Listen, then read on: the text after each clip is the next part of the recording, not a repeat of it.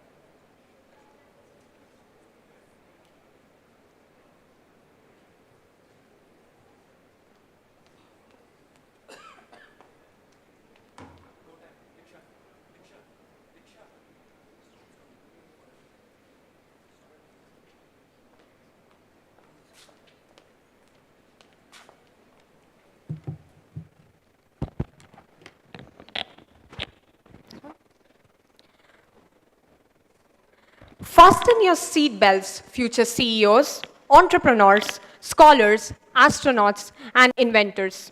This is going to be a roller coaster ride with ups and downs, but you are going to have a lifetime of fun and memories. With that, a very good morning to all present here, including our highly esteemed chief guests, head of departments, faculty, parents, and our incoming students. Thank you all for joining us today at Shubha Parva, Jain University's induction event for the first year students of the 2022 batch. I am Diksha Chakravarti, a third year student in the Department of Computer Science and Engineering, specializing in artificial intelligence and machine learning. And I am Samarth Kanadale, a second year student in the Department of Aerospace Engineering. We here at Jain University believe in conserving and developing the environment around us. We would like to welcome all the dignitaries with a sapling as a token of gratitude, symbolizing growth and preservation. And to do so, I would like to invite Dr. S.A. Hariprasad, Director, FET Jain University, who has a teaching background spanning over 27 years, along with 13 years of research experience. Sir, please do the honors.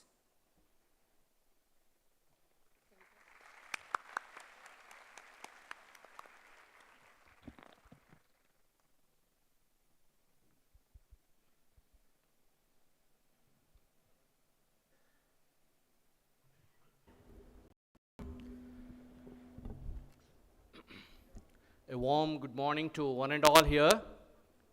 A warm good morning.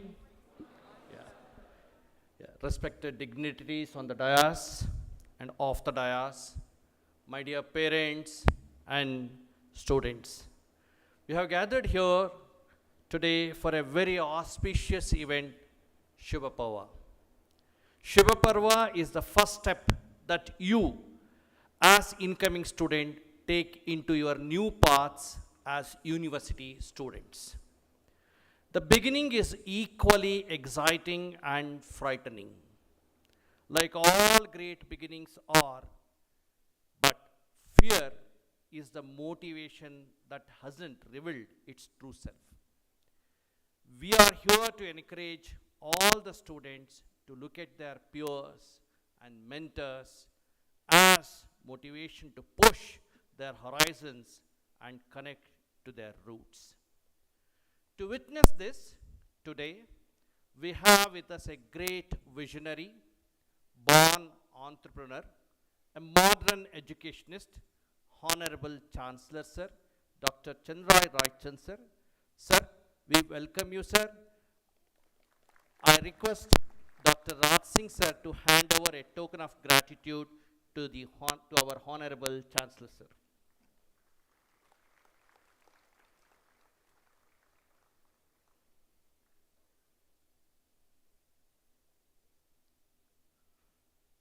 An innovative academic leader, OB, outcome-based education expert, and who strongly recommends industry immersion for both students and teachers, is our beloved Vice Chancellor, Dr. Raj Singh. I request Vice President, Sir, Ravindra Bhandari ji to hand over a token of gratitude to our beloved Vice Chancellor.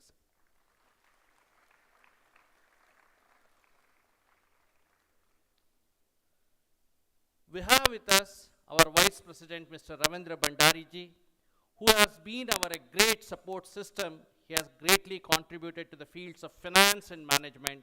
He inspires us to work hard every day. Sir, I request Professor Sridhar Murthy ji to present a token of gratitude and welcome Ravindra Bhandari ji.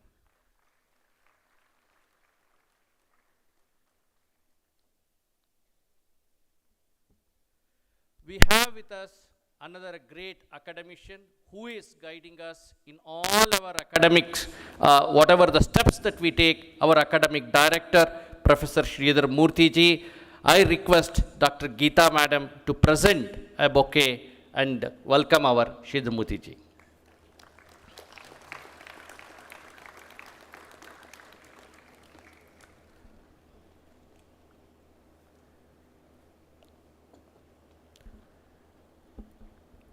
Vikas Gupta ji, the Chairman and Managing Director of Miles Education and Future Technologies. He has held eminent roles in multiple companies. We are glad to have him here among us and inspire our upcoming students. Sir, we welcome you. I request Dr. Anshuman Gupta sir to present token of gratitude to our Mr. Vikas Gupta ji and welcome him.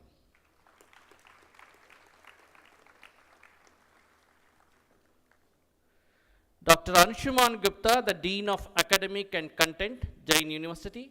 He is the Chief Data Officer at Future Technologies. With a strong academic background and years of experience, he has secured a place in the top 20 data champions in 2022. We are glad to have you here, sir. I request Dr. Geeta Madam to present a gratitude to Dr. Anshuman and welcome, sir.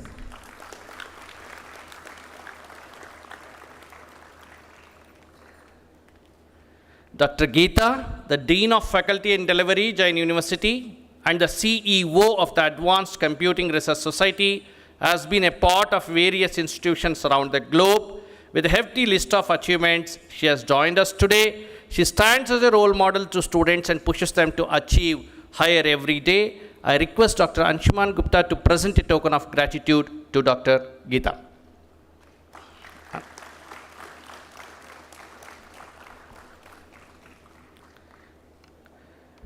So I also take this opportunity to welcome all the center heads, deans, directors, HODs, media, my colleagues, and most important, my beloved students and my dear parents. We are excited to see so many new faces in the crowd among us, and we hope this event will be enlightening and exciting. And I wish you a bright future. Thank you all.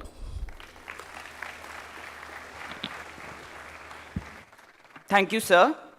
I request Dr. V. Vivek, HOD of AIML, AID, and Cybersecurity, to present a token of gratitude to Dr. Hari Prasad. Thank you, sir.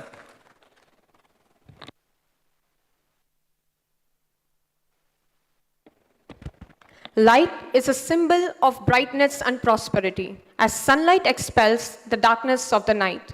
The lighting of the lamp symbolizes the dawn of self-realization that drives away the darkness of ignorance. The dignitaries, in spite of the busy schedule, have graciously agreed to be present on the occasion. To make this morning a blessed one, I request all the dignitaries to come forward and kindle the lamp of wisdom and knowledge. I also request a few freshman volunteers to join the dignitaries in lighting the holy lamp. To seek the blessings of Goddess Saraswati and spread the essence of knowledge and wisdom, I would like to call Manya Shri to sing the prayer song.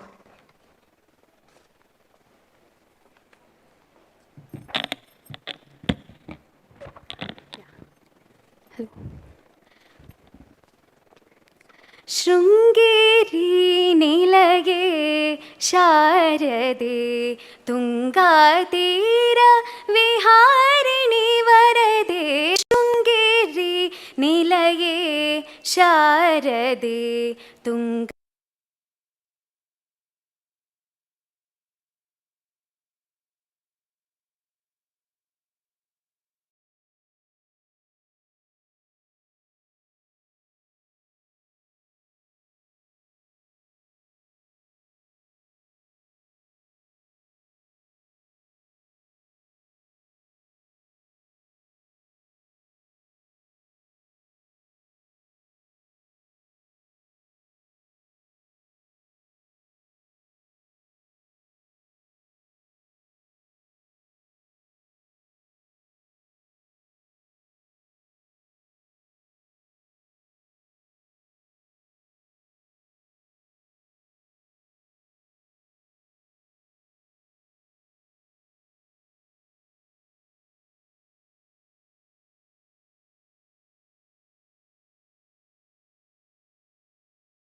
हारिणी धानवकुलहारिणी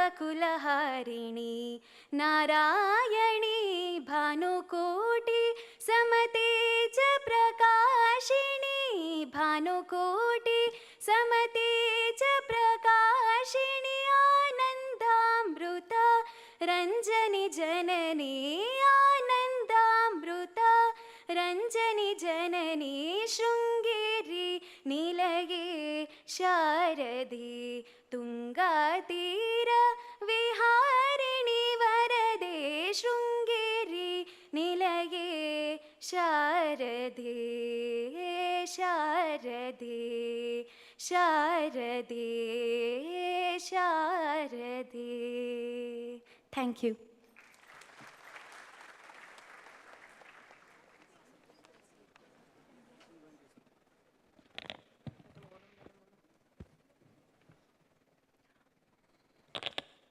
I thank all the dignitaries for lighting the holy lamp and spreading the light of wisdom.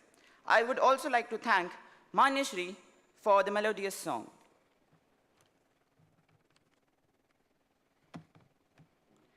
It's a great privilege to introduce you all one of the finest personalities present here this morning. That is none other than the Honorable Dr. Chainraj Roychan, the Chancellor, Jain University, and founder chairman of Jain Group. He is an educationist, a philanthropist, and an entrepreneur. He's a true inspiration to many, as his life has been full of achievements. From being an entrepreneur at a very young age to a famous educationist, he has been able to recognize the real creative minds who can work with passion. Please stop. Morning to all of you. You're sitting in a hall, in a chair. Where is that energy? 4 calendar years you have to be with us. And you have just come from all different places, heterogeneous crowd. And where will be that energy come from? You only. So your generation G, we call gig economy. So can I wish you all again, once again, good morning? I want the ceiling to come down. Once again, very good morning. No, I didn't get that. In fact, once again, very good morning. Wait, I'll wait. I have to just get that synchronization with you. In one voice, a very good morning to all of you. Very nice. Still not that energetic. Let me see whether in 15-20 minutes if I can create that energy in all of you. All the dignitaries on the dais, all very successful people, not ordinary, and their words of wisdom will definitely, you have to sink into your mind. My 32 years of experience with all the students, teachers who are here present, who are going to be guiding you all in next 4 calendar years. Why I use that 4 calendar years word is that you are not going to come to 365 days to college, even if you are in campus or if you are outside campus. So I want you to understand these points, sink it into your mind, take it a Bible for 4 years, and another points which I give for another 30-40 years. I am sure you will be 100x better than your colleagues who are studying in different institutions of your same age across the country. I will ensure that you will understand these points. Now why I said 365 days? One, 8 Sundays you will not even come to college. Am I right? Let me see do you attend on Sundays college? Okay.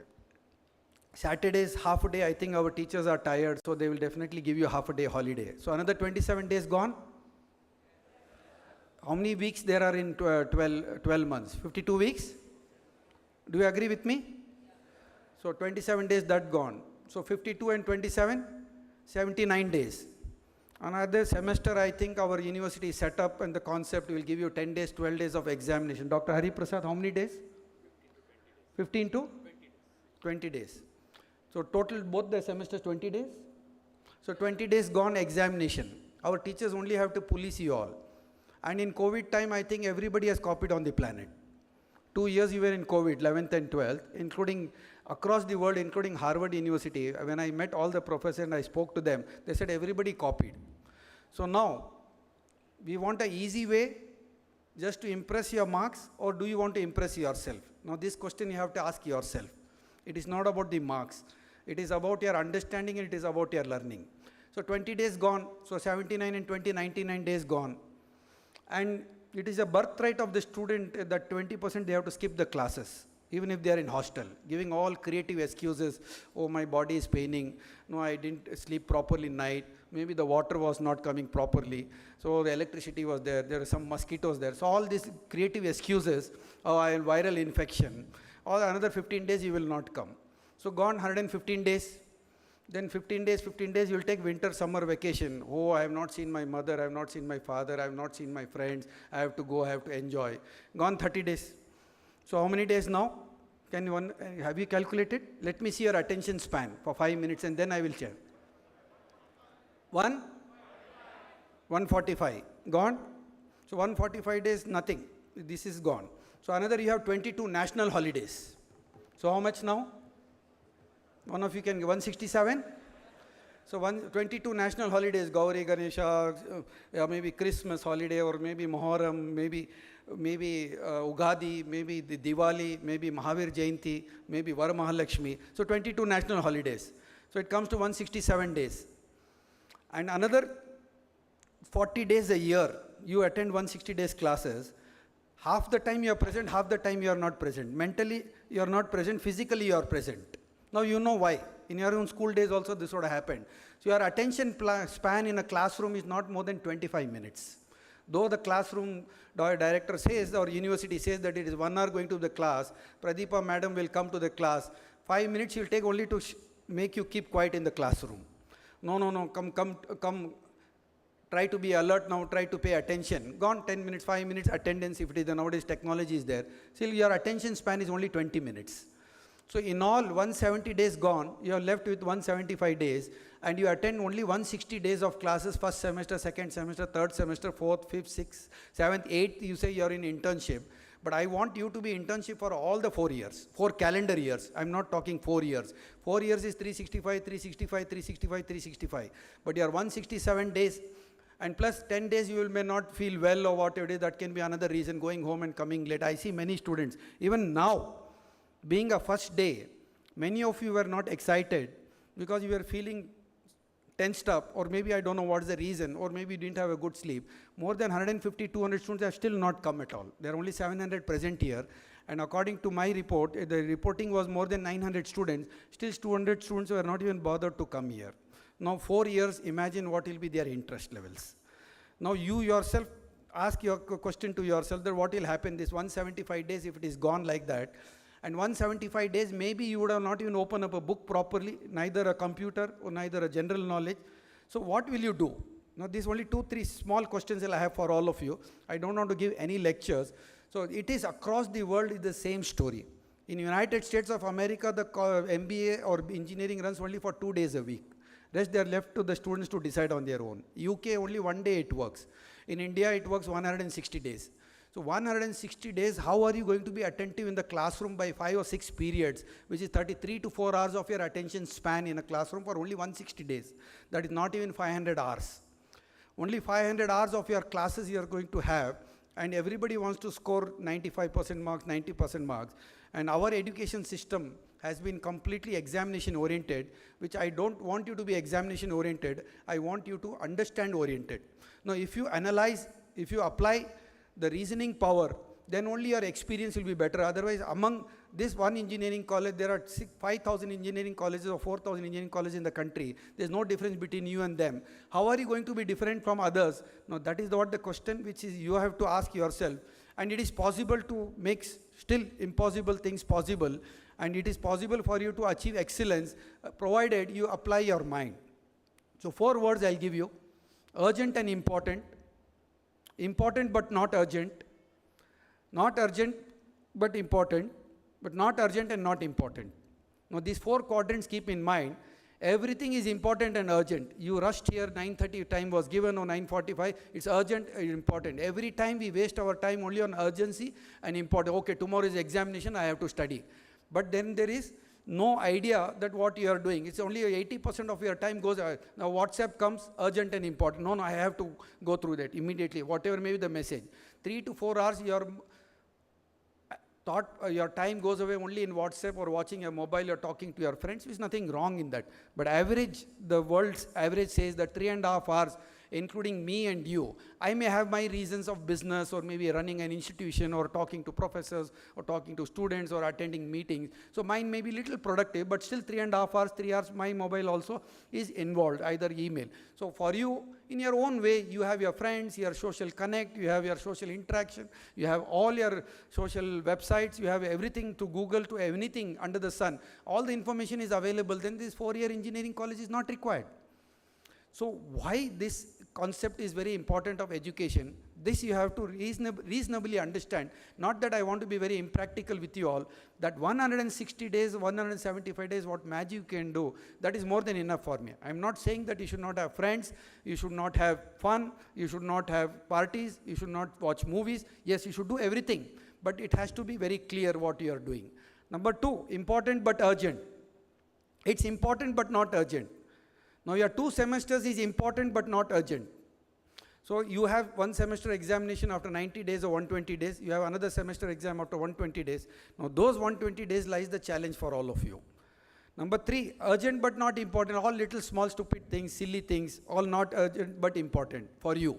Then not urgent and not important, time wasters. So let me just stop with these 4 quadrants. But your class hours of 160 days, I want to give you a simple calculation because you're all engineering students, you understand mathematics. Even if it is 3 hours of attention in your classroom, properly attention of 3 hours, even 20 minutes to 30 minutes of 6 periods, for me it is 3 hours for you. And 3 hours is 500 hours if you're alert. That is more than enough to grasp 5 times more. Unless you interact in the classroom, it should not be a one-sided lecture. You should question your teachers. They should come well prepared. Otherwise, for them, it is very easy to pass on the information, what is they have to add to you. Then it is just an information passing session. It is not reasoning session. So keep yourself in mind that as group, create groups of 5 group students, 5 friends group, and come out with an answer. You will get to know in 1 week in advance that what are going to be the units which is going to be discussed in the classroom, not taught. I will say discussion. So get into the discussion format. Productively, positively, try to ask the teacher. If Madam Pradeepa says that this is the subject which I want to teach in civil, I want to teach quantum computing, or maybe I want to teach algorithms. You have to be very clear. Before that, you should plan yourself half an hour, 1 day before, what is happening in that subject across the world, the current trends, and then when you reason out, you will be able to come out with better ideas. I'll give you 2 examples which you will understand. I have millions of examples, but only with 2 I'll conclude. And that's very important. That's why I wanted you to be attentive for at least 15-20 minutes with me. I have completed 7 minutes. Another 13-14 minutes, I want to give you the exact message for it. So 500 hours of your classroom is this one attention span of 160 hours. 160 days into 3 hours is 480 hours for me. So 480 hours, your dedication is important, and you have got 40 minutes a day. How many minutes you have got? In a day, 24 hours? Same for me, same for you also. Same for all the dignitaries on the dais. 24 hours, you also have 24 hours. President of India also has, Prime Minister also has, I also got 24 hours. That is equivalent to 1440 hours, 1440 minutes a day. You have 8,760 hours a year. Now how much you have captured? 160 days what I have told, for 3 hours attention, proper attention with discussion. How many I asked you? 480 hours. So how many hours you have got in a calendar year, full year? 8,760. Can you repeat with me? How many hours you have got? So how much? 480 hours is the first semester. 160 days I have taken the whole year. So 500 hours of your attention, how much percentage? Not in 5% of your 8,760 hours. Am I right? If you take even 5% of 8,766%, it is going to be 500 hours. So 6% of your devotion for 1 calendar year in a classroom. So is it possible for you to pay attention for 500 hours a year? Is it not possible? You have how many hours? You have 24, 8,760 hours you have got. So this 500 hours of attention in the classroom will take you to at least understanding level, and another 500 hours if you can put in an effort, equal effort, 1 + 1, 500 hours, 1000 hours a year is enough for you to become an extraordinary student if you can apply that. But in my research of 32 years, a student is not attentive more than 150 hours a year due to various reasons, because of the peer group, because of the crowd mentality, because of it has been happening for so many years, so it is going to happen the same. So what is so great about it? As students, we have to enjoy. Please enjoy. But that important but not urgent planning is very important. It's important your 2 semesters, it is important your 8 semesters, but your planning is very important. And little small planning. I don't even want to talk big things. Please leave it. I don't even want you to think about big things. I just think of little small. 1000 hours a year. So not even 12.5% of your time you have to invest for yourself. I'm not asking you. You invest 12.5 hours, 12.5% of your time. 8 hours you can sleep. You divide 1/3, 1/3, 1/3. 8 hours you sleep very nicely. You have to sleep. You have to go to bed by 10 o'clock or 10:30 and get up at 6 o'clock or 6:30. 8 hours, if you are effective 8 hours properly, I'm sure next day you are more energetic, and this is the science. This has been proven, and I have done this experiment on thousands and thousands and lakhs of students in my lifetime.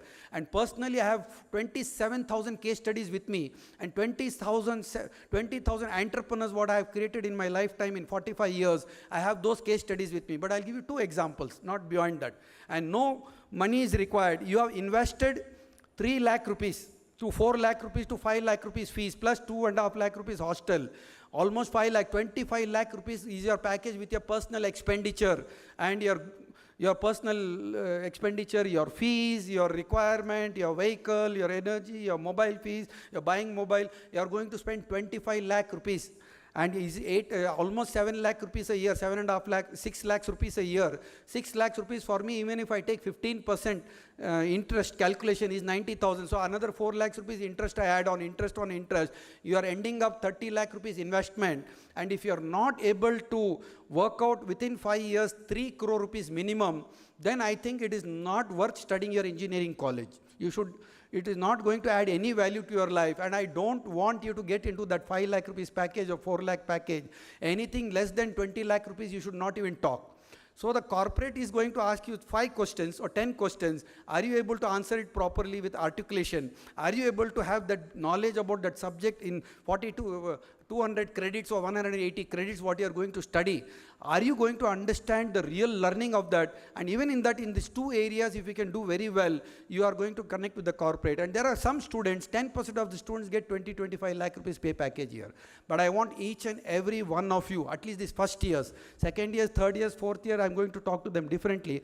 But if you follow my simple points for next 4 years, then afterwards, before departure, if I give you 10 more points, that's more than enough for you to become a super successful person in life. And I have done it for thousands and thousands of people, so it's not difficult for you to do. One-to-one, it may not be possible for me to counsel you all, but once in 6 months, I don't mind talking to all of you in this auditorium, just to review what has happened today after 6 months. So my 6 sessions of 4 years is equivalent to for you to charge your battery for next 40-50 years.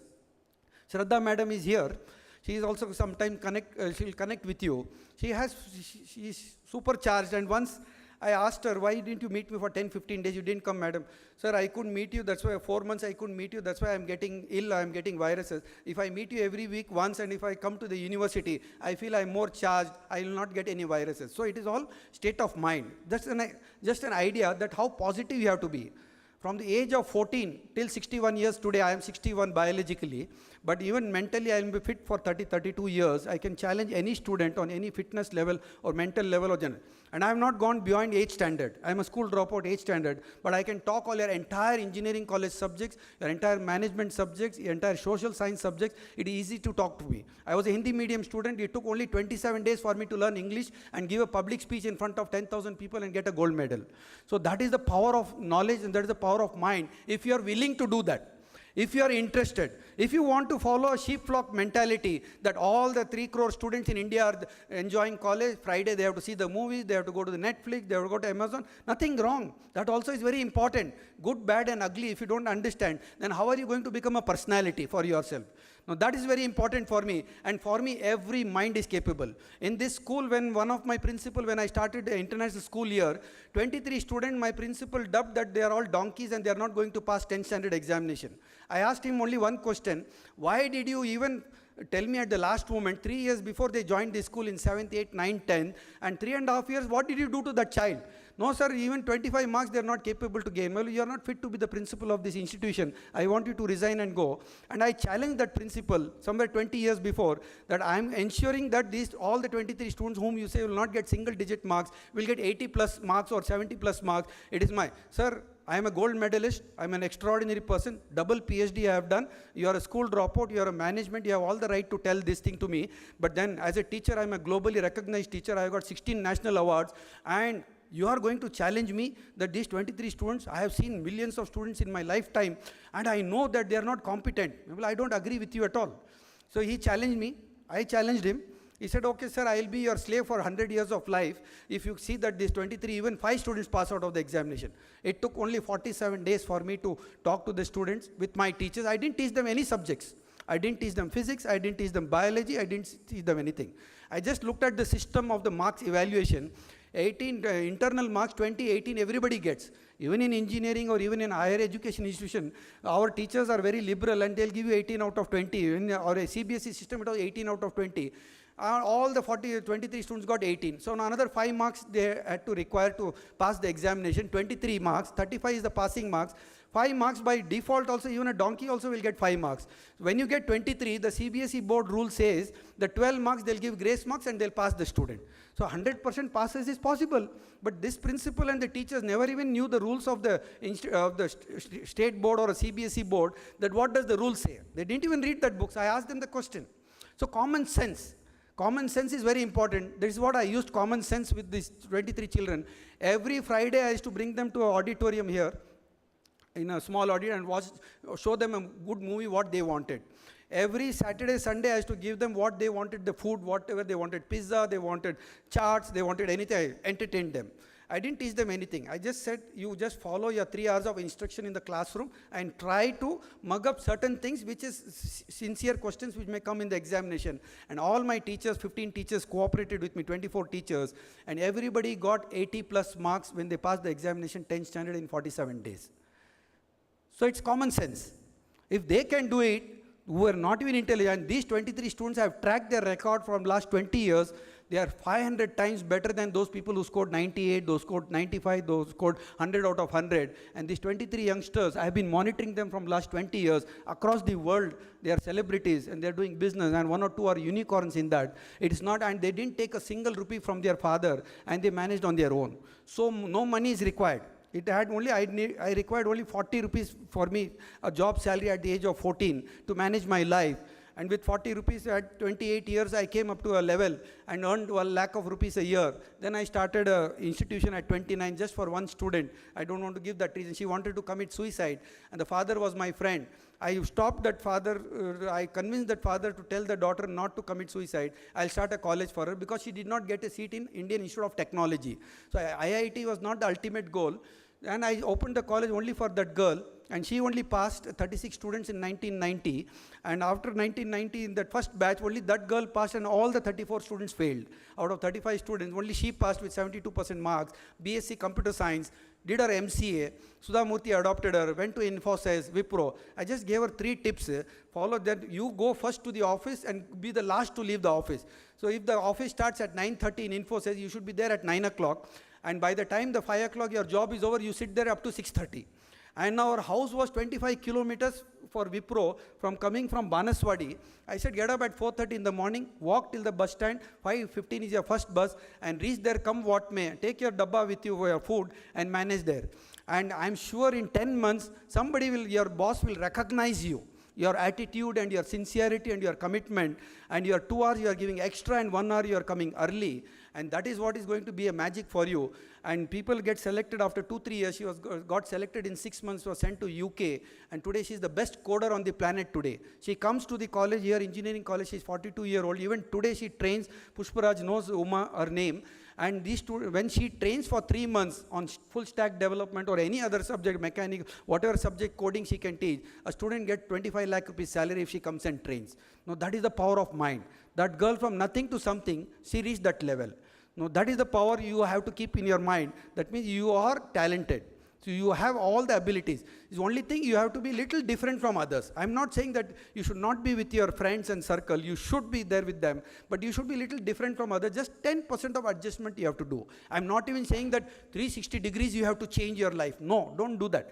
Only 10% of little extra commitment from your side is more than enough, and that 10% is 480 hours, 5%, 6%, and 6% of your attention in the classroom. Only 1,000 hours.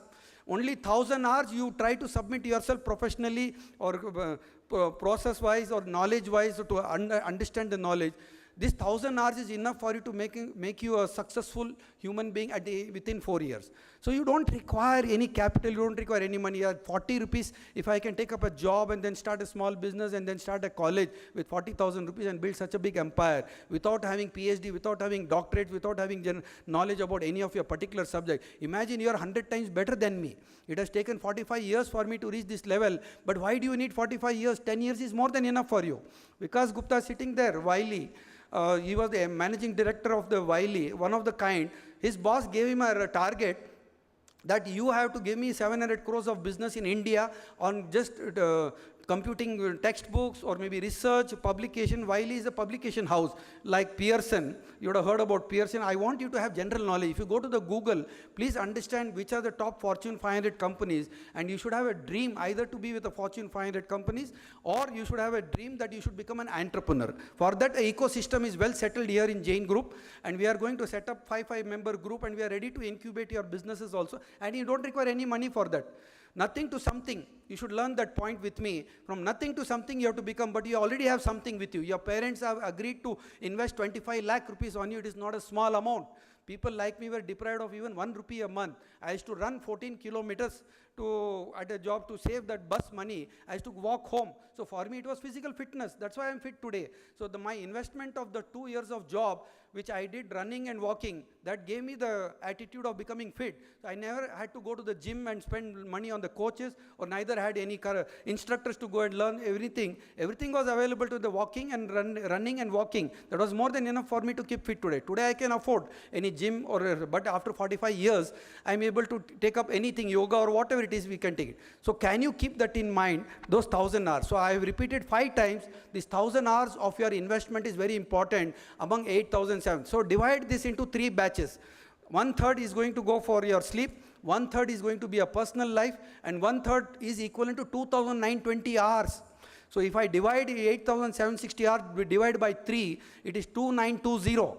2,920 is actually required, but still I am discounting 1,900 hours for you because you are students. You have so many things, you have so many aspirations, you have to enjoy, have fun, you should have everything what you need to feel, you need to read, you need to understand, you need to write fiction, you need to talk, but communication is going to be very important. So when you discuss with group interaction, when you present a small project, when you reason out in the classroom, you'll be able to come out with questions, you'll be able to come out with answers, and that itself will be a eureka for all of you to understand that. So education institution, teachers will give you just a basic tips or enabler, but you have to reason out yourself. So will you understand applied learning?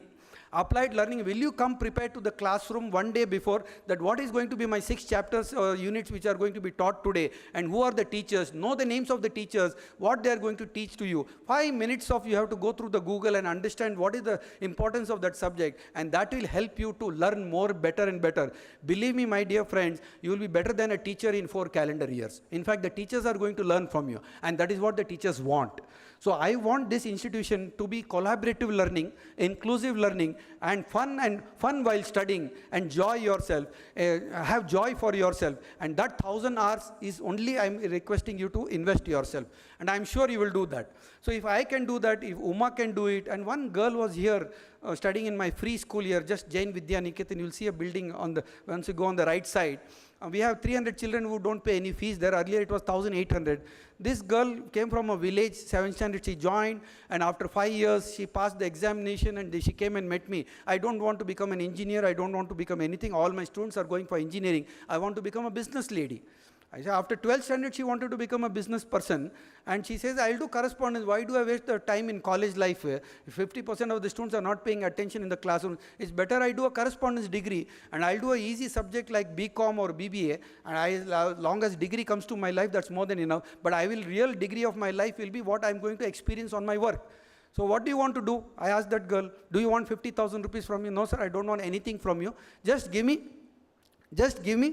your blessings and give me one favor. What favor you want? In this international school and in this campus engineering college, or maybe in the free school, we supply 300 liters of milk you get every day. Allow me to supply 100 liters of milk daily. That's more than enough. Give me that order, rest I will take care of myself. I will earn 50 rupees, 50 paisa out of 1 liter. I will charge 50 paisa profit. I'll be very ethical. I am going to earn 50 rupees a day. So it is going to be 1,500 rupees every day I have to supply here. So 1,500 rupees will be my profit. What more I want in life? I will do that. And at 16 years, that girl takes up that initiative. And in villages, they get married also. She got married at 17. She had a husband of 10 years older. And she had a child after 1 year. She'll put the child in the bag and still come and deliver 100 liters of milk. After 6 months, see how your semester planning has to go. So she planned 1 semester that she'll supply the milk. After 1 semester, she went to our director, Mr. Parshvanatha, and all the heads there, and said, can you allow me to supply some grocery? Can you allow me to supply some spices? I will get from the shops and I'll supply at a reasonable, because your charges will be high. You are paying maybe from outsourcing. Can I do that? She got another small order. Another 6 months, she did, instead of 100 liters, she did 300 liters. So step by step, she planned. Important but not urgent. But she knew that I'll be one of the best entrepreneurs in 5 years, but I have to invest my time and I have to gain the confidence among the people. I have to gain the confidence with the suppliers. I have to pay the money back in time. If the institution gives the payment late, I have to plan that gap arrangement also, 1,000, 2,000 rupees loan from my friends. Everything planning. Now, that's very important for you.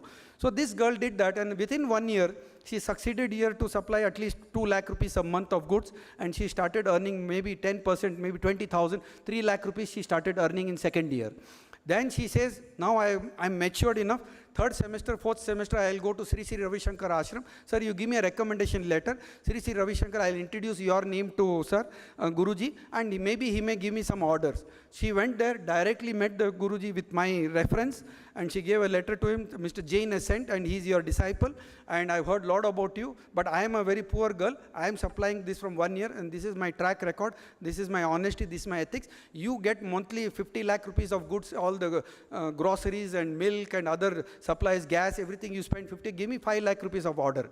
Guruji was so impressed. See, when you are honest, your teachers also will answer your question, but it should be genuine. It should be genuine. It should come from the heart. Now, these are the little small things which is not available in any lectures, in any books. It is on your experience only will make things happen. If that girl is there in Kanakpura, she can come and meet you anytime, and if she talks to you, you'll be charged. And she got 5 lakh rupees of order. Then she took a recommendation letter from Guruji and went to Toyota. She found how many industries are there. Today, she's net worth is 75 crores at the age of 27. What is her net worth? 75 crores. She is given job to 1,000 people. She has 2 gas agencies. She has got 2 petrol bunks.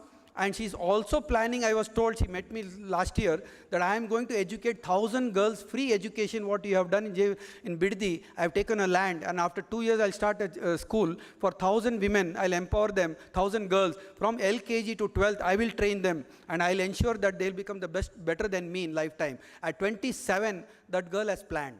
Important but not urgent, but planning was there. She did her degree also. She has 2 children. They have become world champions in karate, just 10-year, 12-year-old children. They are world champions. So imagine the plan, the dream what she had, the goal she had. Now this is your investment. So what I have given you, with our simple concept I have given you, just 1,000 hours. Again, say, I have already told 7 times 1,000 hours. I want you to get into the subconscious mind that 480 hours, 3 hours a day, I am going to be attentive in my classroom. 3 hours, I am going to be serious about my studies, whatever research I have to do, and 1 hour, I am going to put on general knowledge. General knowledge of 1 hour, come what may, 15 minutes into 4 periods a day. Try to go through all the information, and till today, I am reading only hard copies. I have not opened Google website more than 6 times in my lifetime. I have not opened my laptop, I have not opened a desktop computer because I don't know how to do it.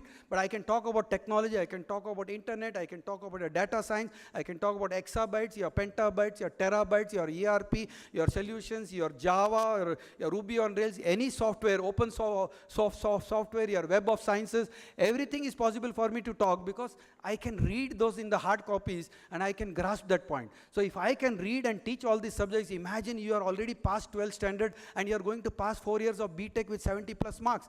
I don't want you to get 95% marks. Only mad people get 95% marks. They have to get into mental hospital. So get 70% marks. That's more than enough. 70 is enough for a corporate for you to be eligible for a job. Average maintain 70%, but within that 3 hours of your research in a day or studies, or 1 hour or 2 hours, if you can get 95, nothing like it. But studying 10 hours and getting 95, you are mentally retarded people. So that is more than enough. So can you do that? Now this is the question which I have asked you this. And last example I'll give you about this boy who was a commerce graduate. And I made him a complete science person, automobile. And he said he was the richest boy. Now this girl was an extreme poor. This boy was worth 50 crores, 100 crores, his father. And he passed BBA with 95% marks, flying colors in Jain College, somewhere in 96, 97, 98. He came to me, sir, you have been my mentor, you have been my friend, you have taught me accountancy, you have taught me so many subjects, but you have taught me life also. And fortunately, he was my neighbor also. And his father also was my friend. He said, sir, what do I do now? I have passed with 90, I got a corporate job of 2 lakh rupees, but my father has given me 2 crore rupees. I brought this account balance with me. You advise me what business I have to do. I said, nothing doing. Keep the 2 crores back to your dad. He has already invested 50,000 rupees per year BBA seat fees for you, 1.5 lakhs. 1.5 lakhs you have spent on yourself. 3 to 4 lakhs rupees you have spent. So better you earn that money on your own. How can I earn money, sir? I got 95% marks. I got a job and money is there, 2 crores. Only when I invest money, then only I'll do business. No, not required. So what should I do? Go to JC Road. There is one, my friend is there, who sells kinetic Hondas. Go and become a mechanic there. He was in a state of shock. I said, why do I become a mechanic? I'm a handsome fellow. 17 girls have proposed me. And if I go and become a mechanic, what will happen to my life? And I have to wear that jeans, that dark color and that oil and all, these hands and all. I've kept my hands so clean. That is how I shake hands with my friends. Now you are asking me to dirty my hands and oil my face and this. I'm so fair and I'll become dark. Why do you advise me that? If you want to do that, do it. Otherwise, you go take 2 crores rupees and spend that money. 100% chances are that you lose in business because you have no experience, you have no idea. He said, okay, 1 month I can experiment since you are my guide and mentor. Definitely I'll do that. He went to that showroom. 1 month he worked there and came with the dirty dress. After 1 month showed my face as if he has come out from Andaman Nicobar Island jail. 30 days of my punishment is over now. I have owed to sir because he always mentored me for 3 years. So I gave 30 days. I just told him, give me 30 days. That's more than enough. And he came with a smile. I asked him a simple question. Finish 30 days? Yes, I have finished 30 days. So now what do you want to do? Can I ask you 3 questions? I asked him. He said, yes. So what did you do? I know everything about kinetic Honda, all the names of the parts and how it opens, how I can do it. I can assemble the whole kinetic Honda. In 1 month, I've learned that. Very good. All your BBA knowledge in communication, your English, your essay writings, your everything, you could understand the names of the. So tell me the names of all the kinetic Honda parts. There are 14,000 parts, but I can remember 100 names at least. Very good. So you have done so well. So those mechanics there, you have learned from them. Okay, what did you learn out of that? Repair. I was in maintenance and repair. So tell me how many scooters the owner sells. Yes, I gave him some project to keep track of all those things. He said that daily they sell 2 kinetic Hondas. Well, what is his profit? 300 rupees. 600 rupees. 600 into, if he sells 2 into 30, 60 kinetic Hondas, 60 is 300 rupees is not, even if it is 1,000 rupees, not more than 60,000 profit. So, but then his expenditure is 2 lakhs a month. He has 5 employees and all. Then how does he earn 1.4? He said, I got the answer. All the scooters which come for repair, instead of 100 rupees, he bills 600 rupees, 1,000 rupees, 2,000 rupees, say, duplicate parts he'll put, and then he'll say the service is done, and 2,000. So then what did you learn out of it? Okay, this unethical practice is earning 2.5 lakh rupees, 60,000 rupees to the profit. So 1 lakh rupees earning profit. So can you get an answer out of this? Yes, sir, ethics is very important. So what did you learn in BBA, final subject, project, ethics? Ethics and honesty. So where did you, now is he not honest? How long is that showroom is going to run? Sir, at this rate, I think he will get exposed and after 6 months, maybe he'll lose his business. Good, then what do you want to do now? I have understood everything, you tell me what to do. Okay, see, you have how much money in your pocket? 500 rupees. He said, okay, this 500 rupees, go to the automobile place where the hardware they sell and get all the spare parts what is available to repair the kinetic Honda. Go and get that. And what do I do with this? Yes, go and repair kinetic Hondas. Well, how can I do that? Well, please do it. Another 1 month. Then where is the shop and where is the garage? No, not required. Your house has a portico and a veranda. And you put then how do I tell that it is a kinetic Honda service center? Well, paint yourself. You have a paint at home. paid kinetic Honda service available. How do I get my clients? Fellow, you studied BBA, marketing. You should understand what is marketing. Next to your house, how many kinetic Honda is there? Yeah, father itself has two. My father had 2 kinetic Hondas, and I had 1. Okay, I am the client for you, 3. So you can take my 3 kinetic Hondas and repair it. So I'll pay you, but be very honest on that, and whatever you do, be original parts. Yes, I can do that, 3. Okay, then in your college you studied, use your common sense. How many students are there? 600. How many have kinetic Hondas? 30. Okay, go and give your card there and tell them that I am going to collect the scooter from here. I'll go to my house, I'll repair it and send it back to you. 30. Okay, stand on the road and watch from your house for 3 days what happens. He said 150 kinetic Hondas passed the whole day.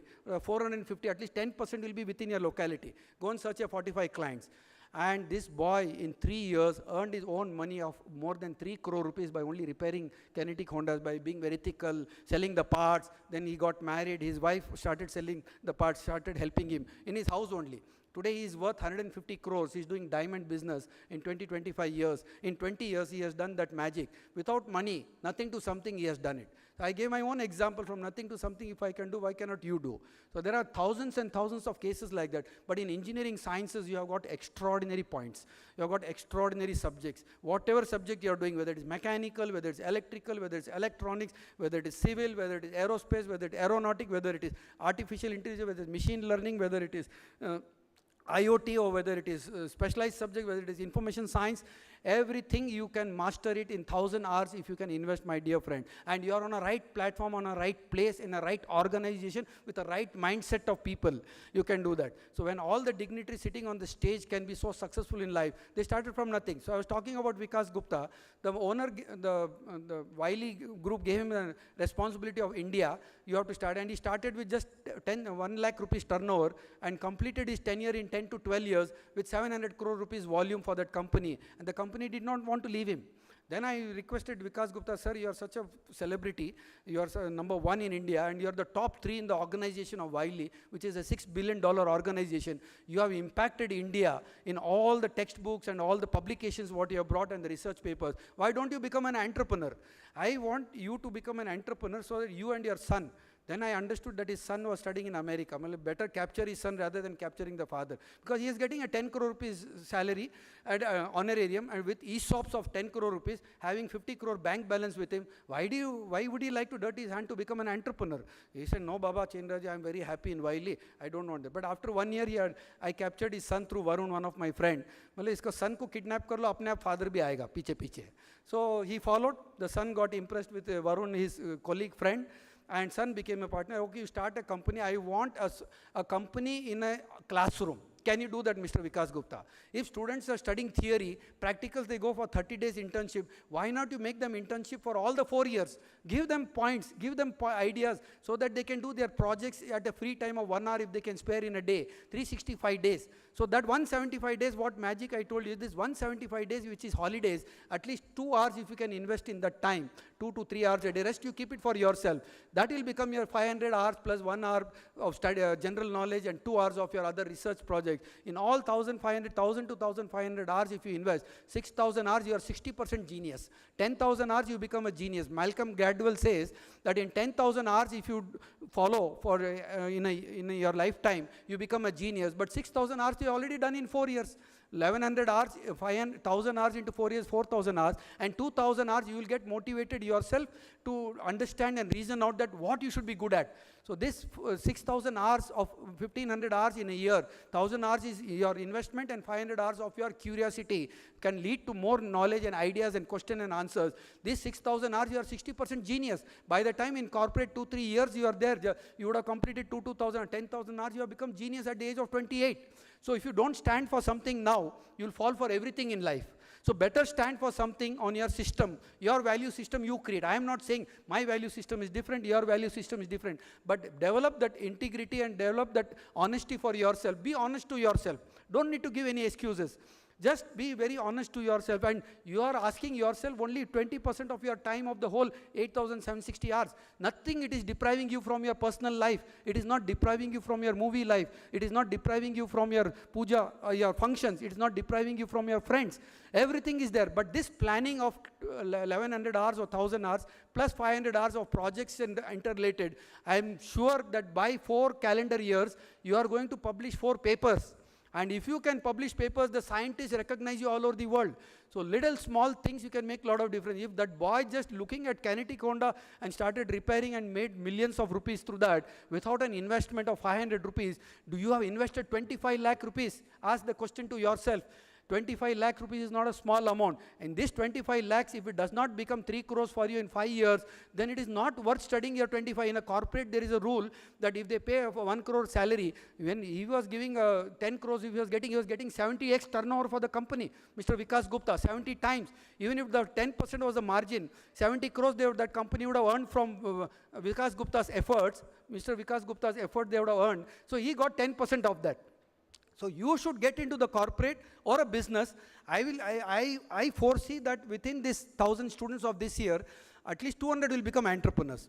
800 will get into job. But those 800 students should get a job of not more than 25 lakh rupees or less, and make a pledge for yourself and give a resolution for yourself. I have 4 calendar years, important but not urgent, but these 4 calendar years I am going to plan my 1100 hours of investment, 1000 hours of my investment. That's all. Only these 3 points I have shared with you. To conclude, I have many points to share. I think you have other speakers also to speak to all of you. Mr. Anshuman Gupta is there. He's an extraordinary top 20 in the world. He's been selected for data science. Data, he's number 1. He's come from all the way from United States of America. They are going to share with you their experiences and try to connect with you also. You are very lucky that you have people like Vikas Gupta, you have people like Anshuman Gupta to guide you all your computing science teachers, your civil teachers. Madam Pradeepa wanted to become a politician in Tamil Nadu. I said, no, you be a teacher, madam, you be a mentor, you create more politicians in your life. Otherwise, she'll become a single politician. She's from a very good affluent family, and in civil engineering, she's a genius. So there are professors who are ready to connect with you all. Can you connect with them? So let it not be one-sided. Let it be two-sided, you can do it. To conclude, I'll give you 10 points. Just repeat with me. I'll repeat. 1 is talent, 2 is not giving up, 3 is dream, 4 is idea, 5 is networking, 6 is focus, 7 is discipline, 8 is do not complicate, 9 is keep it simple, and number 10, you are automatically successful. These are the only 10 words I understood in 45 years of my research. I have met from Bill Clinton to all the chief CMs of the country, all the CMs who have retired, or ex-CMs or deputy CMs, including the Prime Minister, all the Prime Ministers, including our Honorable Prime Minister Narendra. He will also come to our campus someday in January, February, which he wanted to come and meet you all. He was there with us when he was Gujarat Chief Minister for almost 1 day a year. I personally have met him twice, thrice. He's an extraordinary person, including Prime Minister. I have met everybody, but still, I can connect with anybody on this just because that confidence and that conviction is there. From nothing to something, if I can connect with all the people across the globe, imagine you have all the contacts with you on this platform. You also can connect with them through us, because it is just one distance away, but you should have that aspiration, you should have that good intention, you should have that interest to do that. And these are the only 10 words I understood. If they have succeeded in life, if business leaders have succeeded, if that girl Navya has succeeded, if Uma, my first student who succeeded, it was because my 27,000 students, if they have succeeded. Who are they? Why are you disturbing me? So these are the only 10 words in 45 years of my research I understood, that these 10 words are required for anybody to succeed in life, which I also applied. So repeat with me. I am talented. With one voice here, at least show that energy. I didn't have dinner yesterday, I didn't have lunch yesterday, I traveled more than 200 kilometers yesterday, I traveled morning 5 o'clock, 4:30 I woke up, and I didn't have breakfast also. And still if I have so much energy standing there, sitting there, where is your energy? So let me see if we can come with the same one voice. I am talented, I shall not give up, I shall dream, I'll come out with ideas, I'll understand the power of networking, I'll remain focused. My self-discipline is very important. Of investment of 1,500 hours in a calendar year of professional competence. I'll remain I'll understand the power of networking. I'll remain focused. I'll remain self-disciplined. 1500 I told you. I'll not complicate things. I'll keep it simple. I'm successful. So number 1 is talent. What is number 1? Talent. Number 2, I'll not give up. What is number 3? Dream. Number 4, idea. Number 5, networking. Number 6, focus. Number 7, self-discipline. Number 8, don't complicate. Number 9, keep it simple. Number 10, I'm successful. So what's number 3? Dream. What is number 1? What is number 10? I'm sorry. So you already got this. So 10 words, put it in your mind. This is a Bible of your life. I'm sure you're just 17, 18, 19-year-old youngsters. Within 27 years, you will show the world that you are going to make things happen. And these 4 years of your honesty and 3 years of your career experience or job experience or business experience, in 7 years, you are going to have 3.5 crores in your pocket or more than that. And that promise you should give to yourself, the 25 lakhs into 10x, 2.5 crores rupees in 7 years, I have to earn and give back to my parents, give back to my society, and then build my career. And after 28, next 100 years, nobody can stop you from succeeding. That 6,000 hours of 4 years, another 4,000 hours in your corporate, 10,000 hours will make you a genius. And all of your genius, you can make things happen. Do it well. And I'm sure you are going to be an extraordinary in your life. All the best. Bye-bye.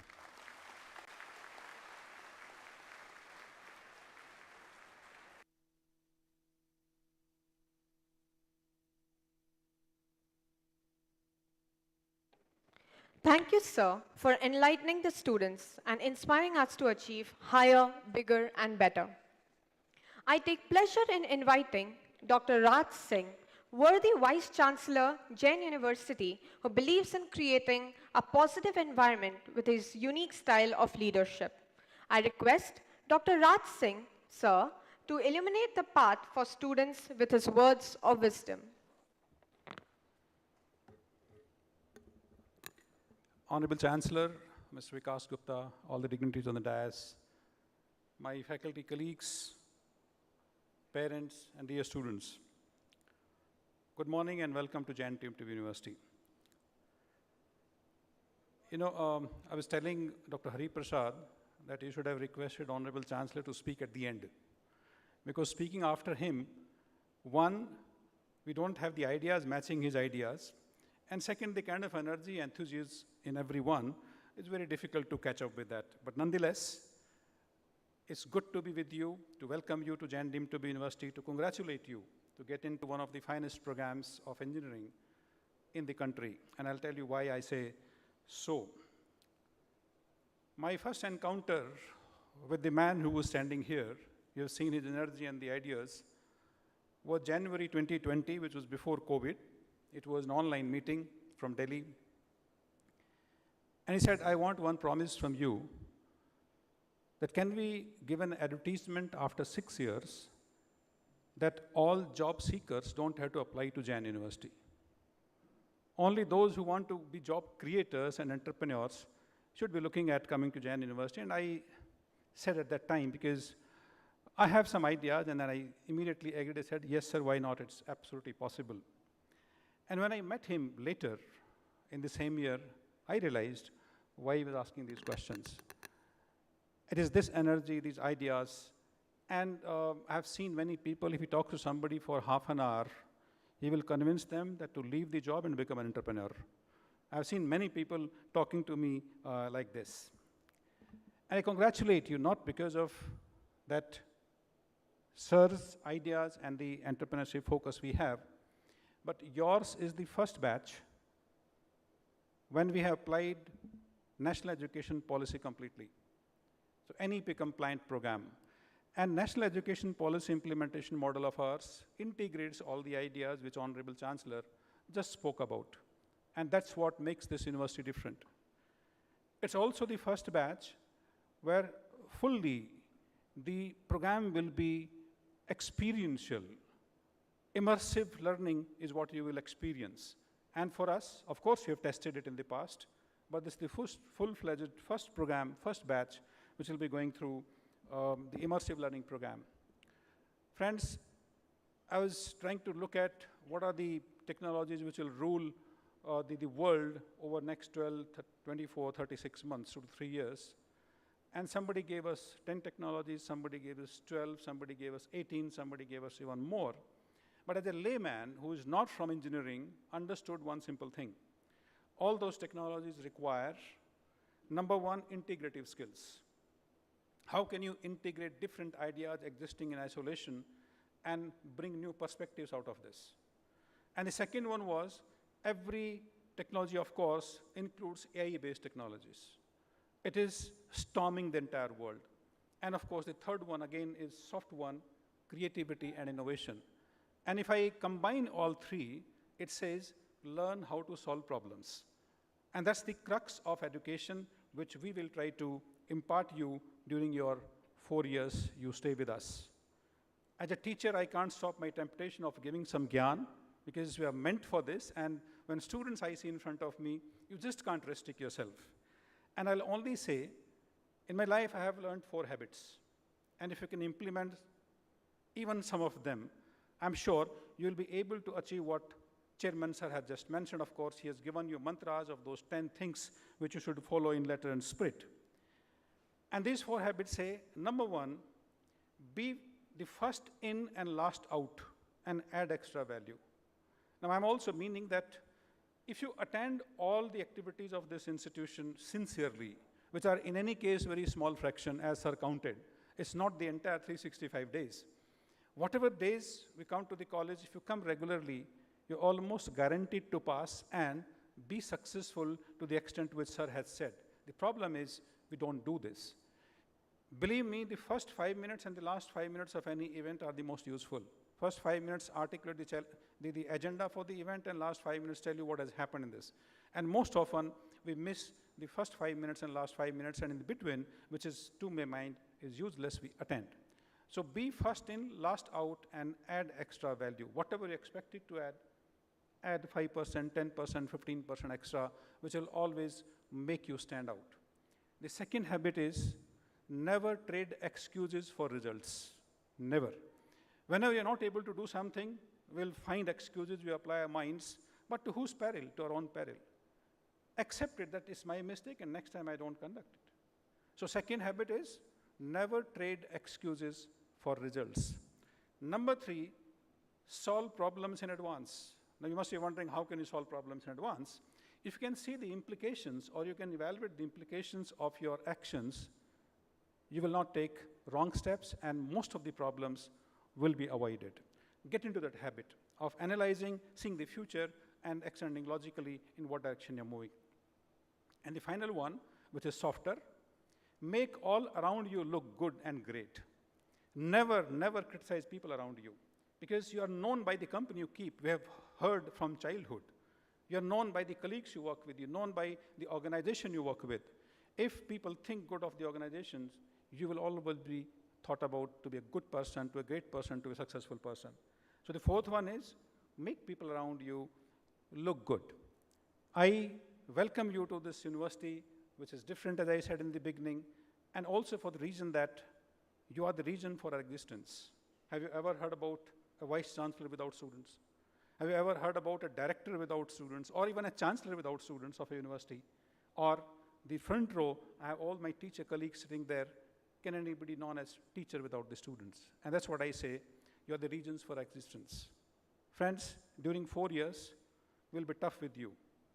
We'll scold you at times. We'll push you hard. And even if sometimes you fall flat on your face, we'll say, get up and run. You may find us very, very difficult. But remember, all this will happen because fundamentally we love and like you. I can assure you on behalf of all the teachers who are present here and those who will be meeting you during the course of your program, that we love you for what you are. We'll love you even more for what you will be. Thank you so much for choosing to be with us and making our weeks and months and years more meaningful than what they would have been without you. We'll always look forward to interacting with you more and more, and thank you and God bless. May all the success be yours. Thank you.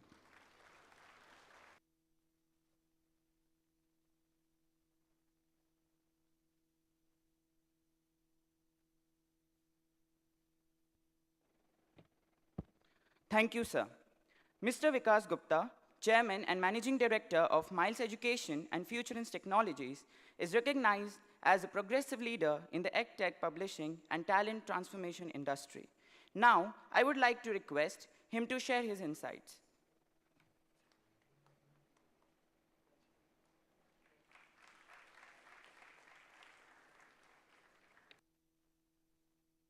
Hi, everyone.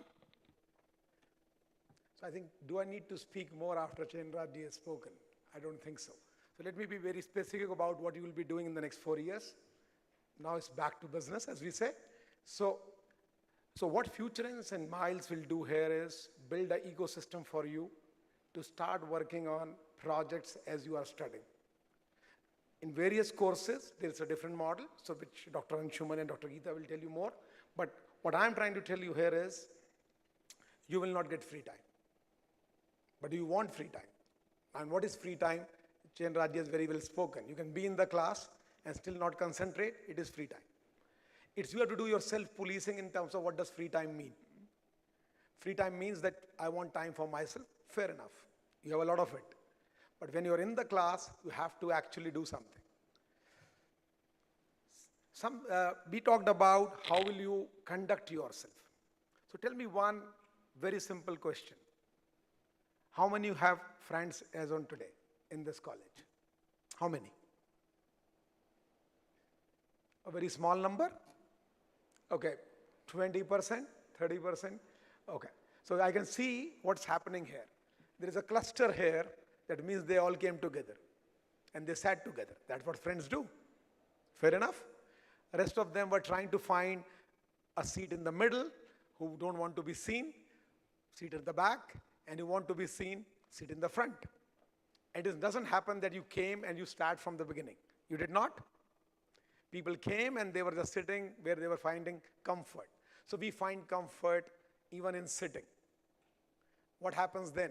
Same thing happens in the class. The back benchers, the front benchers, and the people in the middle. Happens? In school, it happens all the time. The question for you to ask is, what do you want to be? Till the school, it was fine. You have to get a marks, and that's the only way you can get to a college. Now your job is not dependent on marks, that I can tell you. It is not dependent. No company gives you that because you scored 95%, you will get more salary. Everybody agrees? They'll say, what can you do for me? It's not what you have done. Marks are important. There is a cutoff that you need to work on. But beyond that, it is not marks. It is what you can do for them. People will pay you not what you have learned. They will pay you for what you can do for them. Fair enough? Now start thinking, if you have only few friends now, you will build your friendships. So I'll ask you a question again. You came to know through some sources, there is a 10 lakh rupee job available in this company. Will you tell your friends? I'm just asking. Will you? Only one job. Be honest. Chenraj said, will you tell your friends, okay, all of you should apply. There is one job available in 10 lakh rupees. How many of you will tell your friends? Few of them. Let's talk. Raise your hands, keep it raised. We will talk after 4 years. Okay? Nobody tells it. And you should not. You should first look out for yourself. It's only after you may get a job and there is a second job you will tell your best friend. Rarely. I'm saying it will be rare. You will police yourself and then we will talk after 4 years. I'm here, I'm not going anywhere. Okay? So you have to look out for yourself. There is no sheep mentality here. If something is good for you, bad for others, doesn't matter. You have to find first good for yourself. You know what Shri Shri says? You can only give after your bowl is full.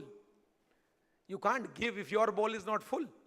So first you have to do what is, you say, oh, everything I've got, now I have to give to others. That's what your life is now. And that's the reality of life now. You are now in a mode where you can't give, first you have to earn, or first you have to fill yourself. So start thinking you are an individual in the class who has to build a personal brand and study, get noticed, get all the attention in the world, still have some free time and study and this and that. It's tough. So what we do, we start following the sheep mentality. So one of you becomes a leader, other people will say, let's do this, 50 will go along with that. Great. But that doesn't help. If you want to be entrepreneurs or you want to be successful, people should follow you. You should not follow people. Fair enough? So how do you do that? How do you do that is, don't sit in comfort zones. Even in class, don't try to make groups where the same group comes again and again. No. Every time try to get with other people and try to influence other people, and then you start to get into a much more cohesive mode in terms of everybody learns from everybody. Is it easy? One simple model. So we'll make sure our teachers and professors will make sure you will not have the same groups. You will not have the same projects.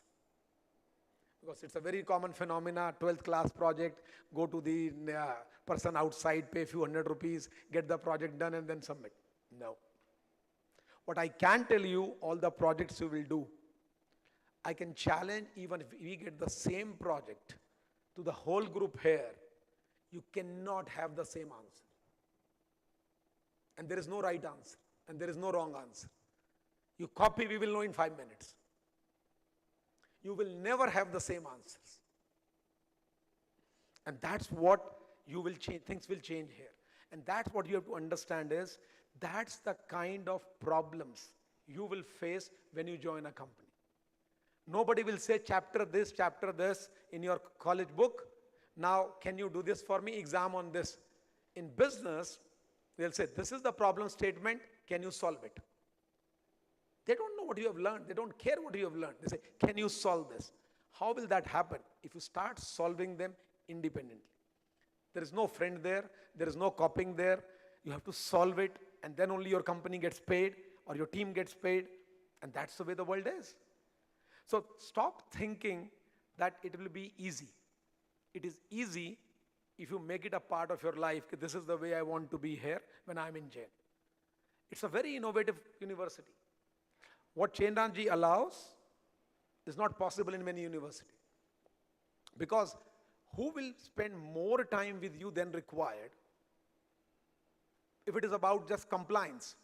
We will be more than compliant. You will be spending more and more time with yourself, with professors and teachers, and all of us, and people with Futurance and Miles coming in and working with you.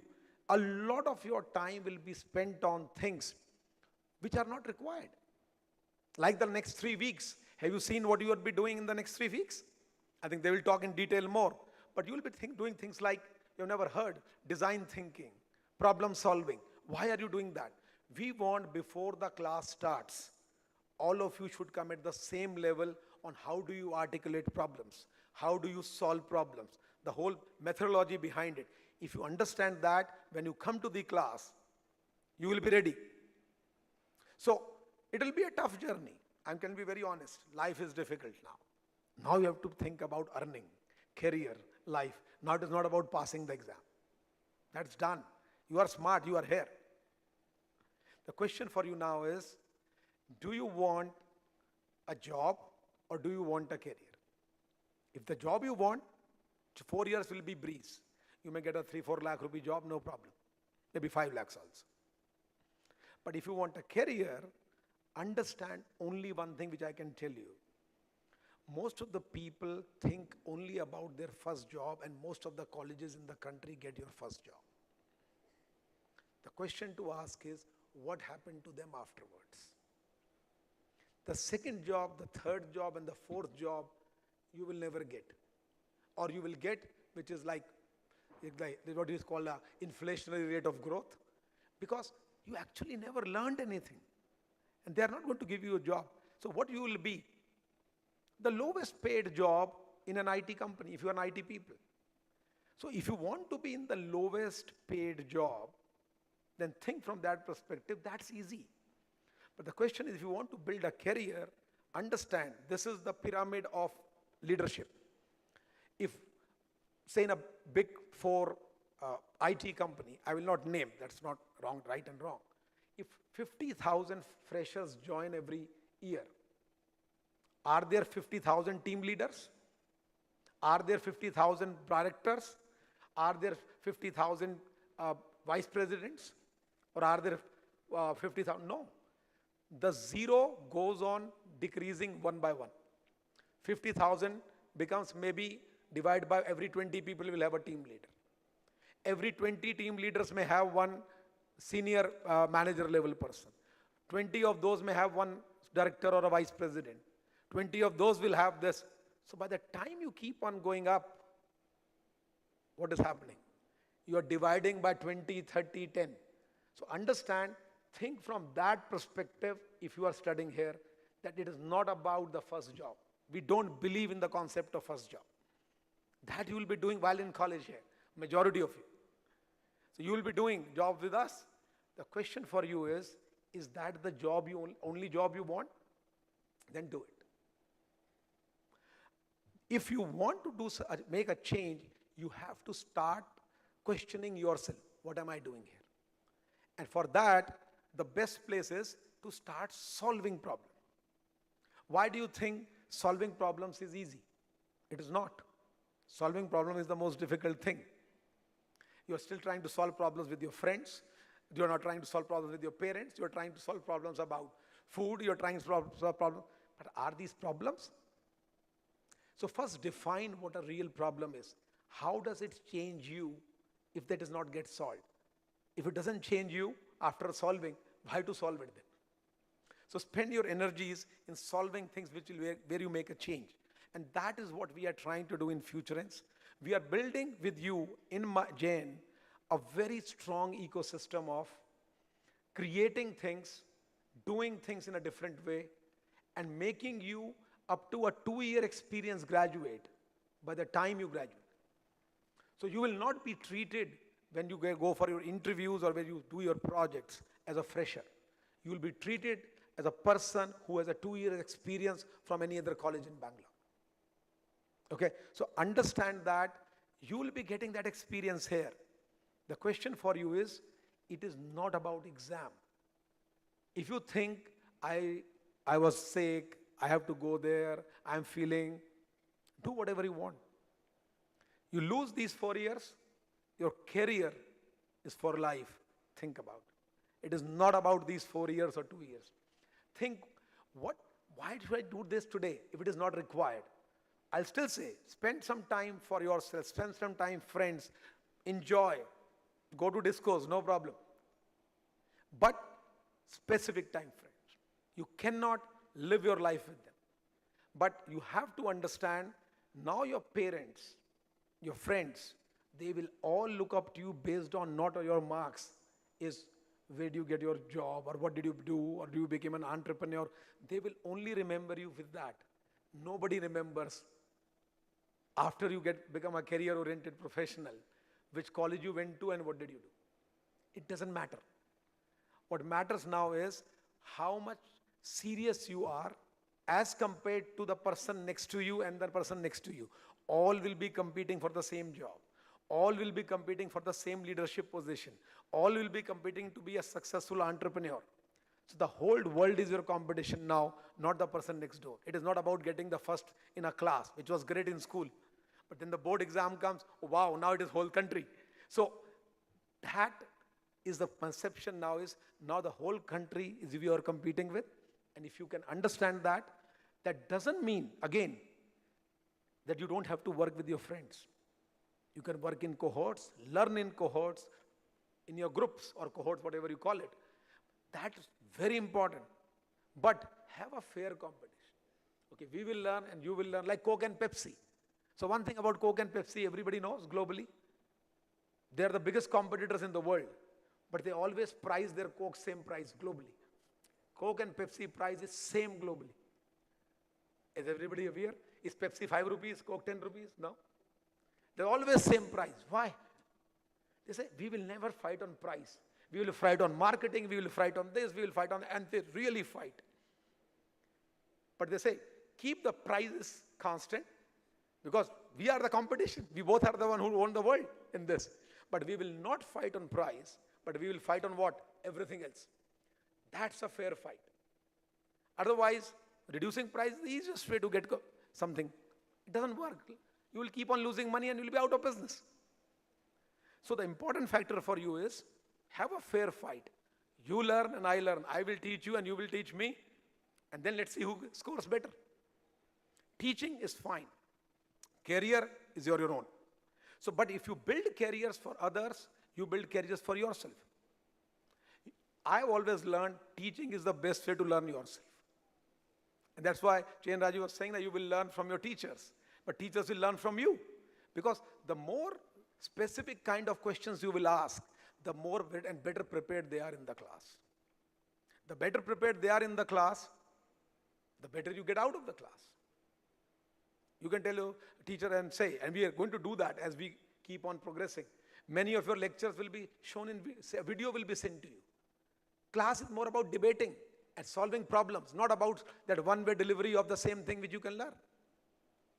Again, very importantly, do you think can you learn just by looking at things? That's another thing I want to ask.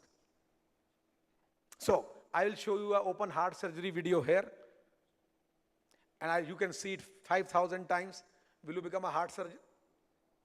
Why? You have seen it 5,000 times. You have learned it fully now. You know everything what happens. So will you allow somebody like that to be doing your open heart surgery?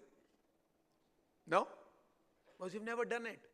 Same thing is about engineering. If you will not do it just by looking at things and looking at a MOOC or a video or something on the net, you are not going to learn anything. It is good for knowledge. So knowledge is great by that, but you only get a job because of your skill, not because of your knowledge. Skill means, what can you do? You may be an open heart surgeon from a top institution in the world. The question is, if you have never done open heart surgery, nobody will allow you to touch, even if you come from the top school in the world. The first question you will ask is, okay, how many have you done? What is the success rate? You don't ask? What was the complications? So if you are asking those questions when something like that happens to you, why should anybody not ask you the same questions about your career? Why are you different?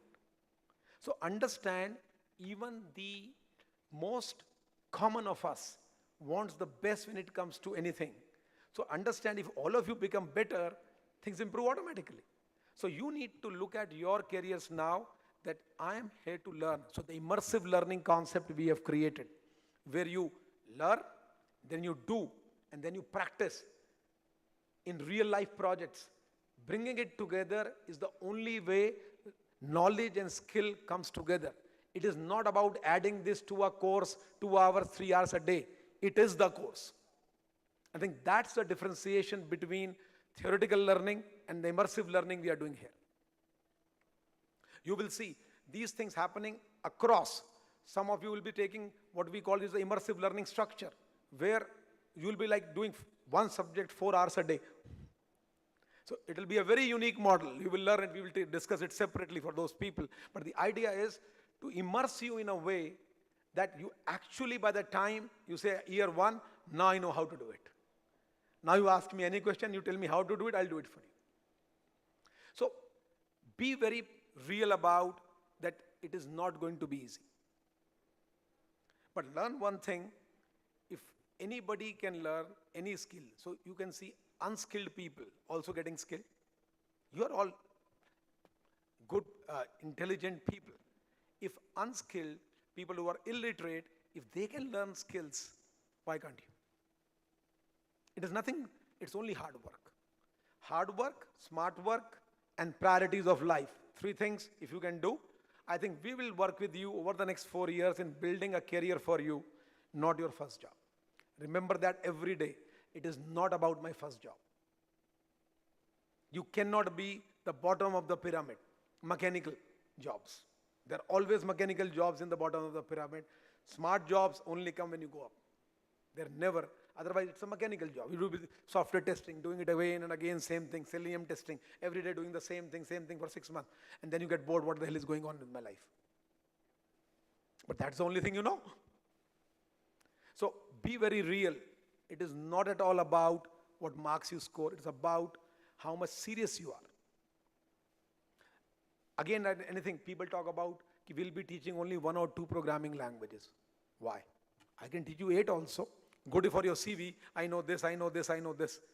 No has no value. I can do this, I can do this, I can do this has a lot of value. Because the question asked is not about what do you know. You say, what can you do in Java? Can you do front-end technologies? Can you do server-side? Can you do this? They will ask you very specific question. Then show it to me now. Here is the machine, show it to me. That's the reality. A person who shows this will get 4, 3 lakhs, 2 lakhs, 6 lakhs, 10 lakhs, 12 lakhs, same batch. Exam is same. Similar kind of questions. So if you can do all of those, you are on that side. If you can't, you are on this side. Very simple. But if you know it early on, and that's the reason from year 1, you will be working on these projects, and that's the differentiation.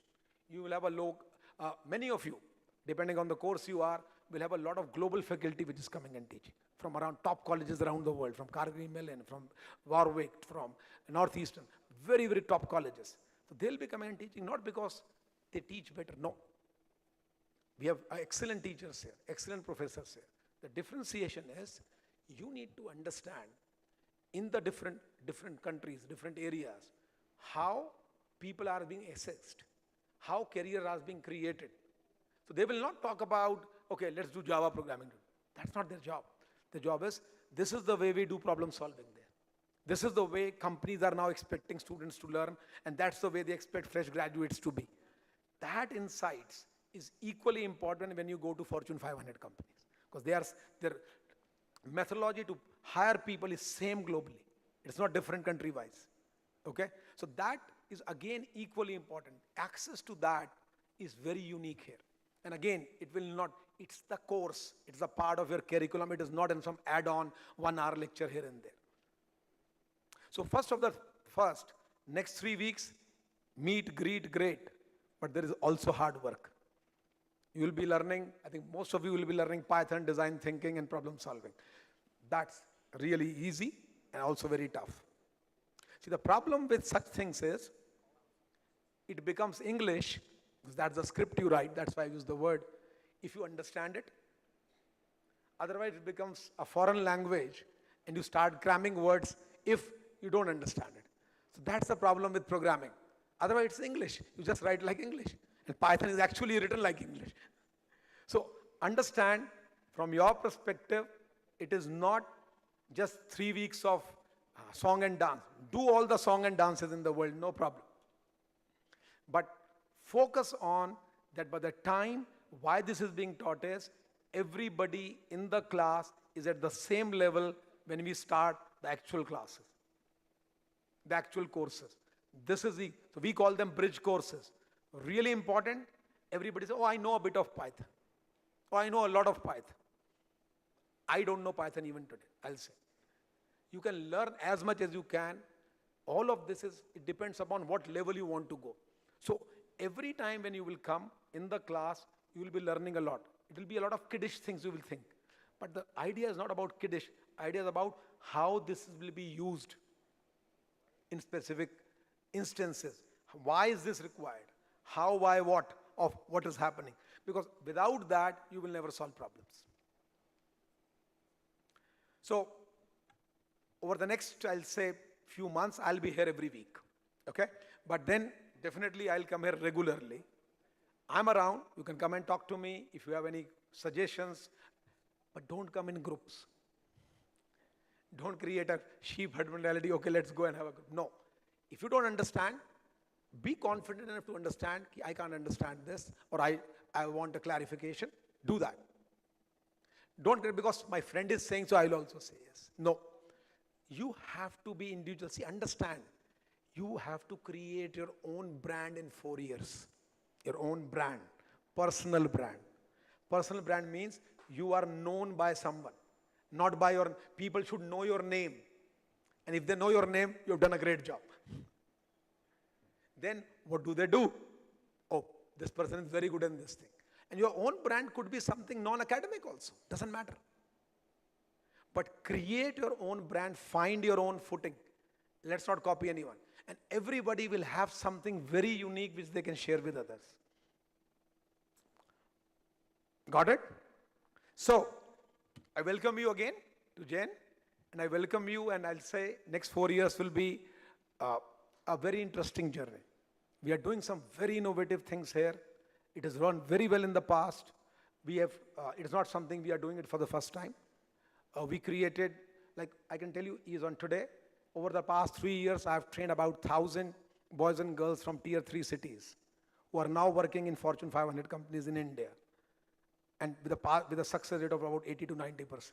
Like it is actually 88% success rate. So we have done it very nicely, but the passion, the perseverance, and the positivity, if you bring it to yourself, you will see it is not difficult. You can learn, and see, if we are teaching, you are learning, somebody will learn. The question is how you will learn, you will figure out. But be your individual person, everybody learns differently, and you become that individual person. The first few months will be tough, but after that you will figure it out. But you have to be honest enough, I am here to learn, not pass an exam. It doesn't matter anymore. If you have learned it, exam will be passed automatically. Because that's the only reason you will get your job, is what you can do for me, not what you have scored. Scoring is not required. Important, but not required. Scoring may open the door, but never will give you the job. Let's be very, very clear. Maybe you will be asked first to talk, but it is never going to give you the job. Companies now ask, I don't want academic scores. Everybody scores well. Tell us, who are your top 10 students? They talk like that now. They don't talk like anymore for highest paying jobs. Tell me your top 20 students, not academically. So understand that when you want to be different, you have to act different, you have to feel different, but you can find commonality in your differences. And that is what you learn from each other. And you learn from their backgrounds, learn from a structure that a lot of things you will be learning. So in most of the places you will see, we have a lot of liberal arts subjects here. Psychology will be taught to you. What has that to do with engineering? If you can't understand human psychology, how will you work in a team? How will you handle people? So there will be a lot of liberal parts of education, a lot of liberal arts subjects. Maths here will not be taught as maths. It's maths for data science. So anything, it will be physics for engineering. How you will use that physics in circuit theory, how will you use that physics in designing certain things, is what will be taught here. You have learned physics in 12th. There is no other physics for you to learn. But now it is about the application of that physics in engineering, application of that chemistry in engineering, or application of that mathematics in engineering, which is important to you now. Because if you can connect that dot, you will understand how different design of circuits happen. How I can design this, how do I design data set and take those data sets to create answers in data science. So all of that is equally important. So you will be learning amazing, amazing liberal arts subjects here, which is a part of the curriculum. Every term you will be doing at least one of those subjects. So enjoy your stay in Jain. We are here to help you. And thank you for your time today. God bless you.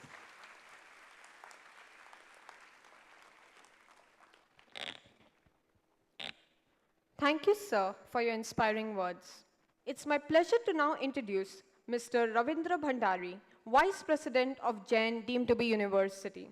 He is an expert in financial management and has worked across various banks.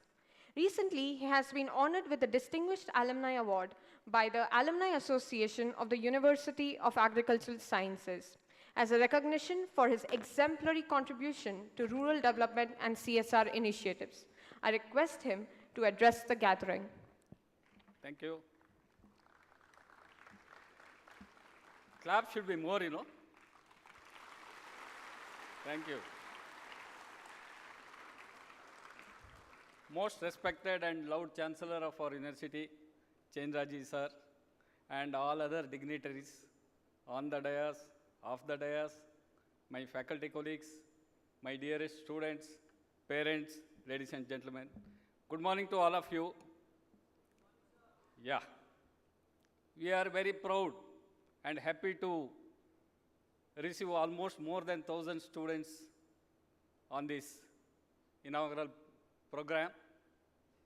And let me congratulate every one of you for having secured the admission in our college. You know that because of the less number of vacancies, we had to deny for more than 300, 400 students who wanted to pursue their engineering with us. I am of the firm opinion, or I firmly believe that nothing is impossible and every problem has got a solution. The first, one small example, yesterday the organizers came to me. Sir, there will be 8 guests on the dais, including Shraddha Madam, who is sitting there, that side. How we will manage the time? We are starting at 10 o'clock, we want to close at 12, 12:15. How we will manage? Immediately I gave them one solution. You need not worry. You allow Chancellor to talk first. Rest of the timings will apne aap manage ho jayega. That is what has happened today. So I also don't want to take much of your time. Friends, I am man of action. You can see me more in this campus. I will be visiting the classes also. You may ask, sir, are you going to take class?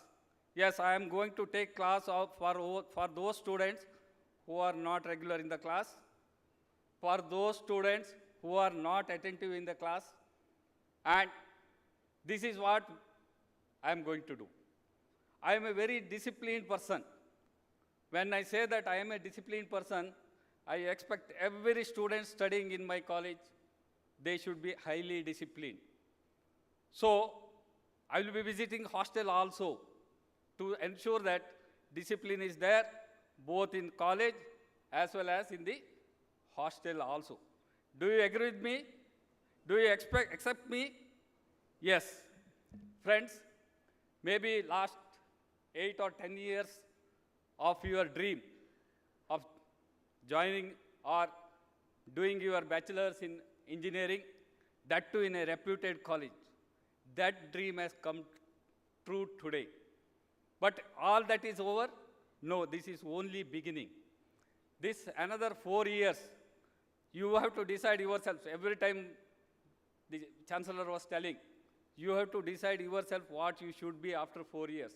Whether you want to enjoy 4 years and suffer for another 40 years, or you want to study hard, you want to study smartly, and you can enjoy your throughout life. So that is in your hands. My dear friends, we have highly qualified faculties. We have state-of-art infrastructure. We have a very good, excellent lab. We have a digital library.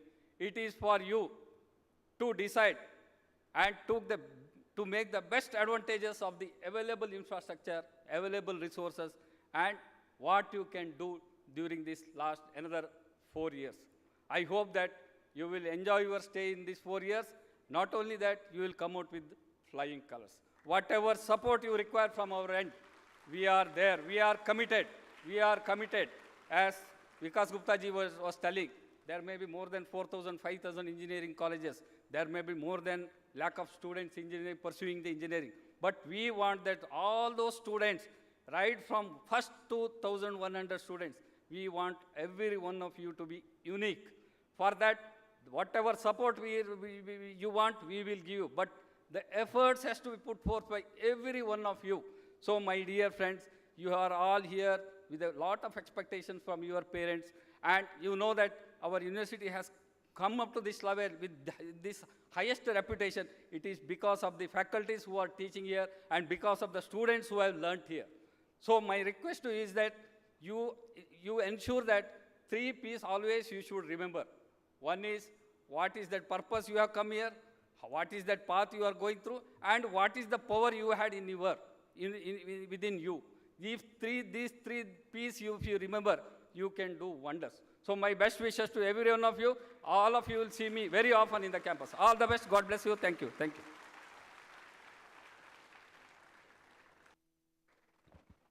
Thank you, sir. Amidst us, we have Dr. Benaka Prasad, Professor, Head of Department of Chemistry and Dean, Department of Basic Sciences. He has an excellent research track record with multiple publications. With a teaching experience of more than a decade, he encourages students to research, discover, and learn something new every day. I request Dr. Benaka Prasad to deliver the vote of thanks. Good morning, all. Respected Chancellor. Yes, sir.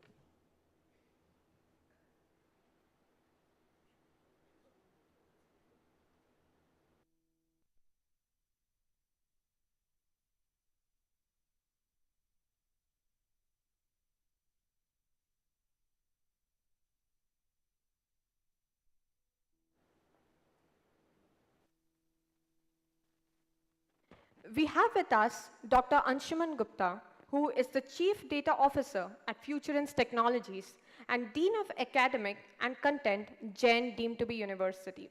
He is a BTech graduate from IIT Bombay and also has dual PhD from Penn State University. I request Dr. Anshuman Gupta, sir, to address the gathering of scintillating minds.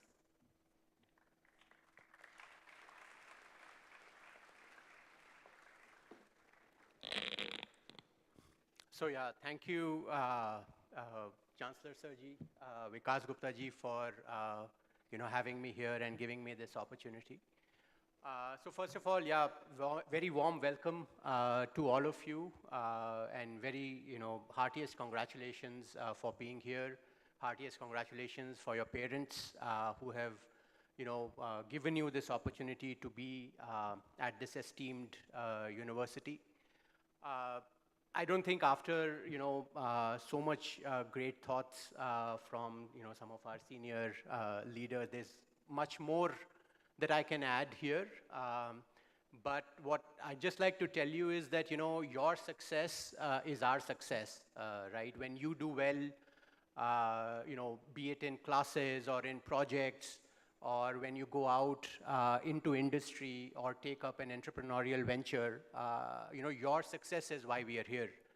And I can assure you, we are going to do anything and everything that is in our power to make you successful, and that is a promise, from all of us here, right? From all the teachers, from all the management side. And other than that, of course, there's going to be competition, right? You will be competing with your peers, but I'd also like to urge you about collaborating, right? So I'm sort of coming from industry, and one of the key attributes that we look for is people who work well with other people, right? Because at the end of the day, be it a job or be it an entrepreneurial venture, it is all a team sport, right? We win as teams, we lose as teams. So the more you get to know your fellow students, work with them, work on great projects, I think that's going to help you a lot in your future careers. And then I'll just keep it short and then just maybe quickly summarize a lot of things that we've heard today, right? So this is going to be just a list of few P's, right? So passion, right? Make sure you find your passion here in these next 4 years. You can't be passionate about everything, but you definitely can be passionate about something, right? And 4 years and the kinds of subjects that you're going to learn, I'm sure there is something that you will find that you want to think about all the time, right? And how do you figure out what you're passionate about? It is a subject or a concept that you're thinking about even when you're not supposed to, right? Be it when you're back in the hostel or even when you're back home with your family, right? Or when you're doing, web surfing and so on and so forth. So do look out and find what you're truly, passionate about. The next P I would focus on is, patience and persistence, right? So there are definitely going to be roadblocks. Nothing is easy, right? Nothing of value is easy, because if it was, it would have already been done. Right, so you will run into roadblocks, and you will need patience, you will need persistence, right, to get through them, right? And then finally, you need to work for pride, right? Be proud of what you are achieving for yourself, for your parents, for this institute, and for this country, right? And I think that's why all of us are here. And I think these are some of the things that I hope you can sort of think about as you go through this journey. So welcome once again. It's a pleasure to be here in front of you, and to be part of your journey over these next 4 years. So thank you.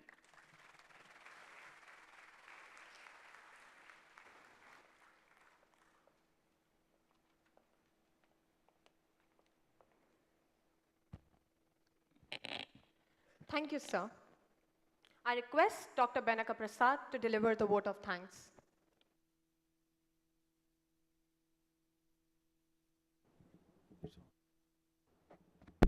Yeah. Good morning, all. Respected Chancellor, Chandraj Rajan, sir, Professor Chancellor, Pro-Chancellor, Dr. N. Sundarajan, Vice-Chancellor, Dr. Raj Singh, sir, Pro-Vice-Chancellor, Dr. Ishwaran Iyer, sir, Vice President Bandari, sir, Mr. Vikas Gupta, Chairman, Miles Education and Future Technologies, Registrar, Dr. N.V.H. Krishnan, sir, Director, Dr. S.A. Hari Prasad, and all other respected dignitaries and delegates on and off the dais. It's a great moment of pride and joy for me, as well as everyone associated with Jain University, to see you all, the young, talented, and smart students who have joined our prestigious university to learn, enjoy, and become productive people of our country. I could feel the enthusiasm and excitement of the student as well as their parents. I understood that they were all very much waiting to be part of all the processes and programs of the induction. First of all, I thank the Almighty for showering us with the blessings to begin the fresh academic year. On this auspicious occasion, on behalf of faculty, non-teaching staff, scholars, and students, I would like to extend my sincere gratitude to our most respected Chancellor, Dr. Chandraj Rajan, sir.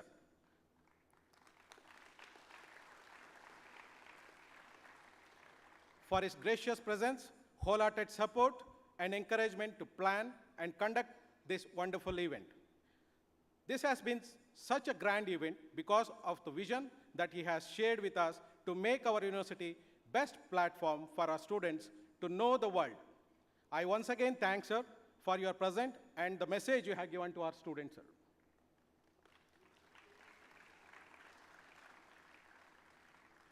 I thank our Pro-Chancellor, Dr. N. Sundarajan, in his absence today for all his guidance throughout.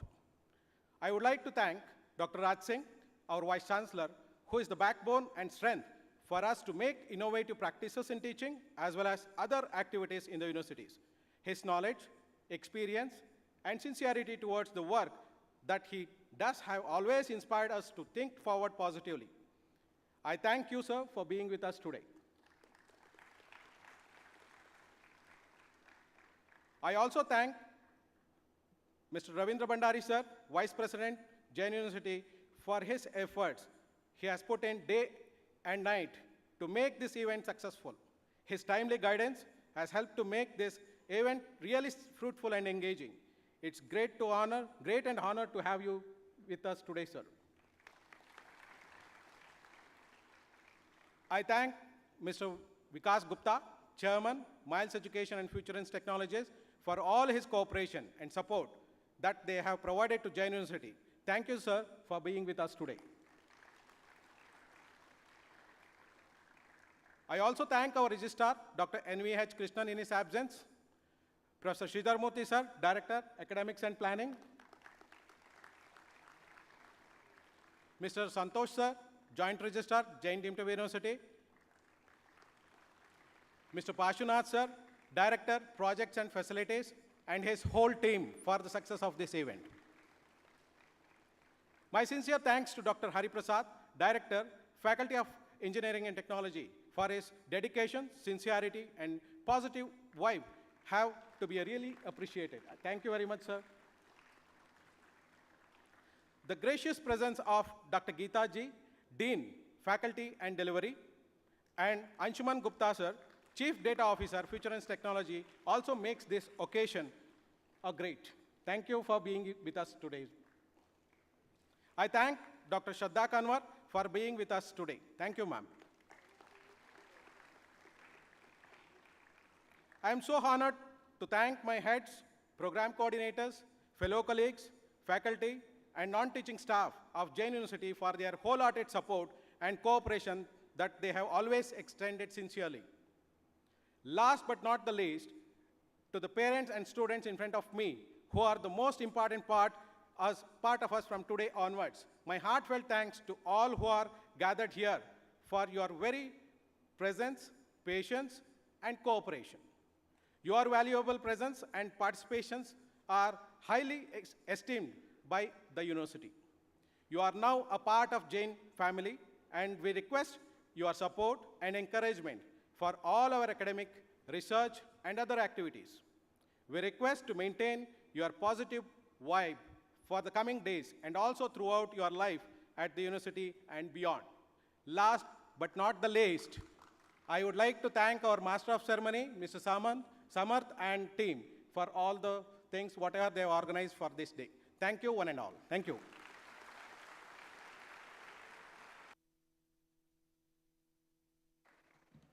Thank you, sir. I request all the dignitaries to move to the SCT amphitheater for the photo session.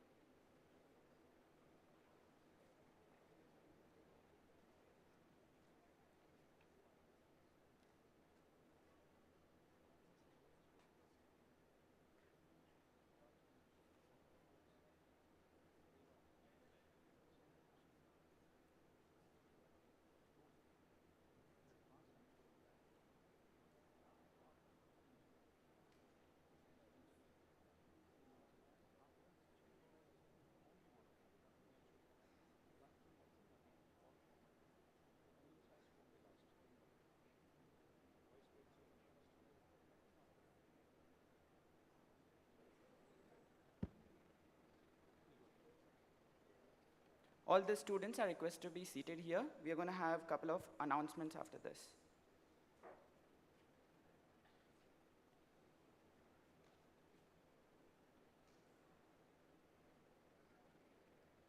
I request all the volunteers to escort the AI and ML, AI and DE, and cybersecurity students to the amphitheater.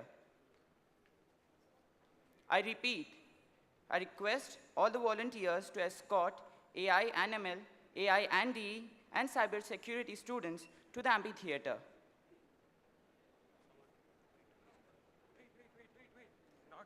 Not now? Wait.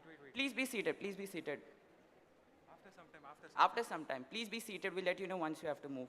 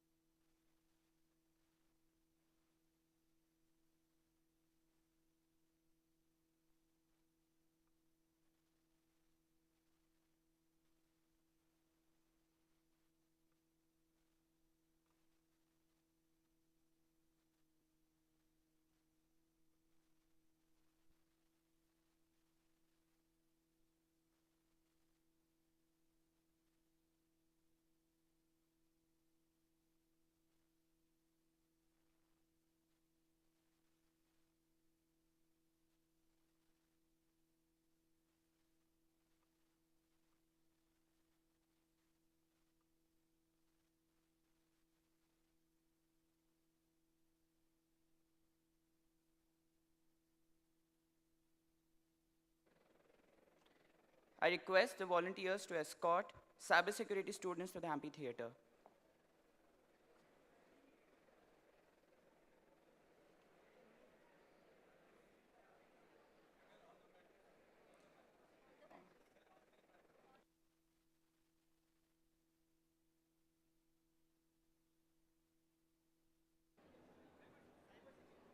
Only cyber security. Only cyber security students move out.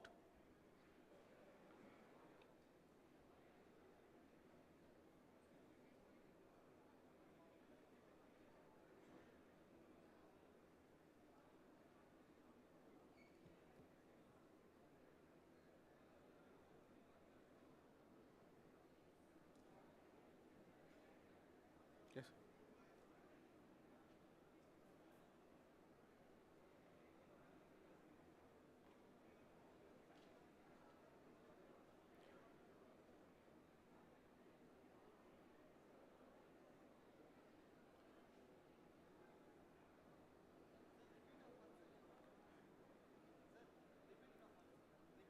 All cyber security students, you are going to amphitheater in SET block.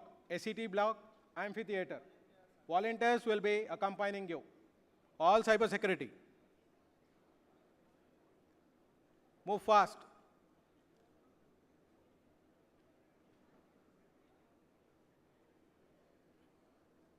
AD. Samarth, AD.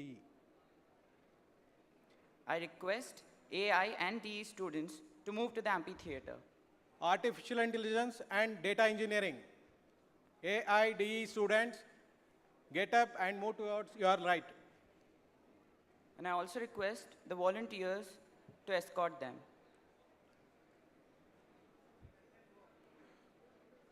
All students should move to amphitheater.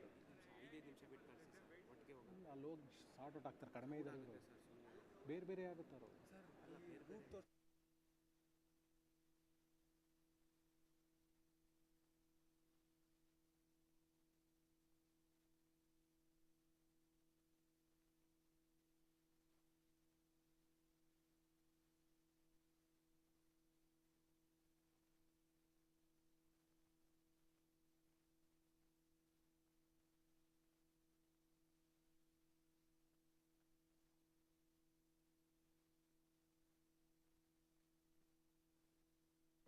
AIDE students, anyone else is left out here?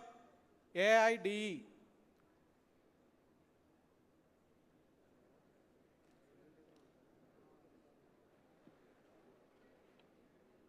Please go to amphitheater in ACT block.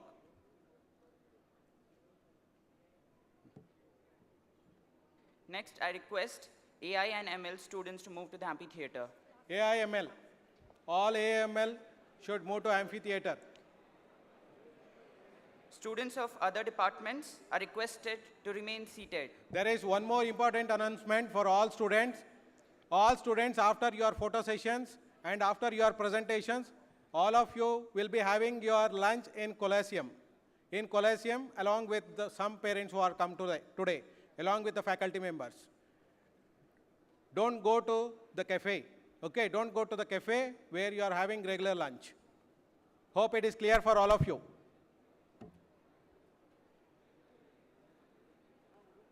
All AI ML students should move on to amphitheater.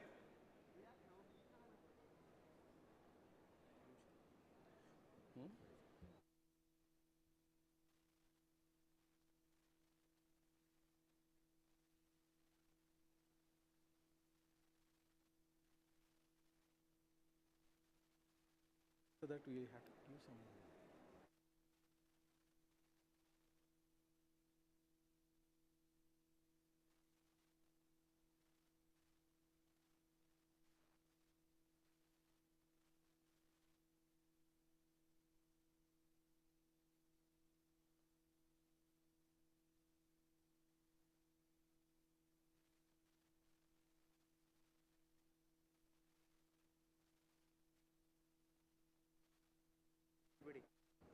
I repeat again, it's not AI, AI and ML only. artificial intelligence and machine learning students only, not AI. 3 departments are going out: cybersecurity, artificial intelligence and data engineering, artificial intelligence and machine learning. Only 3 departments. Artificial intelligence students need not go. It is not for you. I request all AIML students to move fast.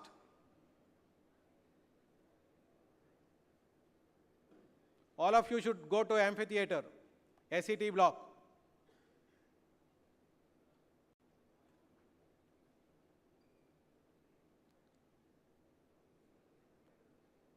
After finishing your photo shoot, you can go to Coliseum for your lunch. All of you, not in cafe.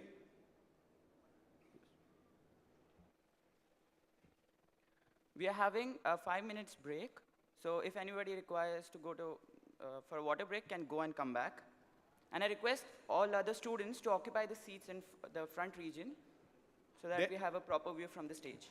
There will be presentations from all the head of the departments now for all other departments except these 3. Okay? HODs will be presenting the presentations.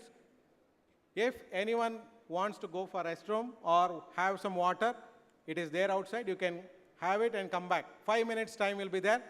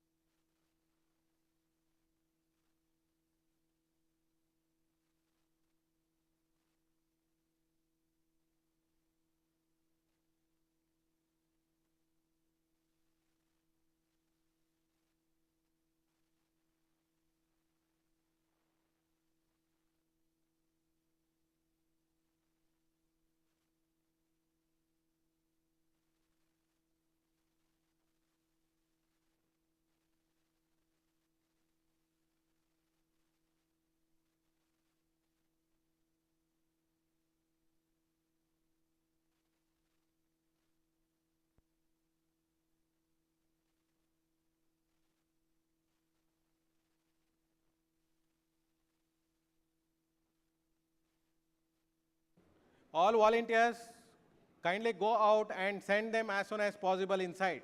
All volunteers, don't stand here only. Volunteers, please move outside.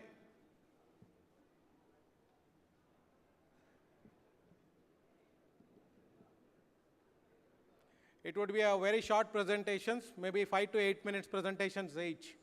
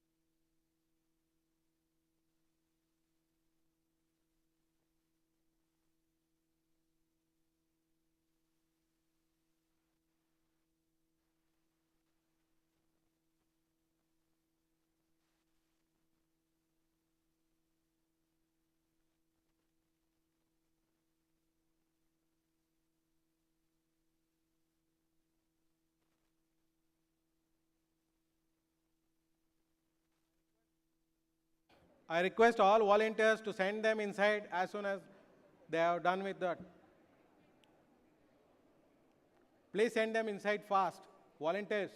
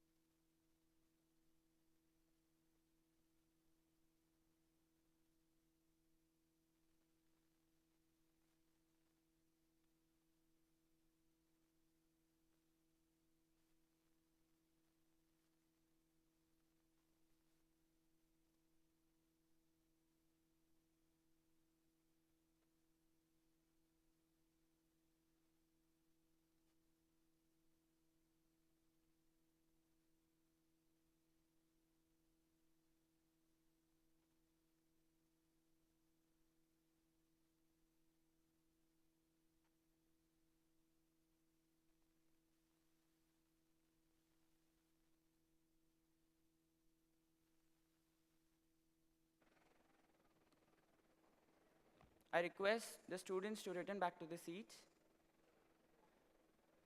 Volunteers, please send all the students back to the spin tour.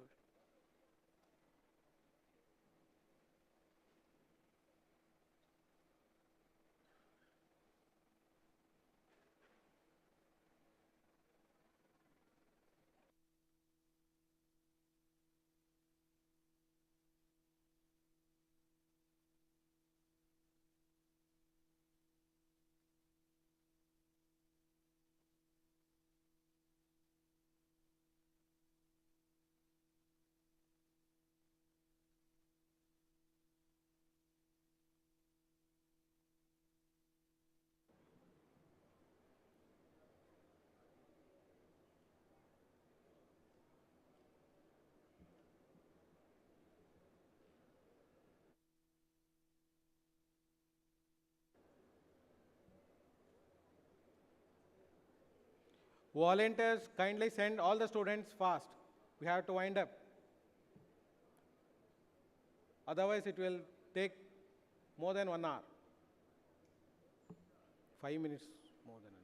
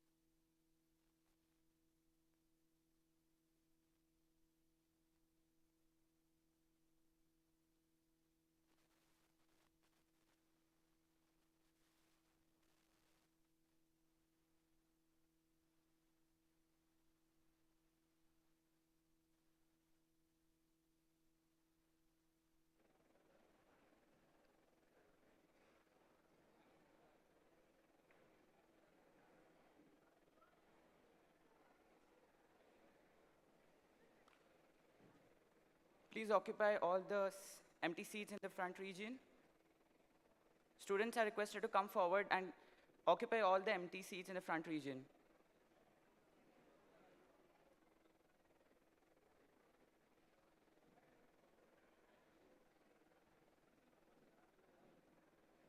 Please move forward and occupy all the empty seats.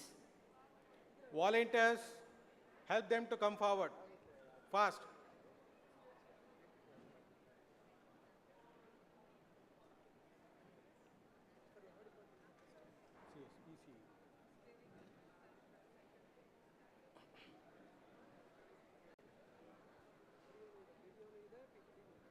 Let them come down.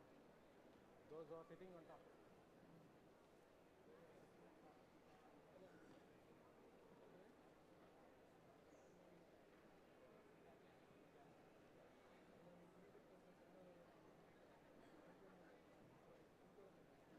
The students who are sitting in the gallery are requested to occupy all the seats in the front region.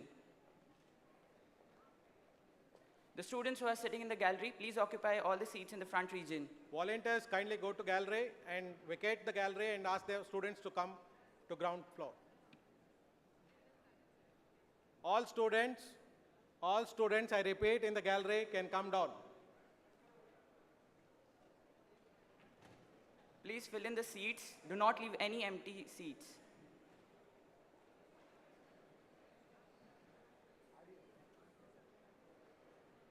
Volunteers, kindly close the main door, front door.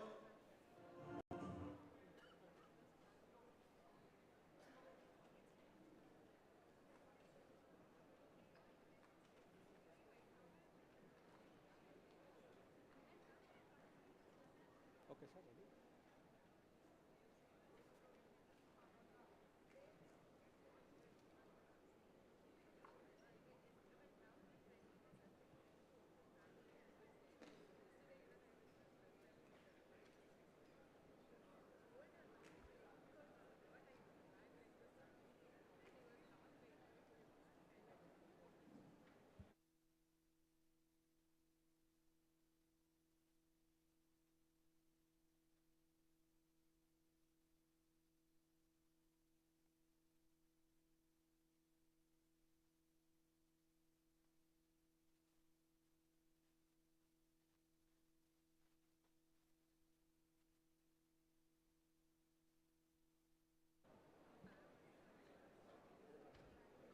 Thank you for all students for cooperating. Kindly occupy the seats fast. We are going to start the session.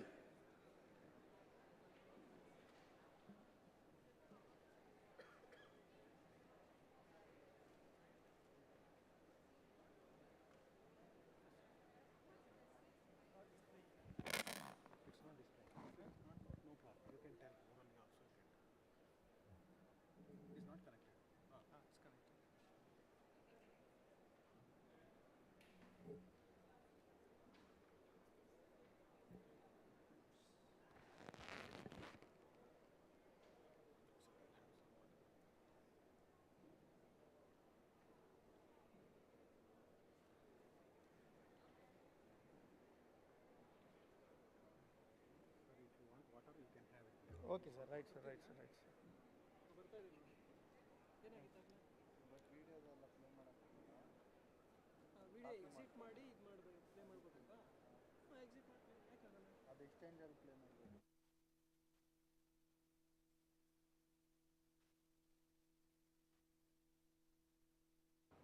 Settle down fast.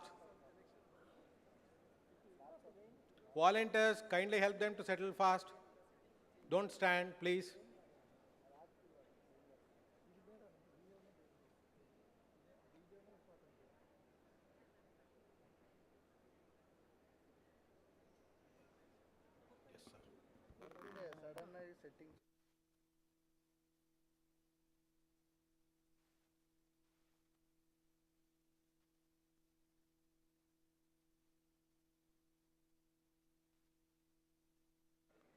I request everyone to settle in quickly, fill in the front rows. We'll be beginning shortly.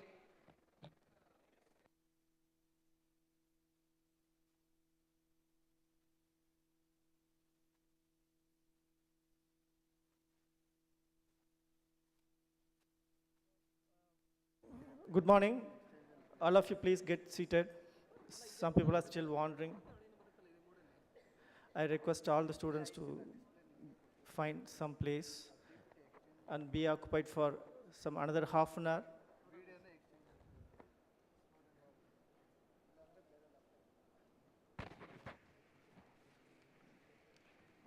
Now, we will be having a briefing session by the head of department of all the departments, the various departments.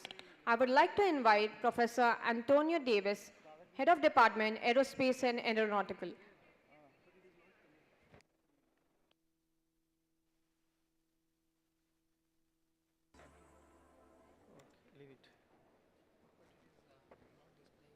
So see PPT, play the PPT. Okay, video we cannot play then. Good morning, everyone. So I'm here on behalf of the Electronics and Communication Engineering Department, and I hope there are students who have chosen Electronics and Communication Engineering in this big crowd. So I'm really happy to welcome everyone, not just EC students, but everyone. So this is an auspicious day, and we are really happy to see such a very, very big crowd, because after pandemic, we are going to start in full swing only in this 2022. So we are also very excited to see the more new faces here today in this Shubha Parva. So here I would like to say a few information about electronics and communication engineering. So I know why all of you are here, and all these guests were speaking about the placements. So this is the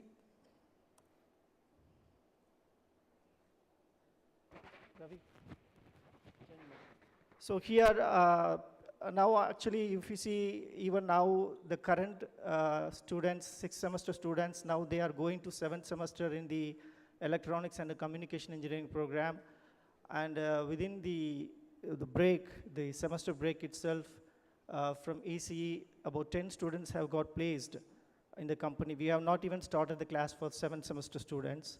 So that is how the students are mentally ready, and they are working very hard to get placed, not just in one company, but more than one company. So you can see here the packages that are available for the ECE students.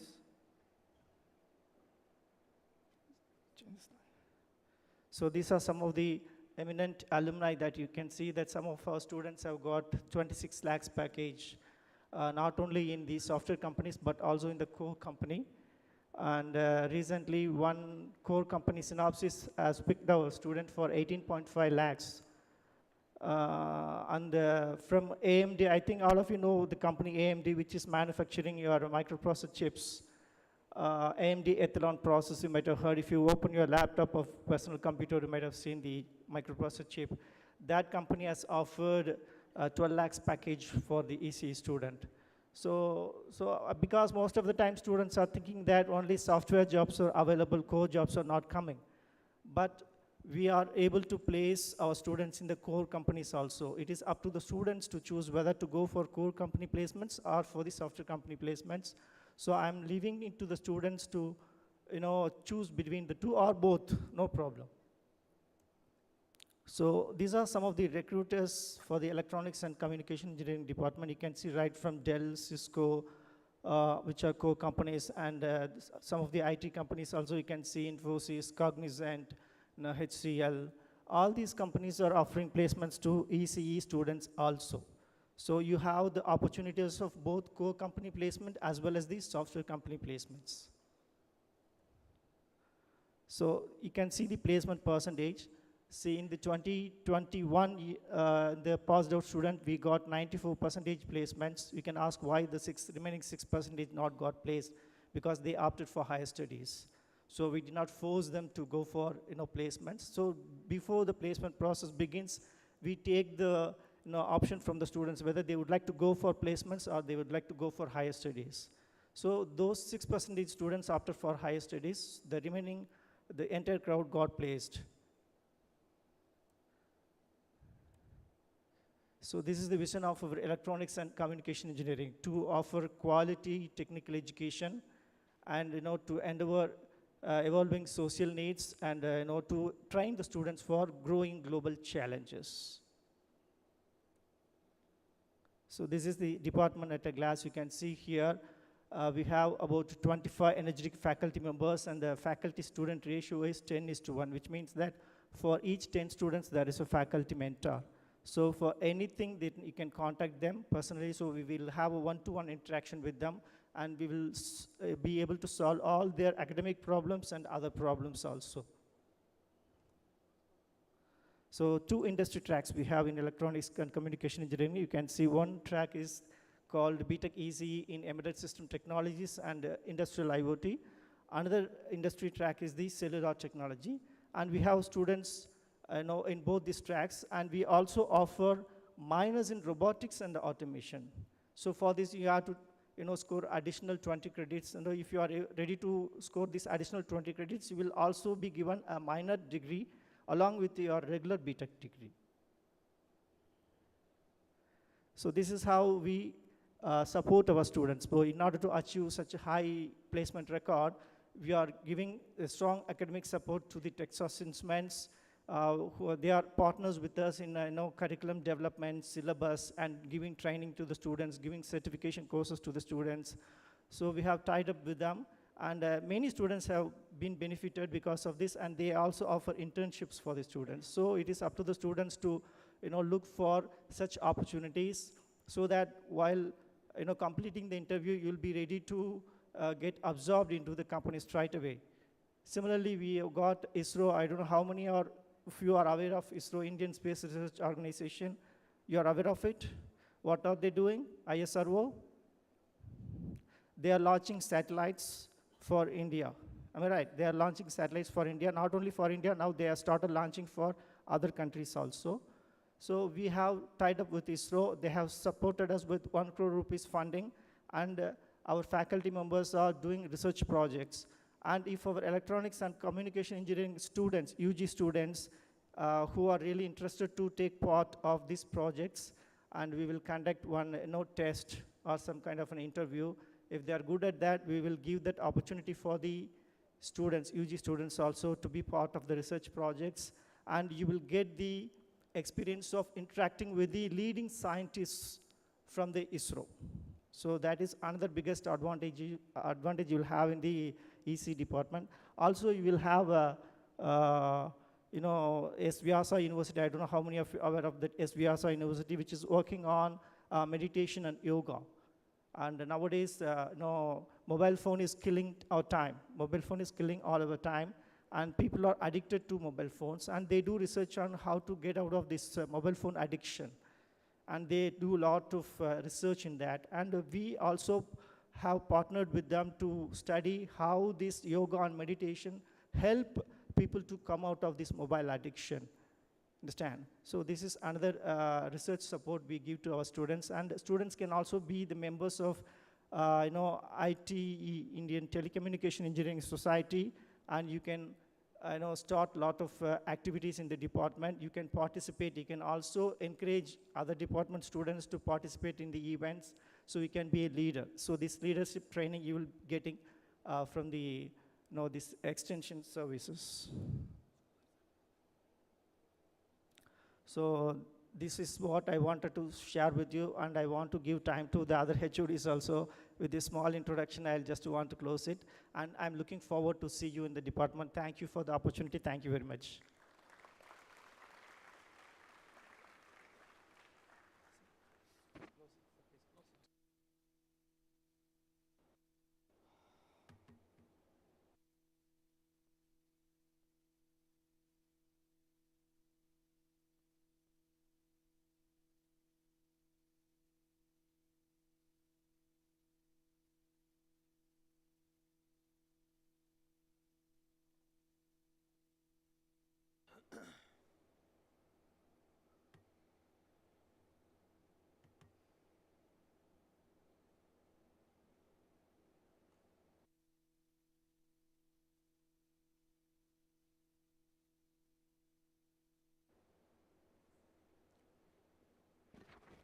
Good afternoon, all. This is Dr. Adarsh, head for the Department of Mechanical Engineering. Probably for the last 1.5 years, you would have got to know what is in line for you people. What is that you're going to get from Jain University. More in line, you have a lot of things to do. You have another 15 days of series of induction programs wherein a lot of information on what you're going to do, what is the university is all about you're going to get. Maybe you could take this as highlights of what is there stored inside the mechanical engineering. First important thing from the mechanical engineering is the faculty. Those are the ones who are going to be there with you people throughout the years. Yes, we have a bunch of faculty, experienced, trained, having large, vast experiences in both industry as well as academics and research. And then we have faculty who are also, alumni from reputed universities like IITs, NITs, those who have got their degrees from USA, etc. So mechanical engineering, what do we offer? We offer MTech in energy and environmental management. Those who are joining BTech, we have two specializations, mechatronics and 3D printing or additive manufacturing. And then we also have a PhD in mechanical engineering. To ensure that all of you get sufficient knowledge, the teaching learning experiences that you face is altogether different. We blend tool-based learning, experiential learning, peer learning, and model-based learning to ensure that you get 360-degree awareness related to what you do in class. We have state-of-the-art laboratories to ensure that you get sufficient practical knowledge. Whatever you get in class is experienced in hands. The university has excellent research facilities, and especially in mechanical, we also support students to undergo a variety of projects. And to support that, we have a laser cutting machine sponsored by the Department of Science and Technology. Bosch has set up Bosch fuel injection test rig. Toyota has built a center of excellence, and then we have cut section assembly from Toyota, and then we have furnace. Those are interested in working in the area of materials. Along with that, to ensure that you all get equipped with skills, we conduct a variety of value-added courses. And in fact, these courses are suggested to us from the employers who more oftenly visit mechanical engineering for placements. And we do value-added programs in the area of materials as well as in design. And these value-added courses are spread across from your semester 3 to semester 8 to ensure that you possess sufficient knowledge and get placed. These are the placement statistics, and the companies with which we have got tied up will always encourage students to visit their industries, and we also get a variety of guest lectures from various industrial experts every semester, and then many students get the benefit of going to the companies for doing internships. We have collaborated with Toyota, we have collaborated with Autoboot, Armatic Engineering, and Imperial Society of Innovative Engineers. These are some of the major collaborations which ensure that the students get internship, projects, and as well as placements. To keep you live and active, we have student technical clubs, we have Yantrik and 3D Tech Hub, which will bring out almost the leadership skills, entrepreneurial activities, and also team building, and keep you updated live for the world. And more in detail, when you meet the department, when you come in person, you will learn and understand better about mechanical engineering. Thank you so much.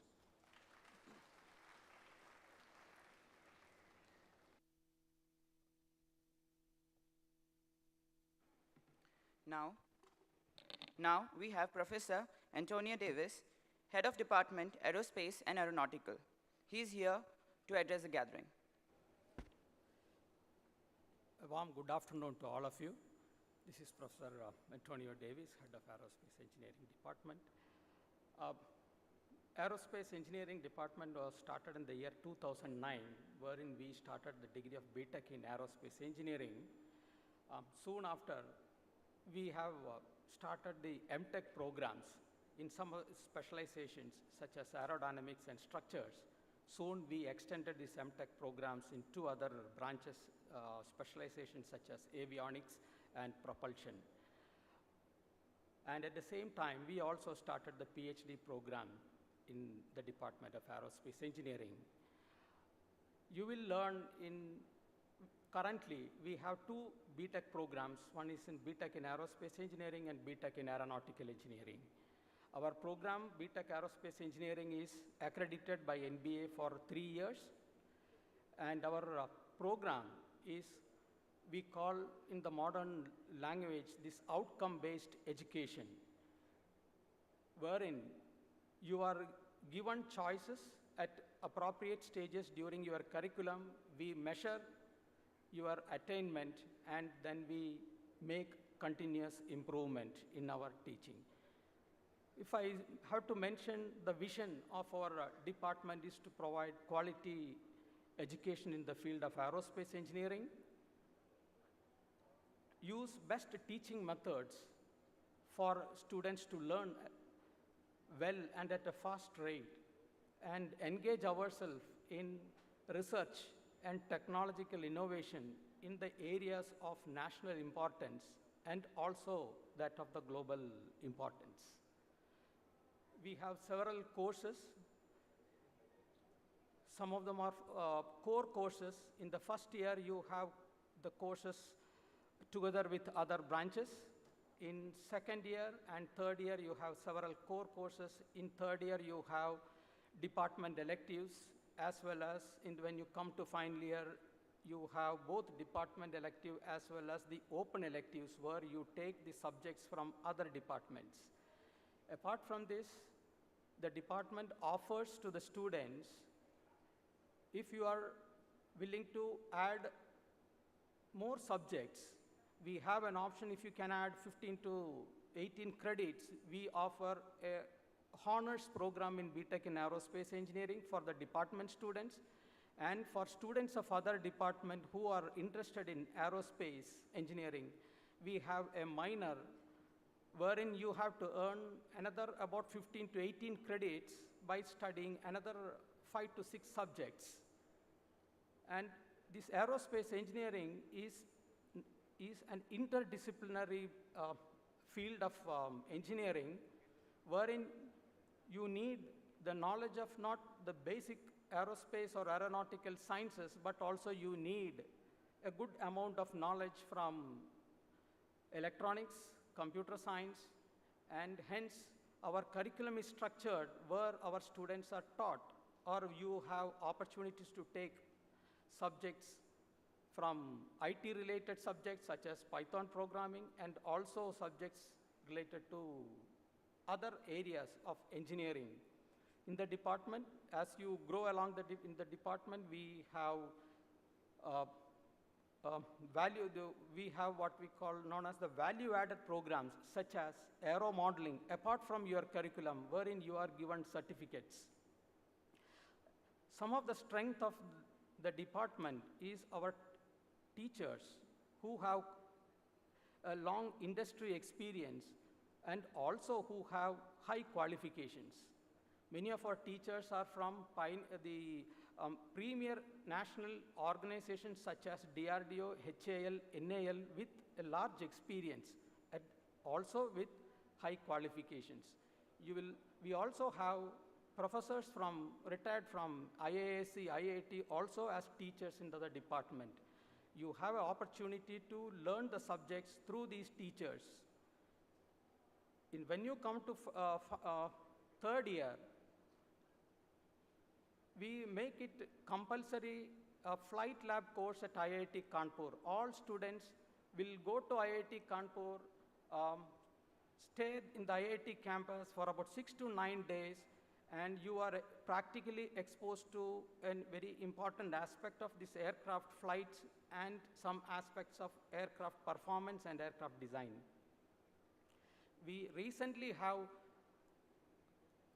an MOU, that is Memorandum of Understanding with the Tata Technologies, wherein our engineers or our students are given practical exposure to some of the engineering tools which are used in industry, which are used in design and also for research work. You will learn more of this as you go through the portals of our institution.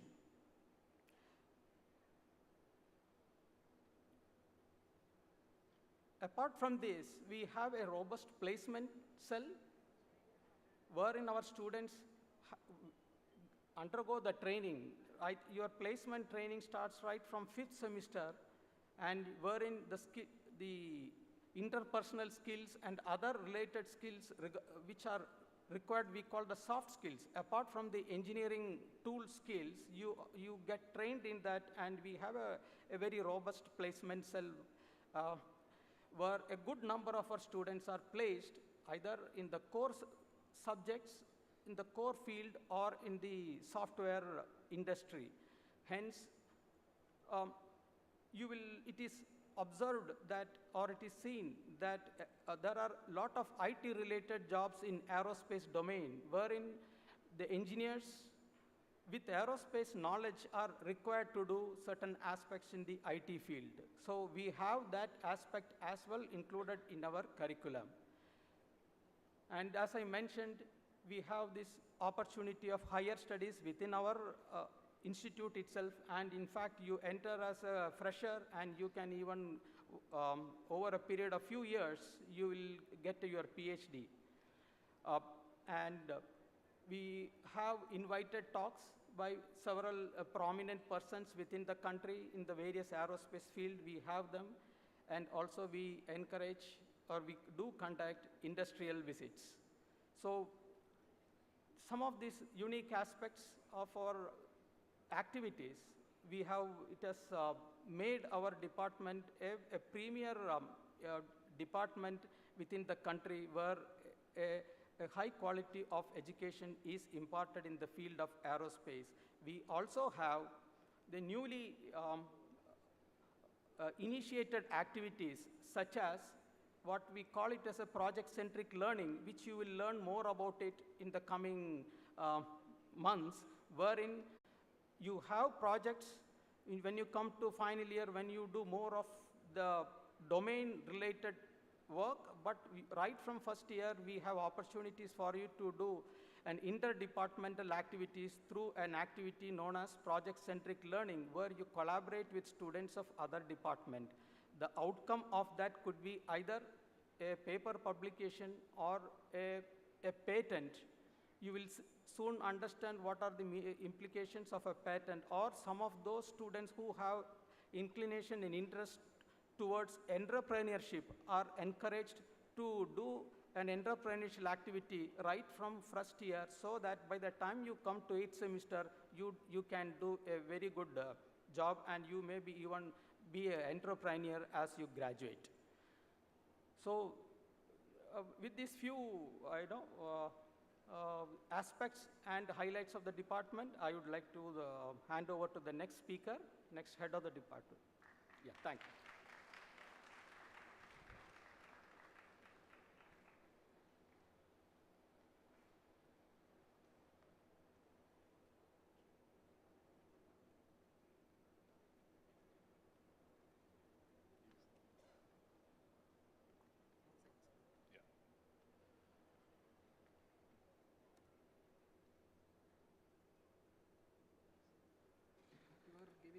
Next we have Professor Dasrati, Head of Department, Civil Engineering. No, nothing, it's already there.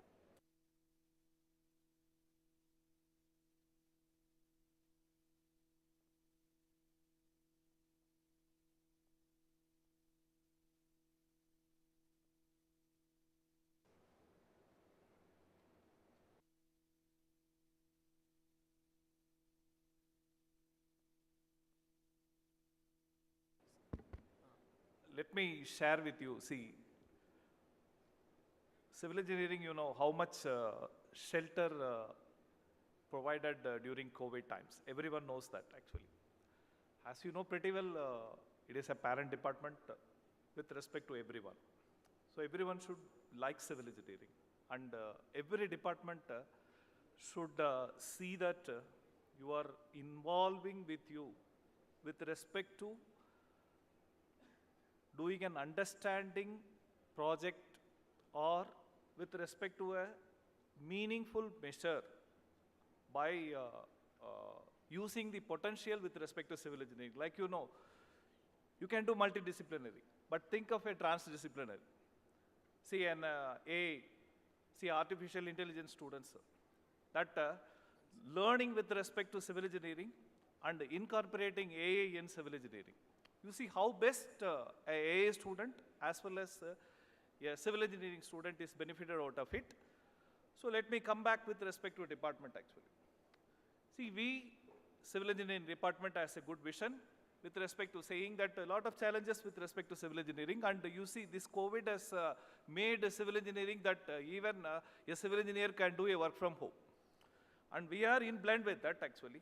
So with respect to giving an vision mission of inculcating students, not only with respect to civil engineering, making other domain with respect to civil engineering, incorporating with us actually. And we have an young and eminent professors with respect to faculty starting from me. And we are offering different courses, and I'm proud to say that we are under NEP 2020, and we are following the national education policy which is developed, and inculcating students that they are doing a transdisciplinary with respect to its measure.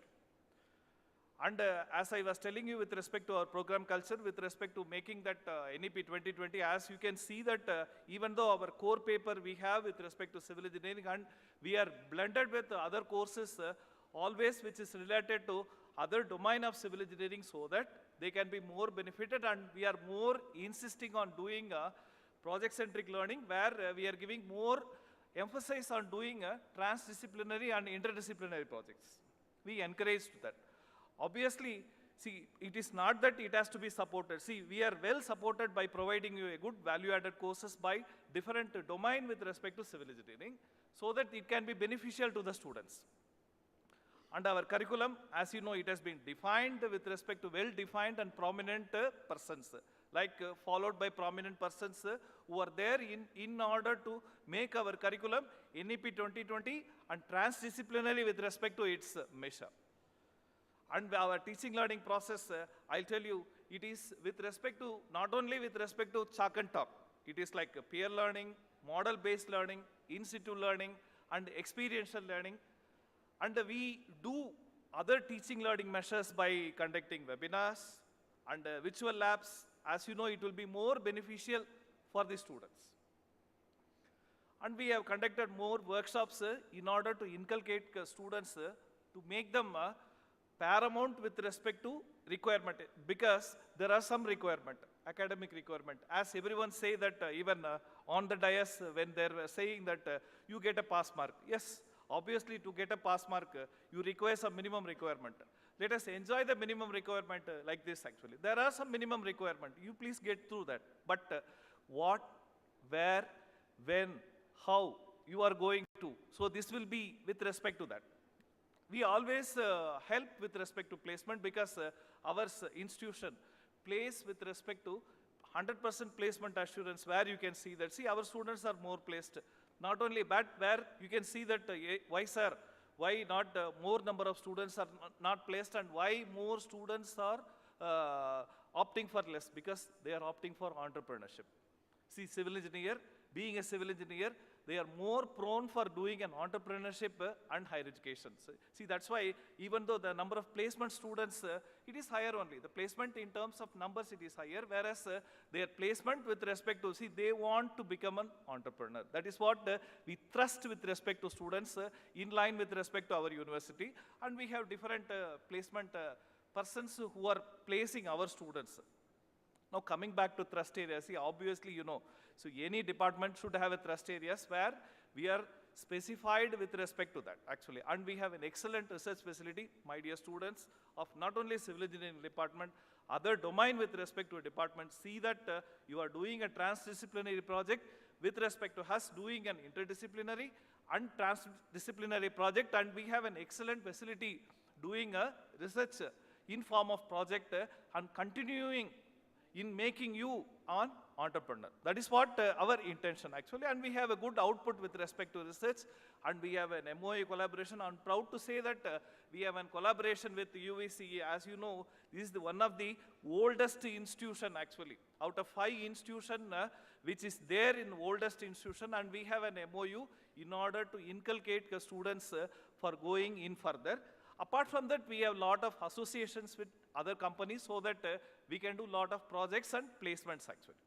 And we have a good support system. Obviously, you know, students has to be encouraged with respect to doing a good internships, and they should be associated with not only with respect to curricular activities, co-curricular, extracurricular. So we inculcate we have a club where the civil engineering students will be made to do on a startup with respect to entrepreneurship. This is a good startup doing a big entrepreneur. So that is what a step we make them to do.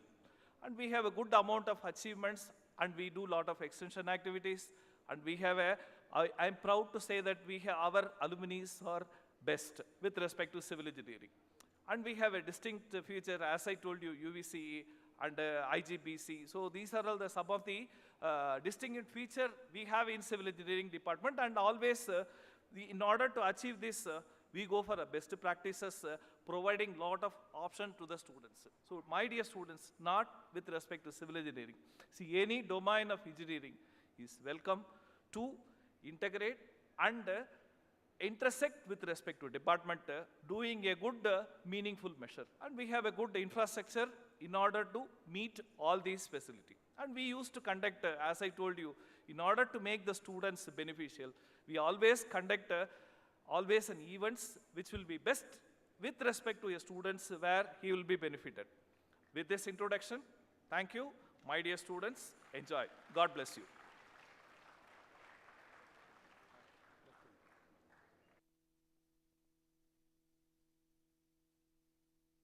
I request Professor Pradeepa, Head of the Department, Electrical Engineering.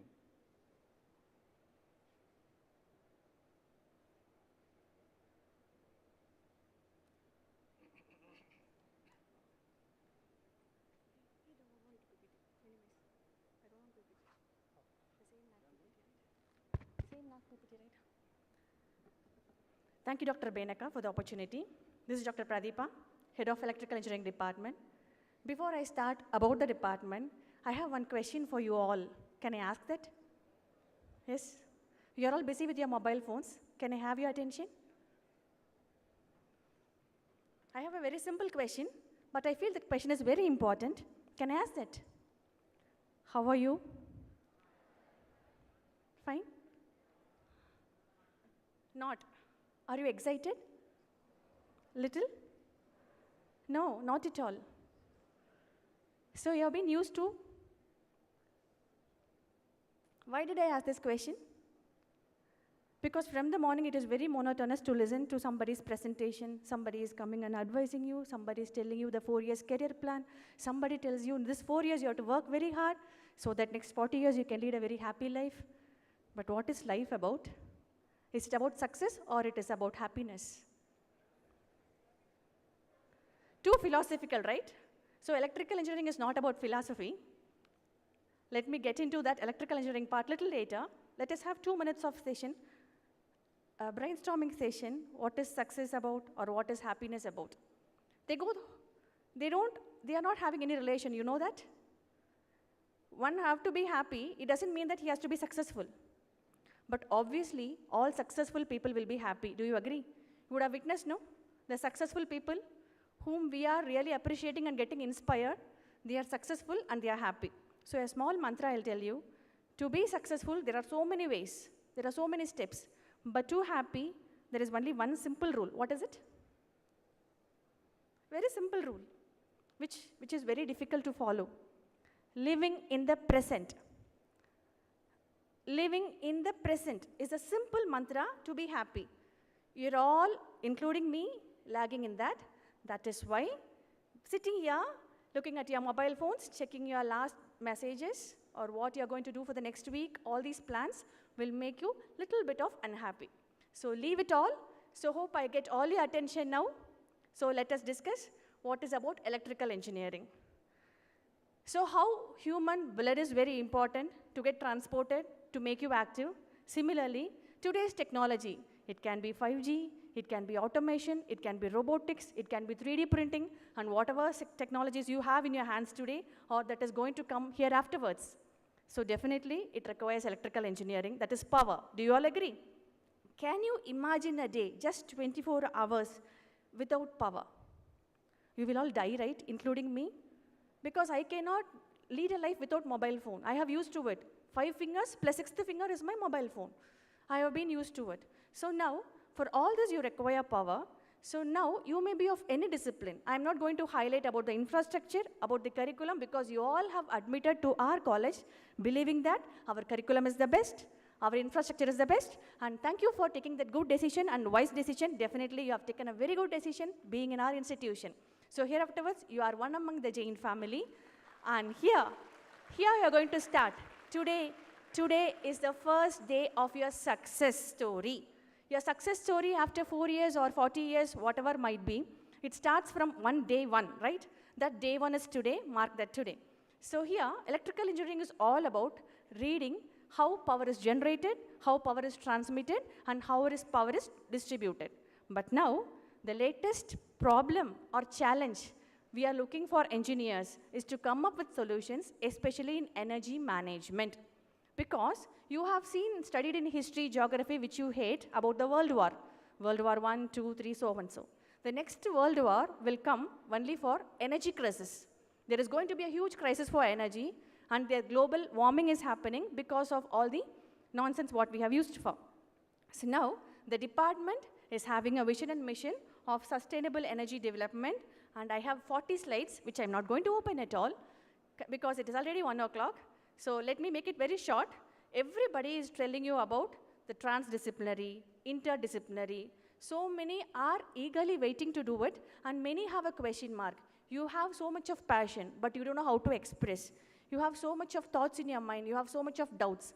But make sure this team of faculty members is going to help you in molding your passion and dreams so that you taste your success soon in your life. So that is the commitment we have with you.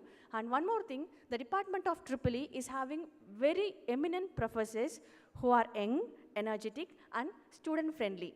So always we want somebody next to our side sitting, what do you want? What did you have? How do you want to do? So all these questions will be asked by our faculty members so that you are in line with what your dream is. At the same time, there is no compromises in what you are going to lose. So that is the mantra of the electrical department. Apart from that, we also have, I openly invite you all, whatever discipline you are into, just try to do some solution for the global warming, which includes energy management, energy saving, and alternate amount of power. You have to save power. That is the question mark. Okay, you have to save power. That is one. So now, in our department, we have got Siemens. Have you heard about Siemens? It is an MNC company. So Siemens is going to come to the classes to handle the courses, and they have set up a very good laboratory where we will be teaching you how to design an electric vehicle. Have you seen an electric bike, electric car? How many are owning an electric bike here in this crowd? How many are owning an electric bike or electric car? Very nice, out of 100, but the numbers is very minimal. Hopefully, you all know. Thank you, hands down. Thank you for the response. So, central government has come up with a mission. By 2030, all the vehicles what you see on road today is going to be electric vehicle. Do you know that? Are you aware about it? By 2030, all the vehicles you are riding today will be electric vehicles. So there will be a huge job market and opportunity for electric engineers and electric vehicle engineers. So we have tied up with Siemens, that is the industry connect. Why you want an industry brand now? Because we always stick to a brand. If you go to a shop, you want some brand, right? So similarly, we have branded with Siemens, who will teach you about the electric vehicle design so that you will be a part of that vehicle design. So this is the first subdivision we are doing under electrical engineering. And the second one is about renewable energy. So we all know there are subsidies for solar panels, windmills, yes or no? So we are going to generate power, and we'll be helping you how to monitor, how to manage. Have you all heard about auditors? Some of your parents would be in this sector. Auditors, finance, what is that? Who will manage money? If you are earning something, you have to pay tax and you have to save something, so somebody will manage, you know.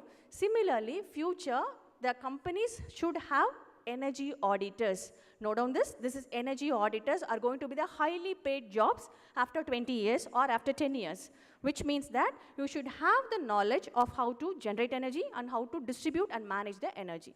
So these are the two major divisions under electrical engineering. So EEE ended up with two major divisions. One is e-vehicle, the other one is energy. So we are actively working on both the technologies so that we ensure that our students, when they graduate, today we are in 2022. In 2026, we have ensured that whoever is into this department will be having a wide opportunity for careers. You have to pick the company and the company should not pick you. That is the mission. Yes, it's right, right? You have to choose the company. The company should not come and choose you. That is the mission we carry. And the next point, which importantly I want to sustain is, apart from all your technical education, I hope everybody is capable of doing things. You will read well, you will write well, but how to be expressive. Those who are doing good in academics are not successful, correct, no? They are not successful. It means that you need some extra thing to make you successful. That extra thing is the interpersonality skills. The way you talk, the way you read, the way you observe, the way you present, everything is important. And our department is having a fantastic mentoring system where you have one-on-one guidance, where the teachers will guide you how to express yourself in a better way. So which means that you are getting the best out of best. What is your talents? Your hidden talents will be proven. So we have a student club called Spark Club. It is a student club now, not for only fun. So here we'll be making the students to grow better. Your interpersonality skills will be developed. You know who are you really. There is a hidden you in everybody whom have not even, you have not even discovered what you are. So we will discover that and we'll make you ensure that you are the best version of yours. That is the idea we have in the department. And last but not least, I assure you, the journey for the next 4 years starts today and it is going to end up very cheerful because this generation loves fun, entertainment, right? So this journey is going to be a fun-loving, entertainment-giving, at the same time, without any compromise in your technology and your career. We are going to take you to a different level. Believe, dear parents and students, today your journey starts, and wish you all the best for the success stories to ahead. After 10 years, we would like to hear your success stories. You have to be the chief guest, one among you. Thank you so much for the opportunity. Thank you all. Thank you, ma'am.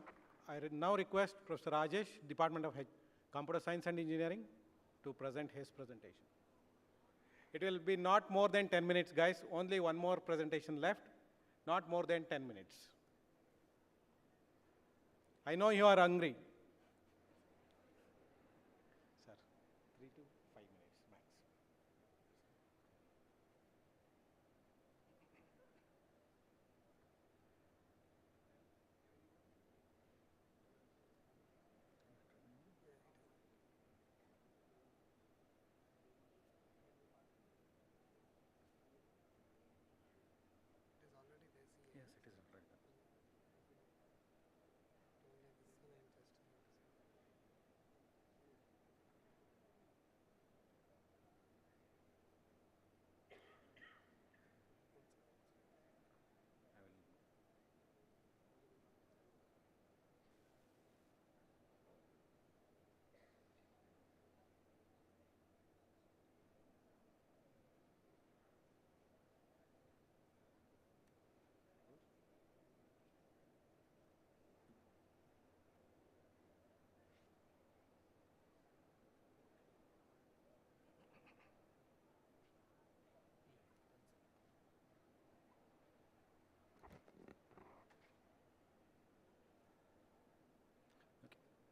Good afternoon to all present here. So, myself, Dr. Rajesh here, a Deputy HOD of Computer Science Engineering Department. So, I will give a brief introduction to our department. So, I already it is very late, so I will try to rush up with whatever we have come up with to give a brief introduction to about our department. So, this is a vision mission of the department to emerge as a model center for education and research in our field, and then the mission to support it, so providing quality education with cutting-edge technologies, establish a center of excellence, and then provide environment conducive to innovation, and then to promote and practice high standards.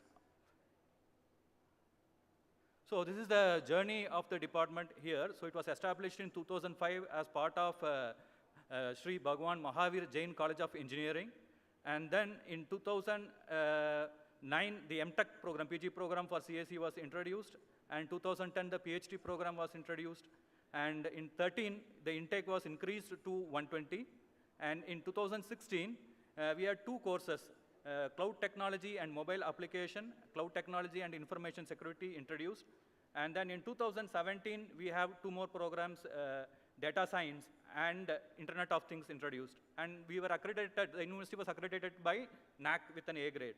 And 2018, we had artificial intelligence, software engineering, data science PG, and cybersecurity PG programs introduced. And in 2020, we had AI and ML, artificial intelligence and machine learning. And then the intake of BTech CSE was increased to 300, and MTech AI was introduced.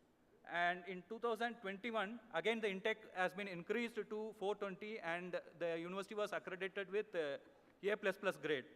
And in 22, the new programs BTech AI and DE, and BTech Computer Science and Business Systems in association with Tata Consulting Services has been introduced. So this is the growth of the department from the year of establishment.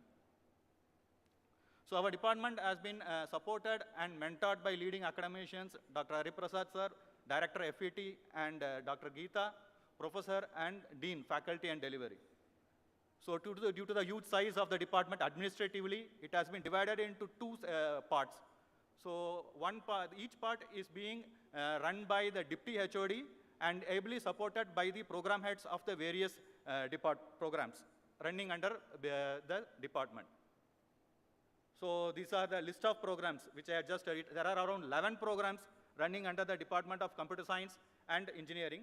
All these programs, as I have said in the history, how it progressed, so it caters to a unique area in the field of domain of computer science and engineering. So it almost covers all the leading trends in computer science and engineering. And 4 PG programs, again, so it caters to the various fields, computer science, core computer science engineering, cyber security, data science, and artificial intelligence. So this is the student strength of the department. We have around 2,939 students in our department, where at 10%, 211 students are international students. So the USP of the program is industry-oriented curriculum, global certification training, technologically advanced subjects, and labs equipped with high-end configuration systems. So we have various student clubs to make education as a fun. You can learn with fun. So we have Enigma, Top Coders, Cypher Shield, ANOVA, Zigbee, AppIntech, the Turing Club, iGyan, and we have a center of excellence for coding and computational thinking, where you will be trained in the coding techniques and you will be prepared for attending the various competitions like hackathon, coding competitions. So you will be trained for that. So it's a glimpse of the laboratories. We have state-of-the-art laboratories present in our department. And we have associations with industries for various. So our industry and knowledge partners are iNurture, Miles Education, Futurance, and we have upskilling certification partners, Cisco Networking Academy, Infosys Campus Connect, GitHub, DataCamp, and OpenVino. So the various events conducted falls into this skill development program, industry mentorship programs, JU Hackathon, Binary Tech Fest, IoT Challenge, Jnana Chellume, a series, national conference series, faculty development programs, and guest lectures, partial deliveries for imparting leading topics from the experts from industries, and workshops. So these are some value-added global certification programs we offer. Skill development program on certified network engineer, DevOps, software testing, Microsoft Azure programs, and we have AWS programs, and Cisco IoT programs, and all certified ethical hacking programs. So we follow innovative teaching methods like activity-based learning, videos, flipped classrooms, case studies, role plays, making the delivery more informative, tool-based learning. Student interdisciplinary projects are offered where you are encouraged to interact with other domain to solve real world problems.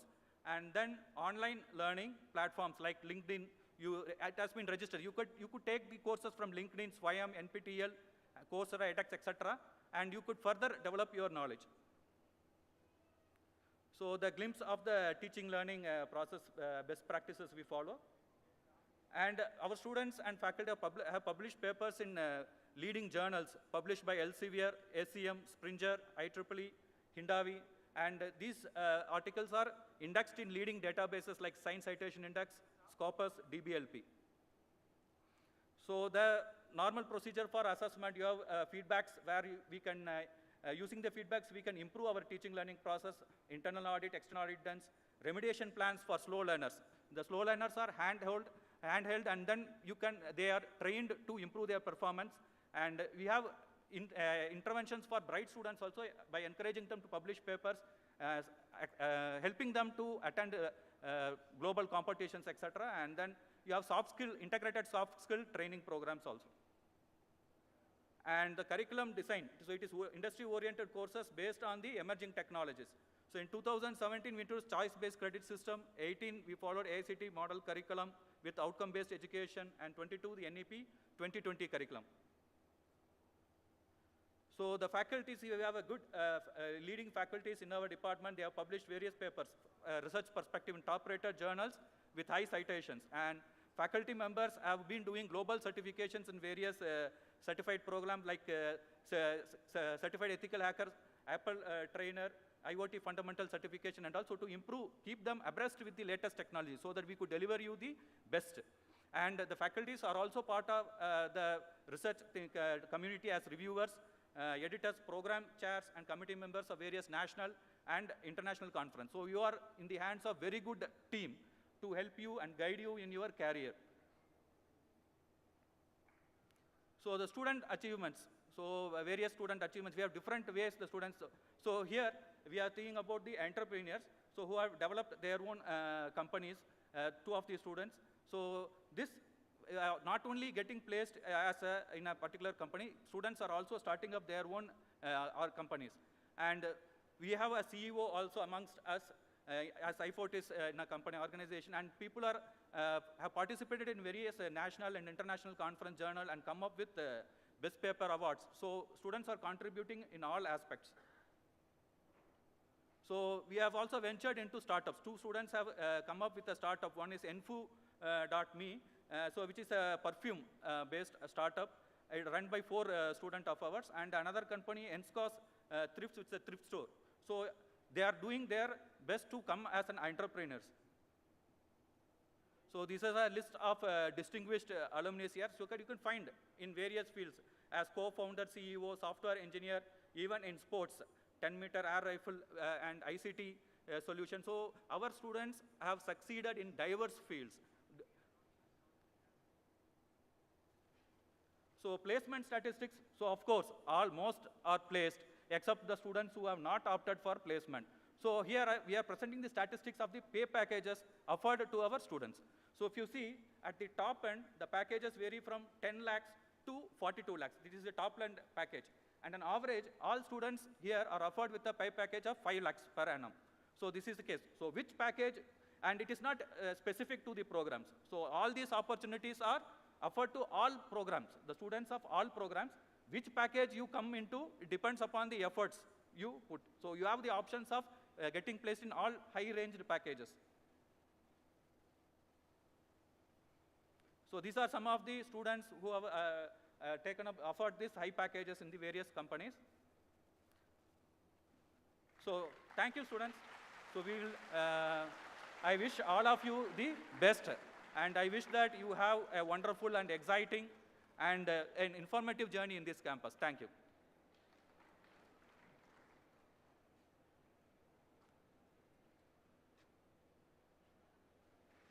Now, we have Dr. M.K. Jayanti, Head of Department, Information Science and Engineering.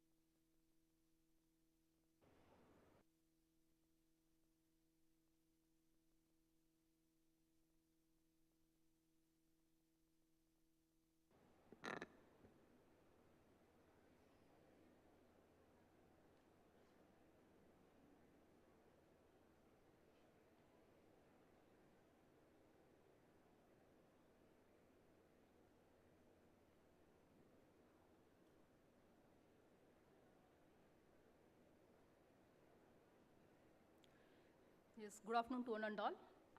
We are happy to invite all the parents and students of first year to the Shubha Parva 2022.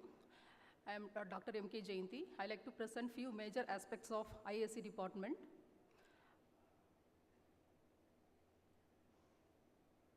I won't take much of your time.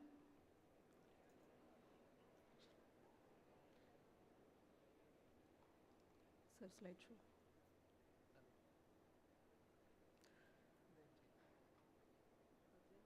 Sir. Okay.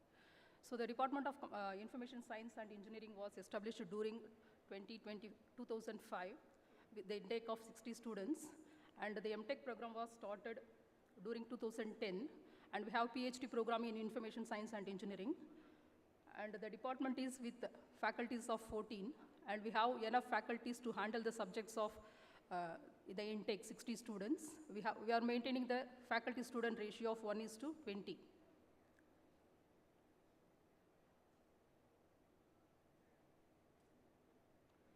And the program ISC was accredited by NBA during 2022, and we have NAC accreditation also. So this is the agenda, but I like to present only few major things.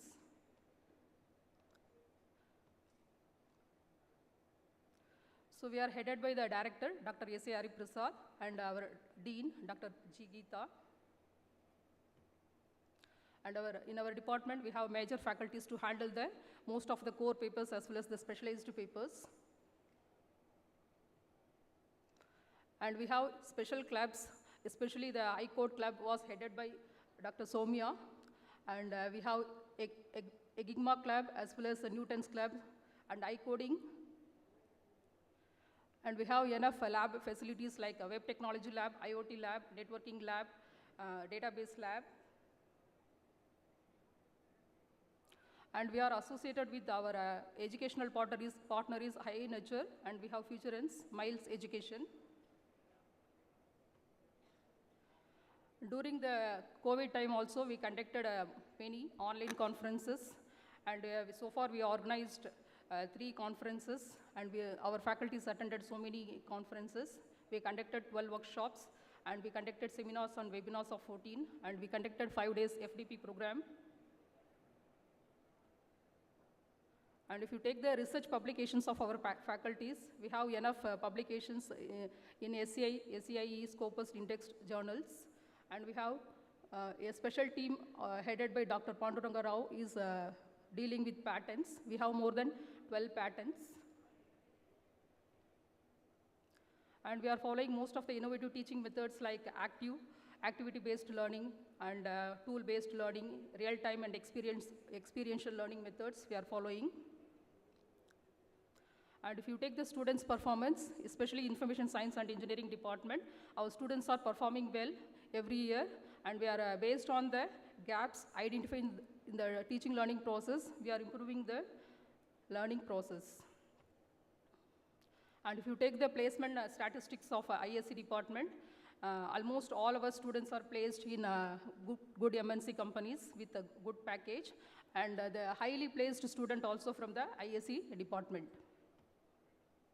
And these are the major companies, students hired by our. And if you take the teaching learning process and the best practices, we are following interactive learning sessions and project-centered learning, student-centered learning methods, project-based learning techniques, experiential learning techniques, and hands-on training sessions are conducted to improve their learning process. If you take the research publications, our students are encouraged to publish their final year projects in Scopus indexed or IEEE conferences, and most of our faculty is also publishing in peer-reviewed journals as well as IEEE indexed journals. And if you take the trust areas of Information Science and Engineering, we are mainly focusing on advanced networks, image processing, artificial intelligence, and Internet of Things.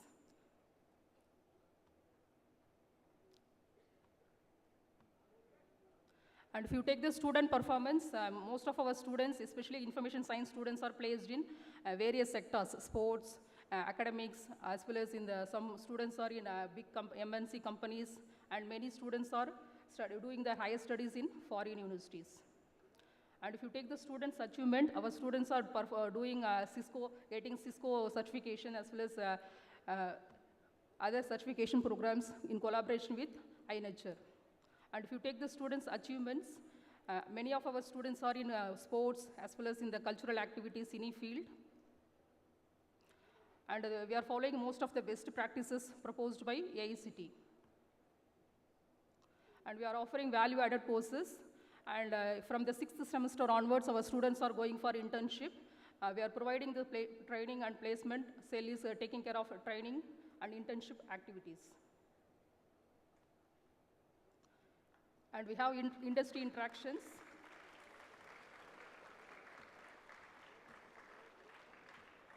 Okay, in conclusion, I like to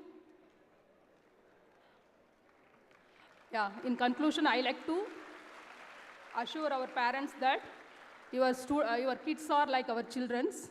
We faculties will take care of our children's for their academic progress and any issues related with academics. We will guide them and we will make sure our students are get placed in good companies. Thank you.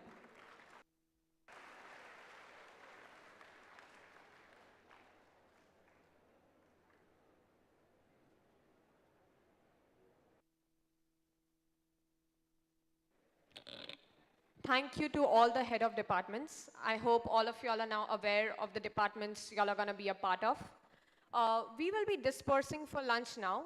I request everybody to be seated calmly. We'll be moving one by one. I first request people on the balcony to start moving. Everybody should be back by 2:15. We shall continue with the program.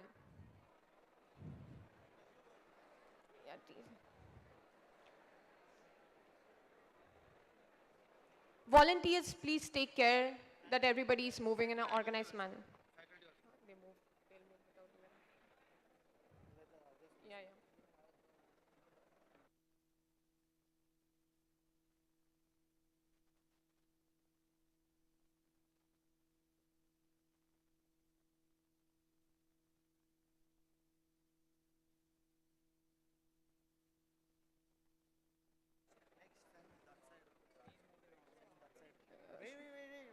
I request everybody on the first floor to remain seated. Please be seated. Let the people from the balcony move first. Volunteers, please take care that the people from the balcony are moving first.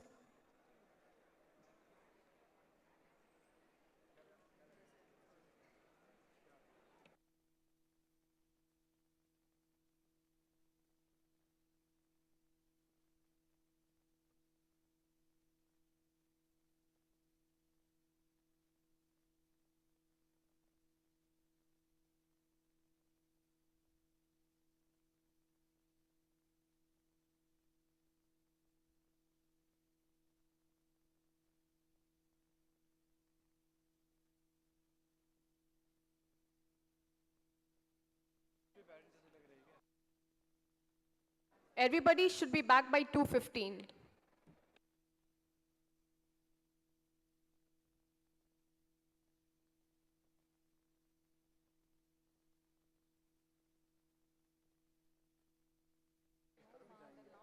People seated on the left side, please wait. Move in an organized manner. Please wait. Let the people on the right side move out and then you all can continue.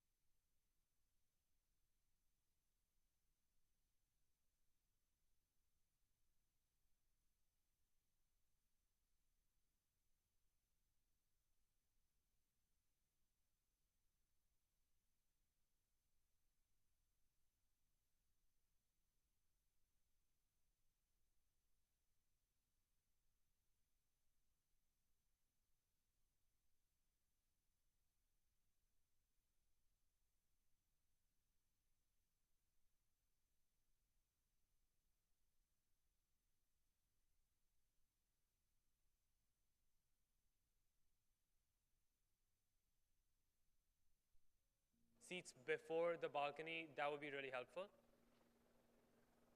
If you could, can you please come down?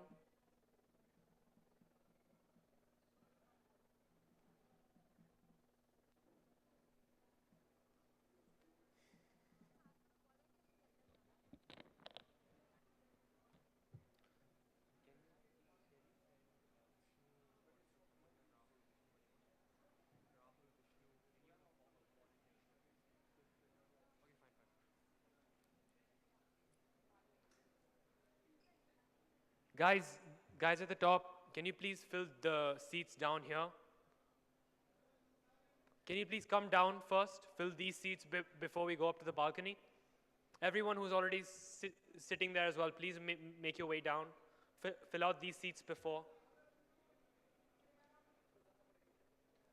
First, let's fill everything here.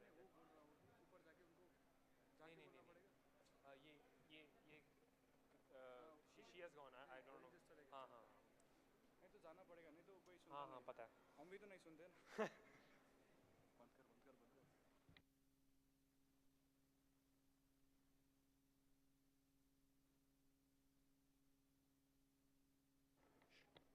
Guys, please fill the first rows, the front rows before you move back. People who are sitting in the back rows, please fill the front rows before you move back. Let's do this in an orderly fashion. This side as well, please fill the front rows before you move back.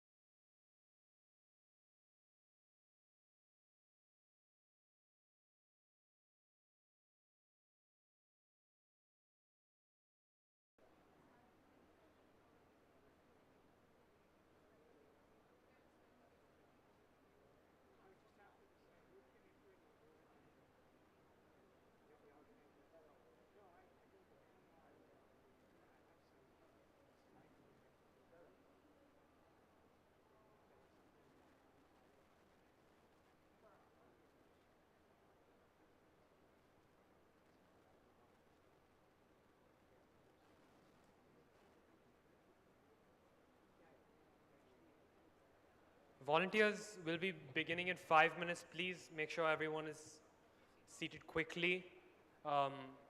In the audience, please listen to the volunteers. If they tell you to move, please move to a different seat. Volunteers, 5 minutes. Yeah.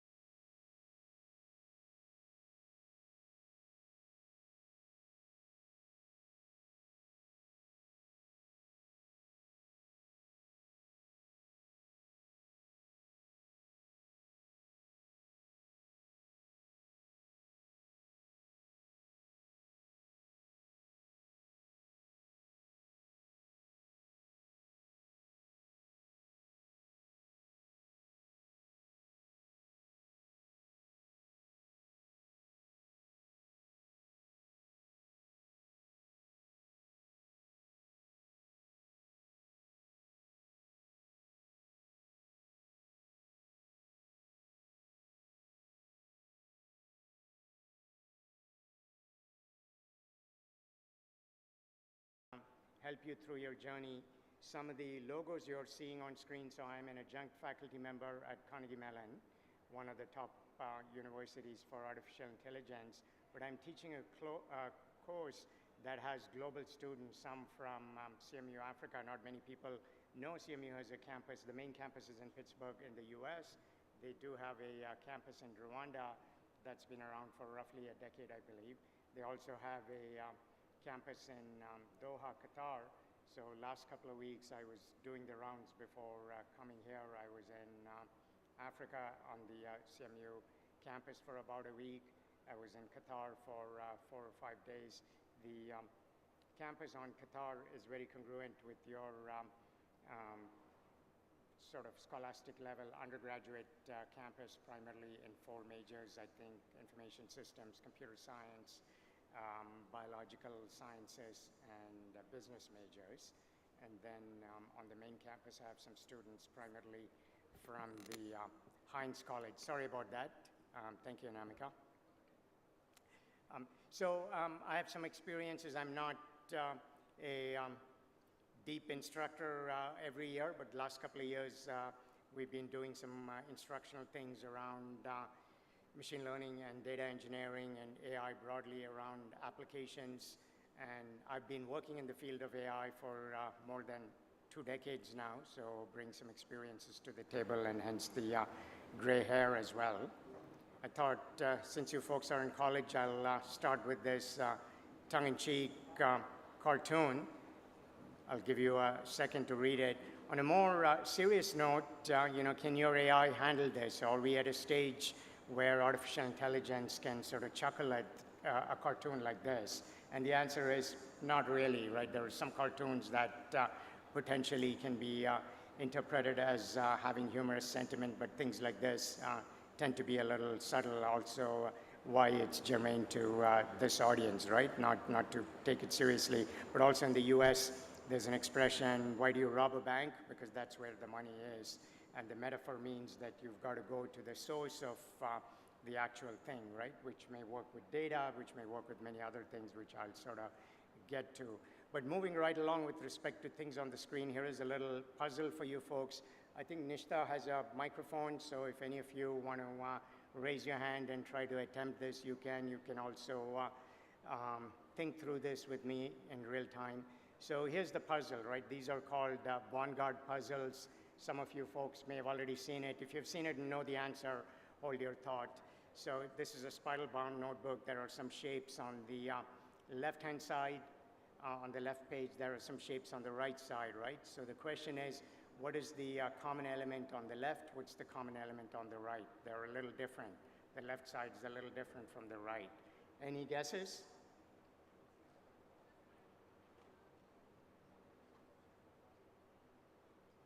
It's the square. It's what? Square. The square.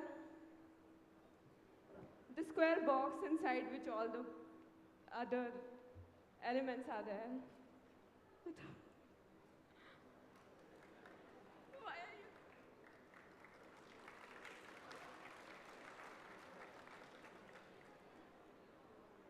you? Can you repeat that answer? I didn't quite get it.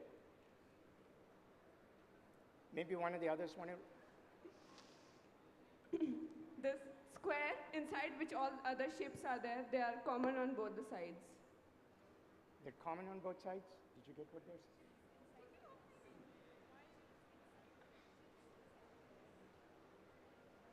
There are chips inside the box, but what we're asking is what is different between the left and the right?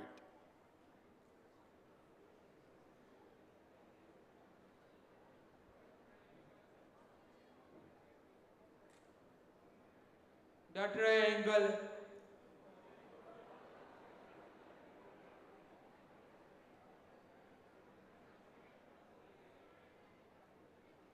Triangle both sides. Common shape in all. I think you may have the answer. I'm having still trouble.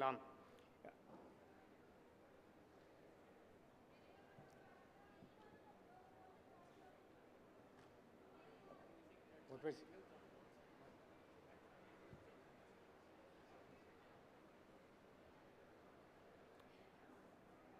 think he said triangles on both sides. I think you're getting warmer. Any other guesses?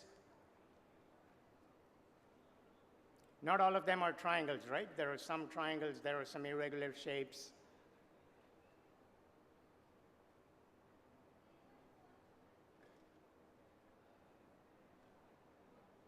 Sometimes you can build on these things, so feel free to think with me through it for the next 30 seconds or so, and then I'll give you the answer. Yeah, go ahead.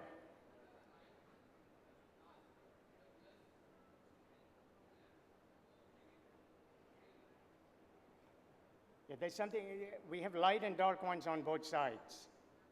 So there is some common property on the left side, there's a different common property on the right side.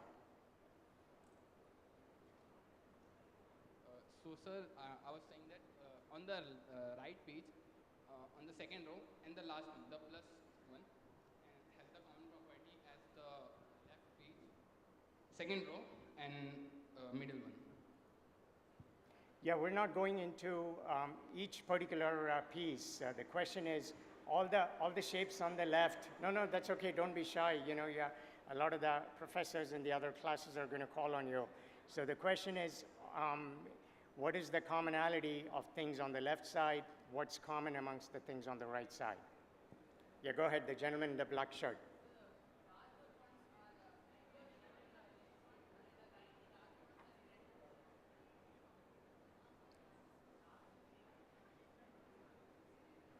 The darker shape is regular in the left one, and in the right it is irregular ones. The dark shapes are regular on the left, you're saying, and the dark shapes are irregular. So I'd say you're getting warmer. Is there a term? And we're not, again, distinguishing between the dark and the lighter shapes, you know, left versus right.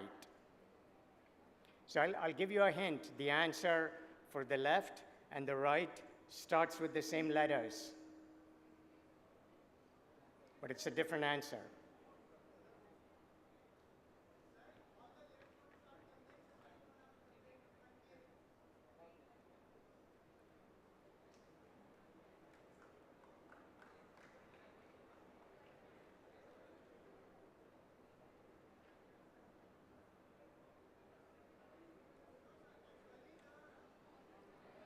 You have to turn the microphone on or just come up and... Yeah.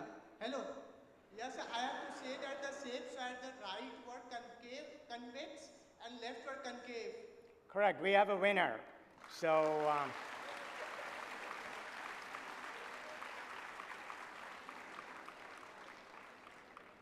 think you may have gotten your left and right confused. So the left is convex and the right is concave. So one of the properties is, just think about if you owned land of this size, right? So if you had land that sort of looked like this, and you had to put a little pipe right from here through here, you'd have to get permission from your neighbor, right? It's called an easement.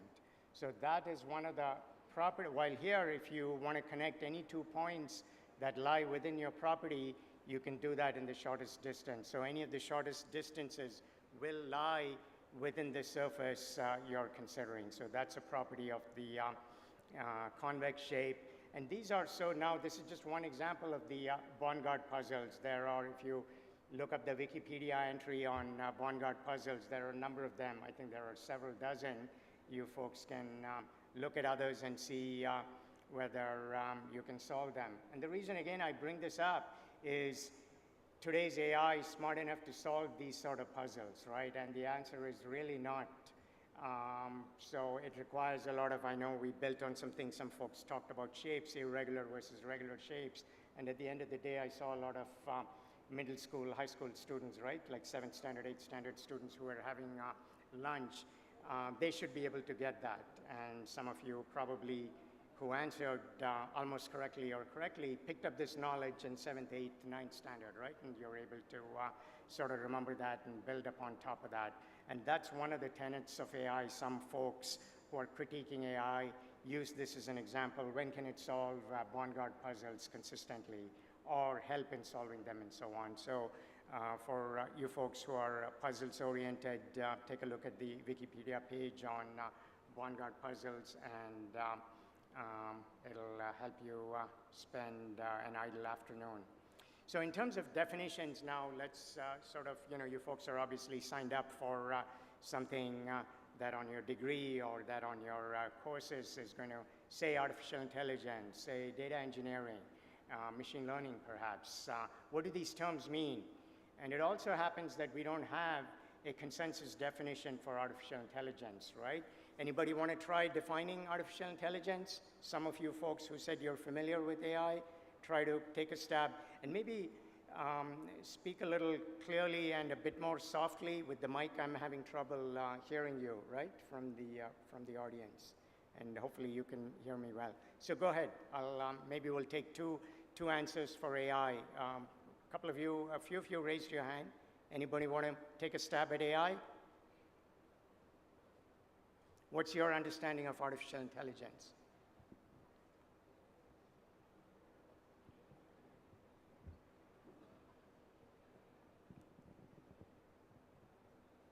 So in AI, we are basically telling the program to write its own conscious.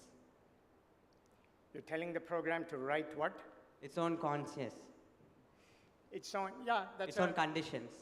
That's a reasonable, whatever. Any other thoughts? Telling it to get the, use the data it has and decide what it should do without the programmer giving it commands.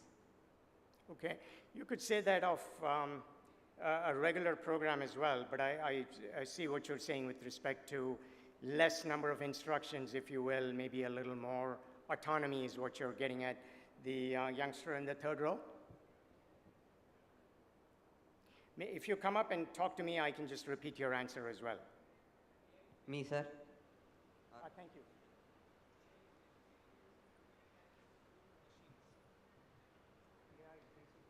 AI is basically inducing human intelligence to machines. Imbuing human intelligence into machines, and we'll take two more here. The gentleman with the blue tie and then the white shirt.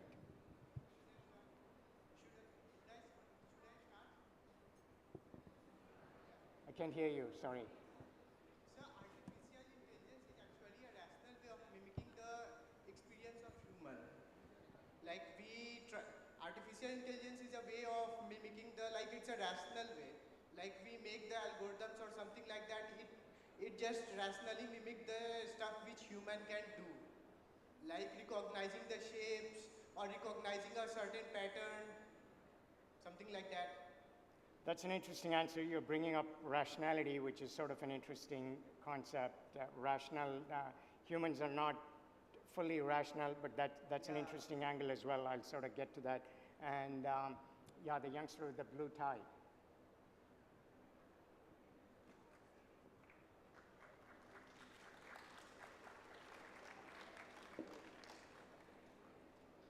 Very good afternoon, sir. So I'd like to define artificial intelligence like it works on the principle of a database which is after a point so capable that it's able to predict the future outcomes on the basis of the data it has been stored. And it can also be defined as the combination of deep learning and the machine learning itself. So once the database is capable to predict the future outcomes so properly that the linear curve goes right, accurately, then hence we have the artificial intelligence. Okay. You've read some things from the curriculum and some articles, which is good. I think you are primarily getting up to the notion of learning, which is making predictions, improving things, and so on. That's sort of one important aspect of artificial intelligence. So all good answers. I think you folks are on the right track here. But in the interest of time, let me move things along here. So one of the interesting things about AI is people are still trying to figure out what it means, right? On the one hand, we want faster, cheaper, better machines. On the other hand, there are some folks saying, oh, there are many humans that are smart. Everybody thinks they're smart, right? You say, I'm smart. Why can't my machine be as smart as me? So there are two things to think about. One is, and let me start with sort of an analogy, the bird versus airplane, right? So most of you have traveled in an airplane or at least know the functionality of it, right? Even though you may not be able to design it, some of you folks may be able to. They're very different architectures, right? A bird is obviously able to fly very efficiently. It also procreates, does other things, and so on. But we built airplanes to do some very narrow things, right? To transport people safely from one place to another. Also cargo, and maybe cargo planes don't have to be as safe as the passenger planes, but they need to be very safe, even though we've had some high-profile crashes. We've also seen that, everybody reads about now the carbon footprint of planes, right? So they're not very energy efficient. If you look up sort of the energy efficiency of a bird, there are some birds that come from the northern hemisphere to the southern hemisphere for the winter and then go back and so on, right? Go back exactly to the same place. So very sophisticated navigational skills as well. So there are some things that birds do well, but we didn't replicate the birds to create an airplane. So that's something to think about. This is one of the commonly used analogies with respect to how we should be thinking about AI. So there are two schools of thought within AI. One says we should understand better the human brain, and we don't understand it perfectly, and try to mimic the human structure as well, while replicating some of the functional capabilities. But also think about, do we want more help in terms of abilities that mirror our abilities, right? Because we can always hire a teammate, or we really want machines that are complementary to us, right? Which is why do you use a bicycle?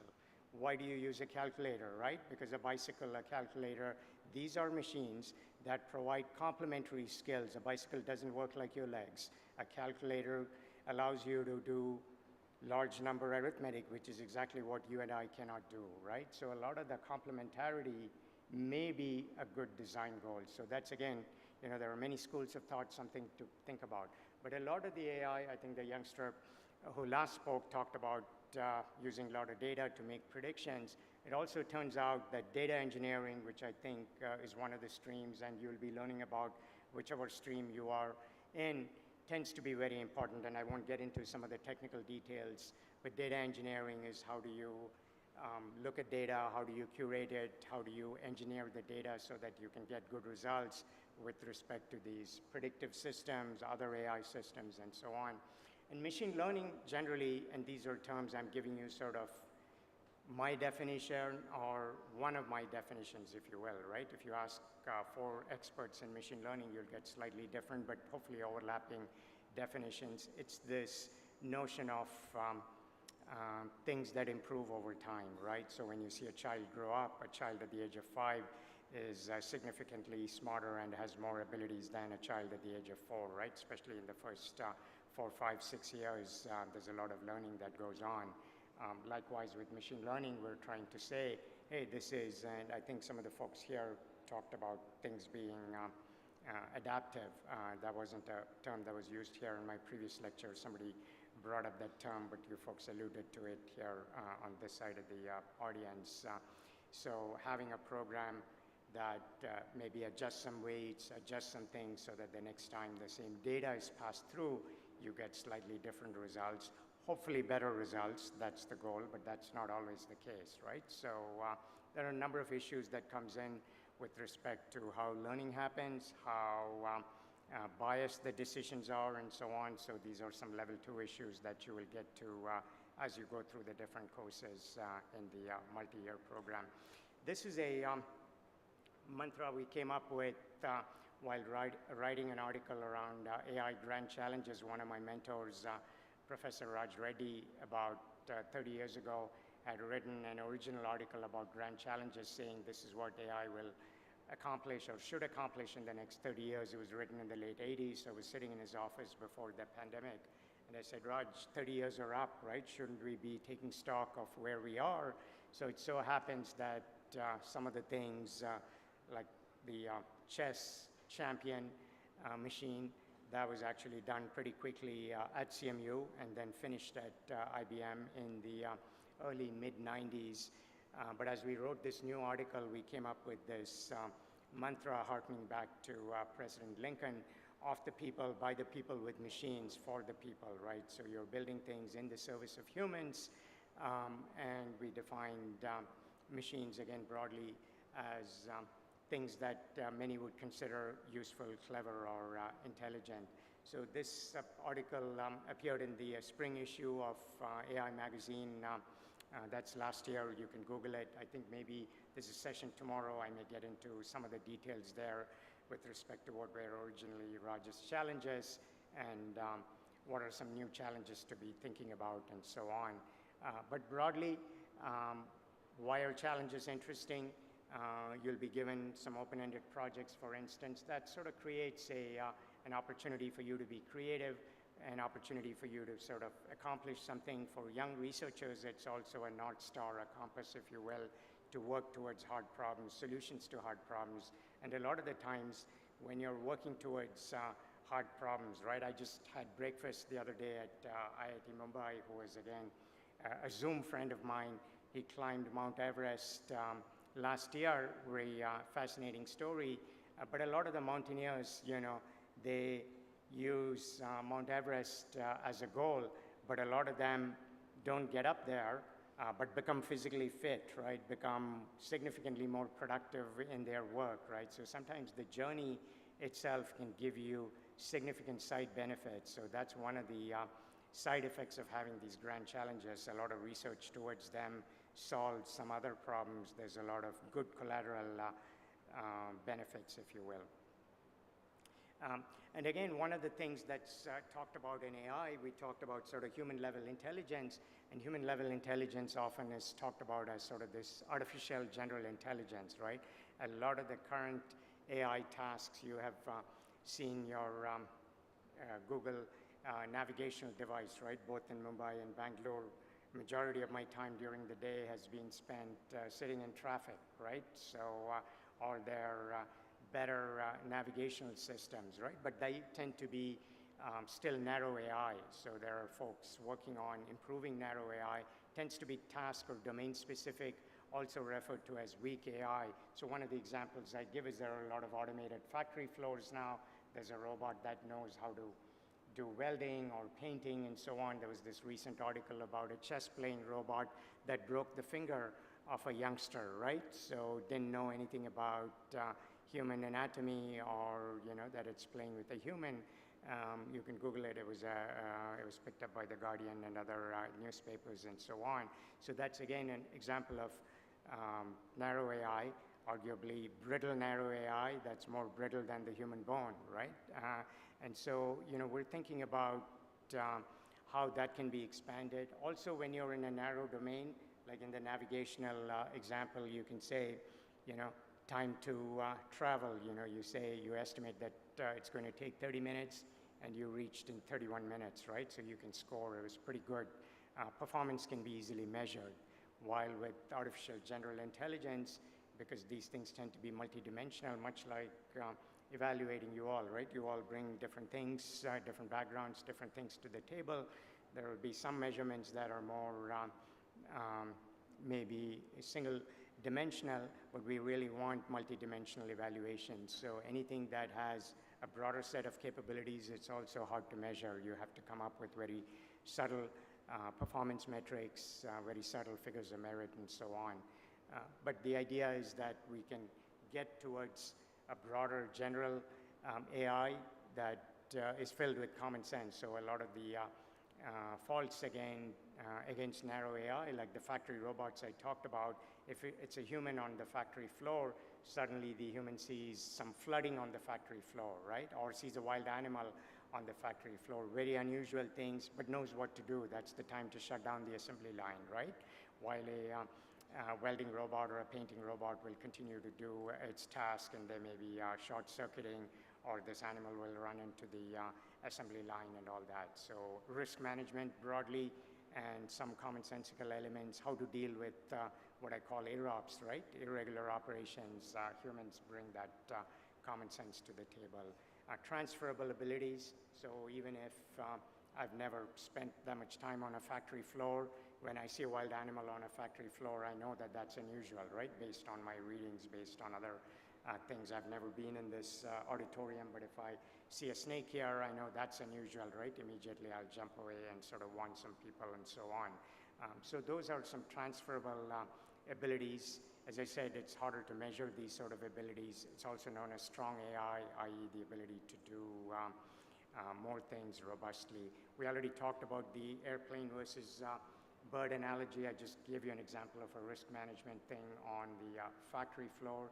But risk management tends to be a meta goal for many systems, and I think it's particularly important to think about it in the context of human-machine teaming as well. If machines can do certain things faster, cheaper, better, and ideally complementary to what your abilities are, human abilities, can humans excel, at least in the short term, with respect to risk management? Can they bring some of that commonsensical element, right?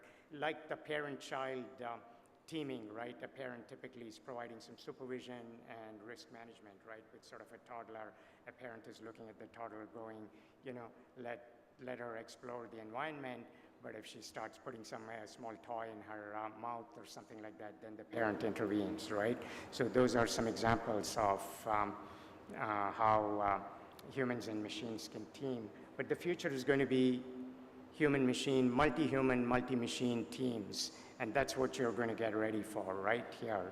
This future is something that you need to take seriously and think about things like risk management, tail risk, which are these unusual events. And I'll get to, I think I have a couple of slides on ESG and so on, environmental, social governance. I say ESG is the acronym of the decade, right? We'll dig into that a little bit today. Maybe I'll talk about it tomorrow.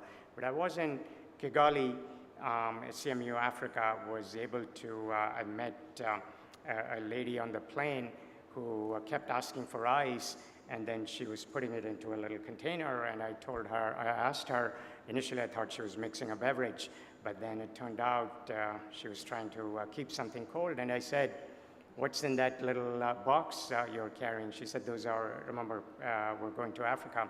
She said, those are vaccines. I said, are those COVID vaccines? She said, no, she mumbled something, but after I met her a second time, I realized those were typhoid vaccines, and she was part of a larger group that was elsewhere. They were trying to, funded by the Intuitive Foundation. So Intuitive Surgical makes the Da Vinci robots, medical robots, that a lot of surgeons now use for minimally invasive surgery. So their whole team was crisscrossing emerging economies. I think they were at the Maulana Azad Hospital in Delhi, and then they were, so the head of Intuitive Foundation, she was the VP of strategy, she wasn't in the plane, but later on, 3 of them came over to Carnegie Mellon, Africa. I was able to set a meeting. It was one of those fascinating meetings where I'm the dumbest person in the room, and that's a good thing, right? Because I'm sort of learning so much from these folks. 3 world-class surgeons. One of them said, I've never practiced in the US, but he's operated in Somalia, he's operated, I think, in Bangladesh, all the low-resource and war-torn environments. But one of the things that came out of that conversation, because they were trying to take the high-end surgical skills and translate them to low-resource environments, also to low-skilled or emerging skilled clinicians. It turned out that we got into this discussion about knowledge acquisition versus skill acquisition, right? So knowledge acquisition is like taking your mother's recipe and saying, you know, I have the recipe for a great biryani or bisibelebat or whatever it might be, and then you cook it and find that it doesn't quite taste the same, right? And your friends or your partner might say, hey, that tastes nowhere near like mom's cooking, right? That's sort of the difference between knowledge acquisition and skill acquisition. So a lot of the learnings come from doing, comes from muscle memory, also comes from, you know, some subtleties around managing the knowledge in the context of the process and so on. So I urge you to think, I hadn't thought about it deeply, but after that conversation, I said I need to be thinking about knowledge versus skill acquisition a little bit more, because I'm not good at my hands, with my hands, but if you're helping a baker, if you're helping a surgeon, if you're helping somebody who's putting up a building like this, those sort of things become very important, sort of the repeatability, the replicability, and so on. So I urge you to think about this knowledge versus skill acquisition. I know some of you, I heard some clapping and so on, some of you folks are good test takers, right? So test taking is more knowledge acquisition, but you want to make sure that you acquire skills, right, as well. So, and this is one of the things a few years ago when we did a workshop of a similar ilk. At that time, President Trump was in power in the US. There were a lot of tariffs around the where a good or service originated, right? So Trump was putting on tariffs around steel originating in China. So a question was asked, what does it mean to be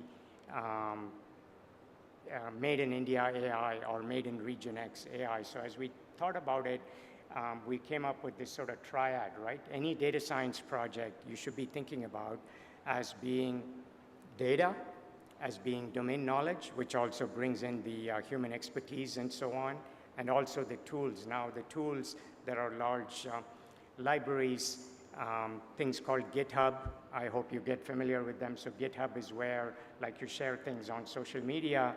It's the social media for programming. It's the social media for sharing well-crafted programs and scripts and so on. So a lot of the tools are accessible to the person in China, to the person in India, to the person in Mexico, right? But a lot of the innovation has shifted to the data. If you had a certain data set, what could you do with it, and so on. So I would urge you folks to really think about the triad as you go through data engineering or machine learning and AI. What does the data mean? How can you sort of think about the different aspects of the data and domain knowledge more than the tools as well, because you'll be focusing quite a bit on some of the tools and techniques here. Paying attention to the data supply chain, so that's a phrase I use. Some other folks have used it in a different light, but my interpretation of a data supply chain is where did the data originate from? What journey has it gone through, right? That tends to be very important as you build models, as you incorporate that data. If there are some assumptions, if an average was calculated, if a missing value was assumed, what was the journey of the data? Who approved the data? Or things like inflation numbers, population numbers, they're estimated. How were they actually estimated and so on, right? If somebody tells you, my baggage weighs so much, I've been flying so much, is that scale accurate, right? Can we calibrate that scale and so on? That tends to be very important, for instance, in, say, a chemotherapy application or delivering a drug to a small child and so on. So, you cannot believe that a 0.5 gram dosage is exactly that unless you know that the scale or how it was measured is reliable and so on. So pay attention to the data supply chain. Where did it come from? Was it calibrated? What assumptions were made in massaging the data and so on. And typically a data science or AI project tends to have multiple objectives. It's not just about accuracy alone. You want things to be accurate, and accuracy is sort of multidimensional. It's not one size fits all. You will learn about different metrics for accuracy. Needs to be bias-free. Again, sort of the lay interpretation of bias. Some folks say after we act, maybe that wasn't the right thing to do. A colleague or a parent may say, or a well-wisher may say you were not being polite, or you are being biased in that transaction or interaction. So now there's a whole body of work around defining what bias means. And so that's something for you folks to be thinking about. Explainability is important. There are these black box techniques which tend to be not explainable. So can you quiz the AI if it came up with an answer, why it made that decision? For example, a GPS, it may say, you need to now, it's rerouting you. What if you could quiz why it was rerouting you and so on? And low cost, obviously in environments like emerging economies, we have the term jugaad, right, which is low cost innovation. So low cost is another metric. And these multiple objectives obviously don't always point in the right direction, right? So what is the right trade-off in certain applications?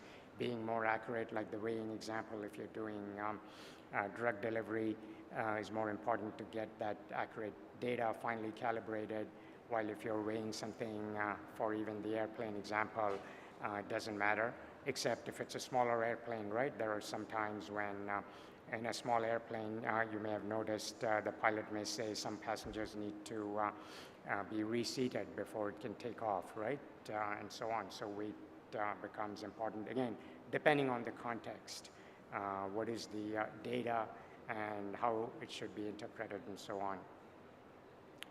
So bridging the gap, this is about, I talked about narrow AI, I talked about sort of this human level intelligence, which many of you think that's sort of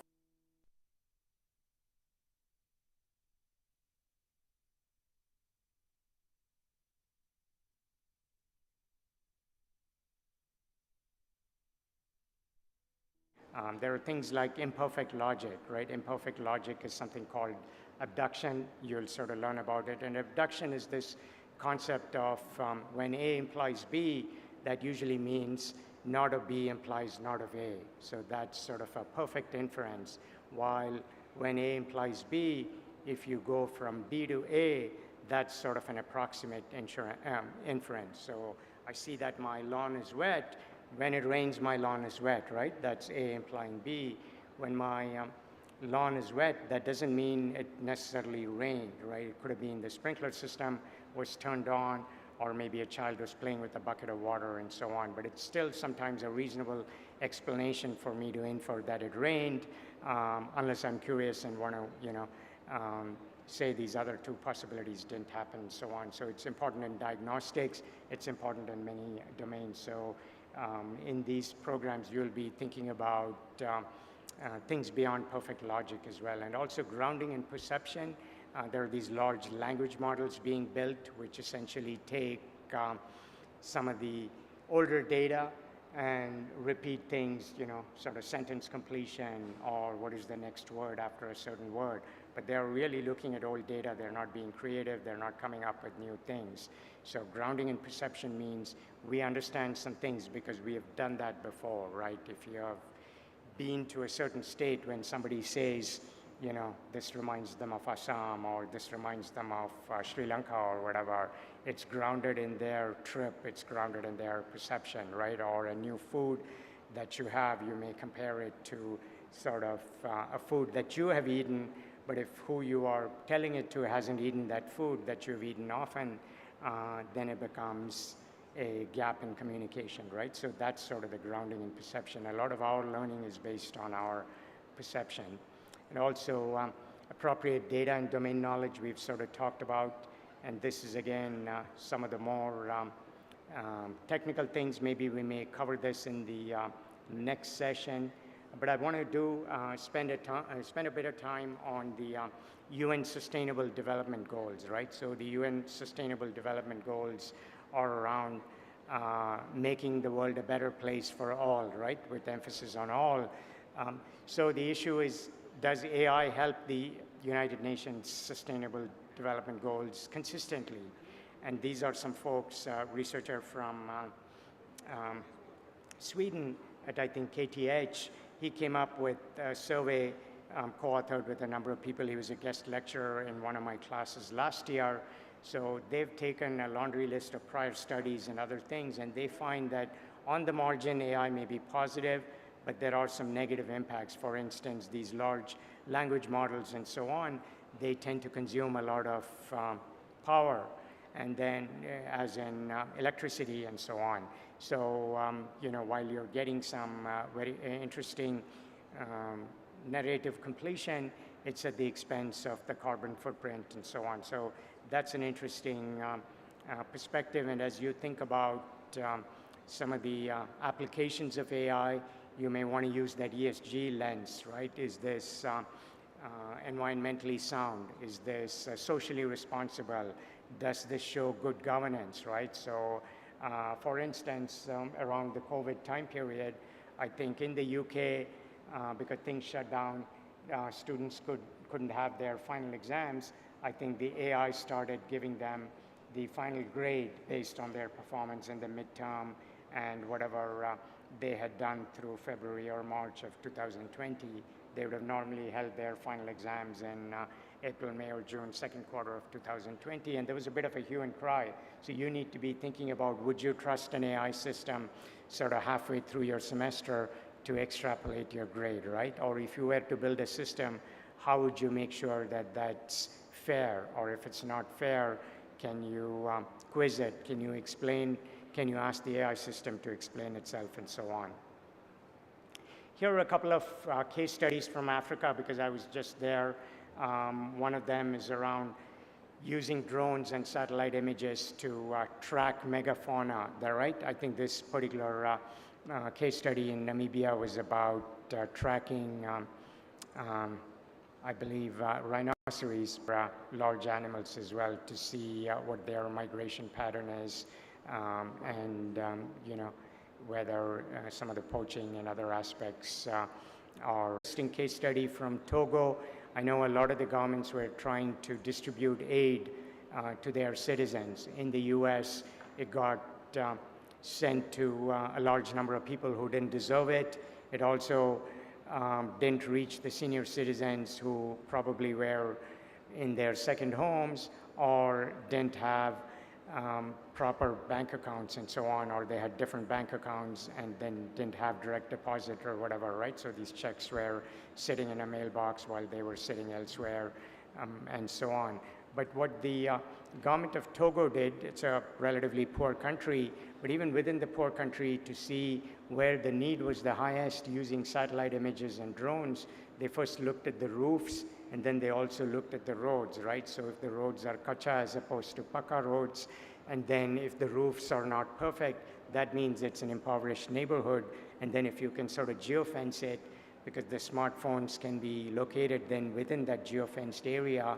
And Africa, there are a lot of payments, M-Pesa and others, which are able to, M-Pesa is in a different country, but they were able to transmit money into their e-wallets by geofencing and using smartphones, but using AI and appropriate data garnered from satellite images and so on. So that's an interesting case study that's, I think, widely applicable to many emerging economies that may spark some thought in you folks. This is something to be taken seriously, which is the carbon footprint of these large language models. A lot of the AI is now controlled by big tech, right? Especially the language models are coming from OpenAI, Google, Facebook, Microsoft, that have made huge investments in hardware as well as software, or they're government controlled in China and the US. A lot of the US research is funded by DARPA, IARPA, NSF, NIH, which are all government entities. And most of the research is well-meaning, but there are some defense-oriented applications. There could be some nefarious applications. In democracies, you know, you have a say in how things are being funded because you can change the government and so on. In non-democratic countries, this is an even bigger issue. But the issue is AI production is now tightly controlled by governments, big tech, while the AI consumers are in emerging economies, right? And that's where the bulk of the consumers are. The worry is that'll introduce some trust issues, access issues, like we saw with the COVID vaccines. The science was incontrovertible, but still we had issues with the uptake. We had issues with the belief in them and so on. So early on with AI, if we can sort of preempt those issues, it'll be interesting. Some of the democracies, as I said, have an important role to play. Some of the smaller countries may want to bring these larger countries together. I was recently in Qatar. I know Singapore early on held that political summit, right, between President Trump and Kim Jong-un. Didn't really accomplish anything, but Singapore can hold summits to have collaboration around global AI strategies. Global AI and data strategies are required for uniform adoption of privacy rules, for uniform adoption of things like climate principles, climate protocols, and so on, because, you know, if there's a pollutant across the border from you, you know, you're going to get those noxious fumes into your region, into your country, and so on. So global cooperation is much required, and these smaller countries are thinking they could play a thought leadership role.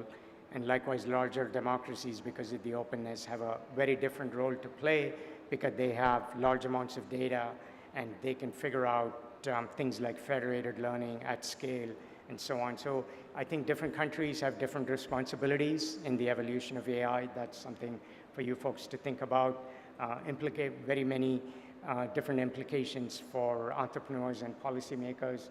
I think of three broad spheres. We all want added health, added wealth, added wisdom, right? Wisdom seeking is why you folks are here, but as each individual sort of seeks those three things, when you aggregate it at the macro level, be it at the government level, those are where things, policies and other things need to be tweaked. And we already sort of alluded to the role of low-cost innovation, or Jugaad, which has been pioneered here.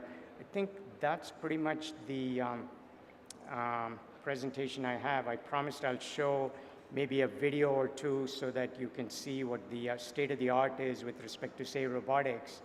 So this is some work from a colleague at Carnegie Mellon. Since I've talked a lot, you'll see some interesting things.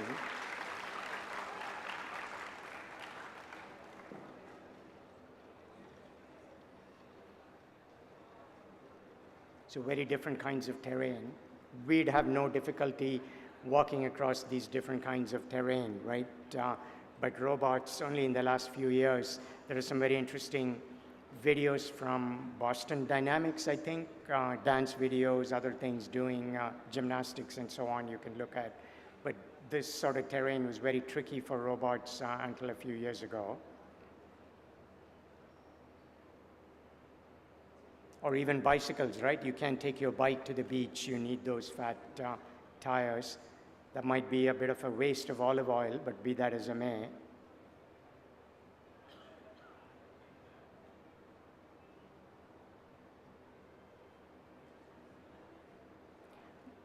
Much like what humans would do, right? We tend to be a little more careful when we see surfaces like this. So I just wanted to give you sort of a preview of that. I've got a few other things with these sort of large language models where, or DALL-E 2, which takes prompts and gives you pictures in return, stumbles on a lot of relational things that we talked about: convex, concave, different shapes. So here the prompt was a red basketball with flowers on it in front of blue one with a similar pattern, right?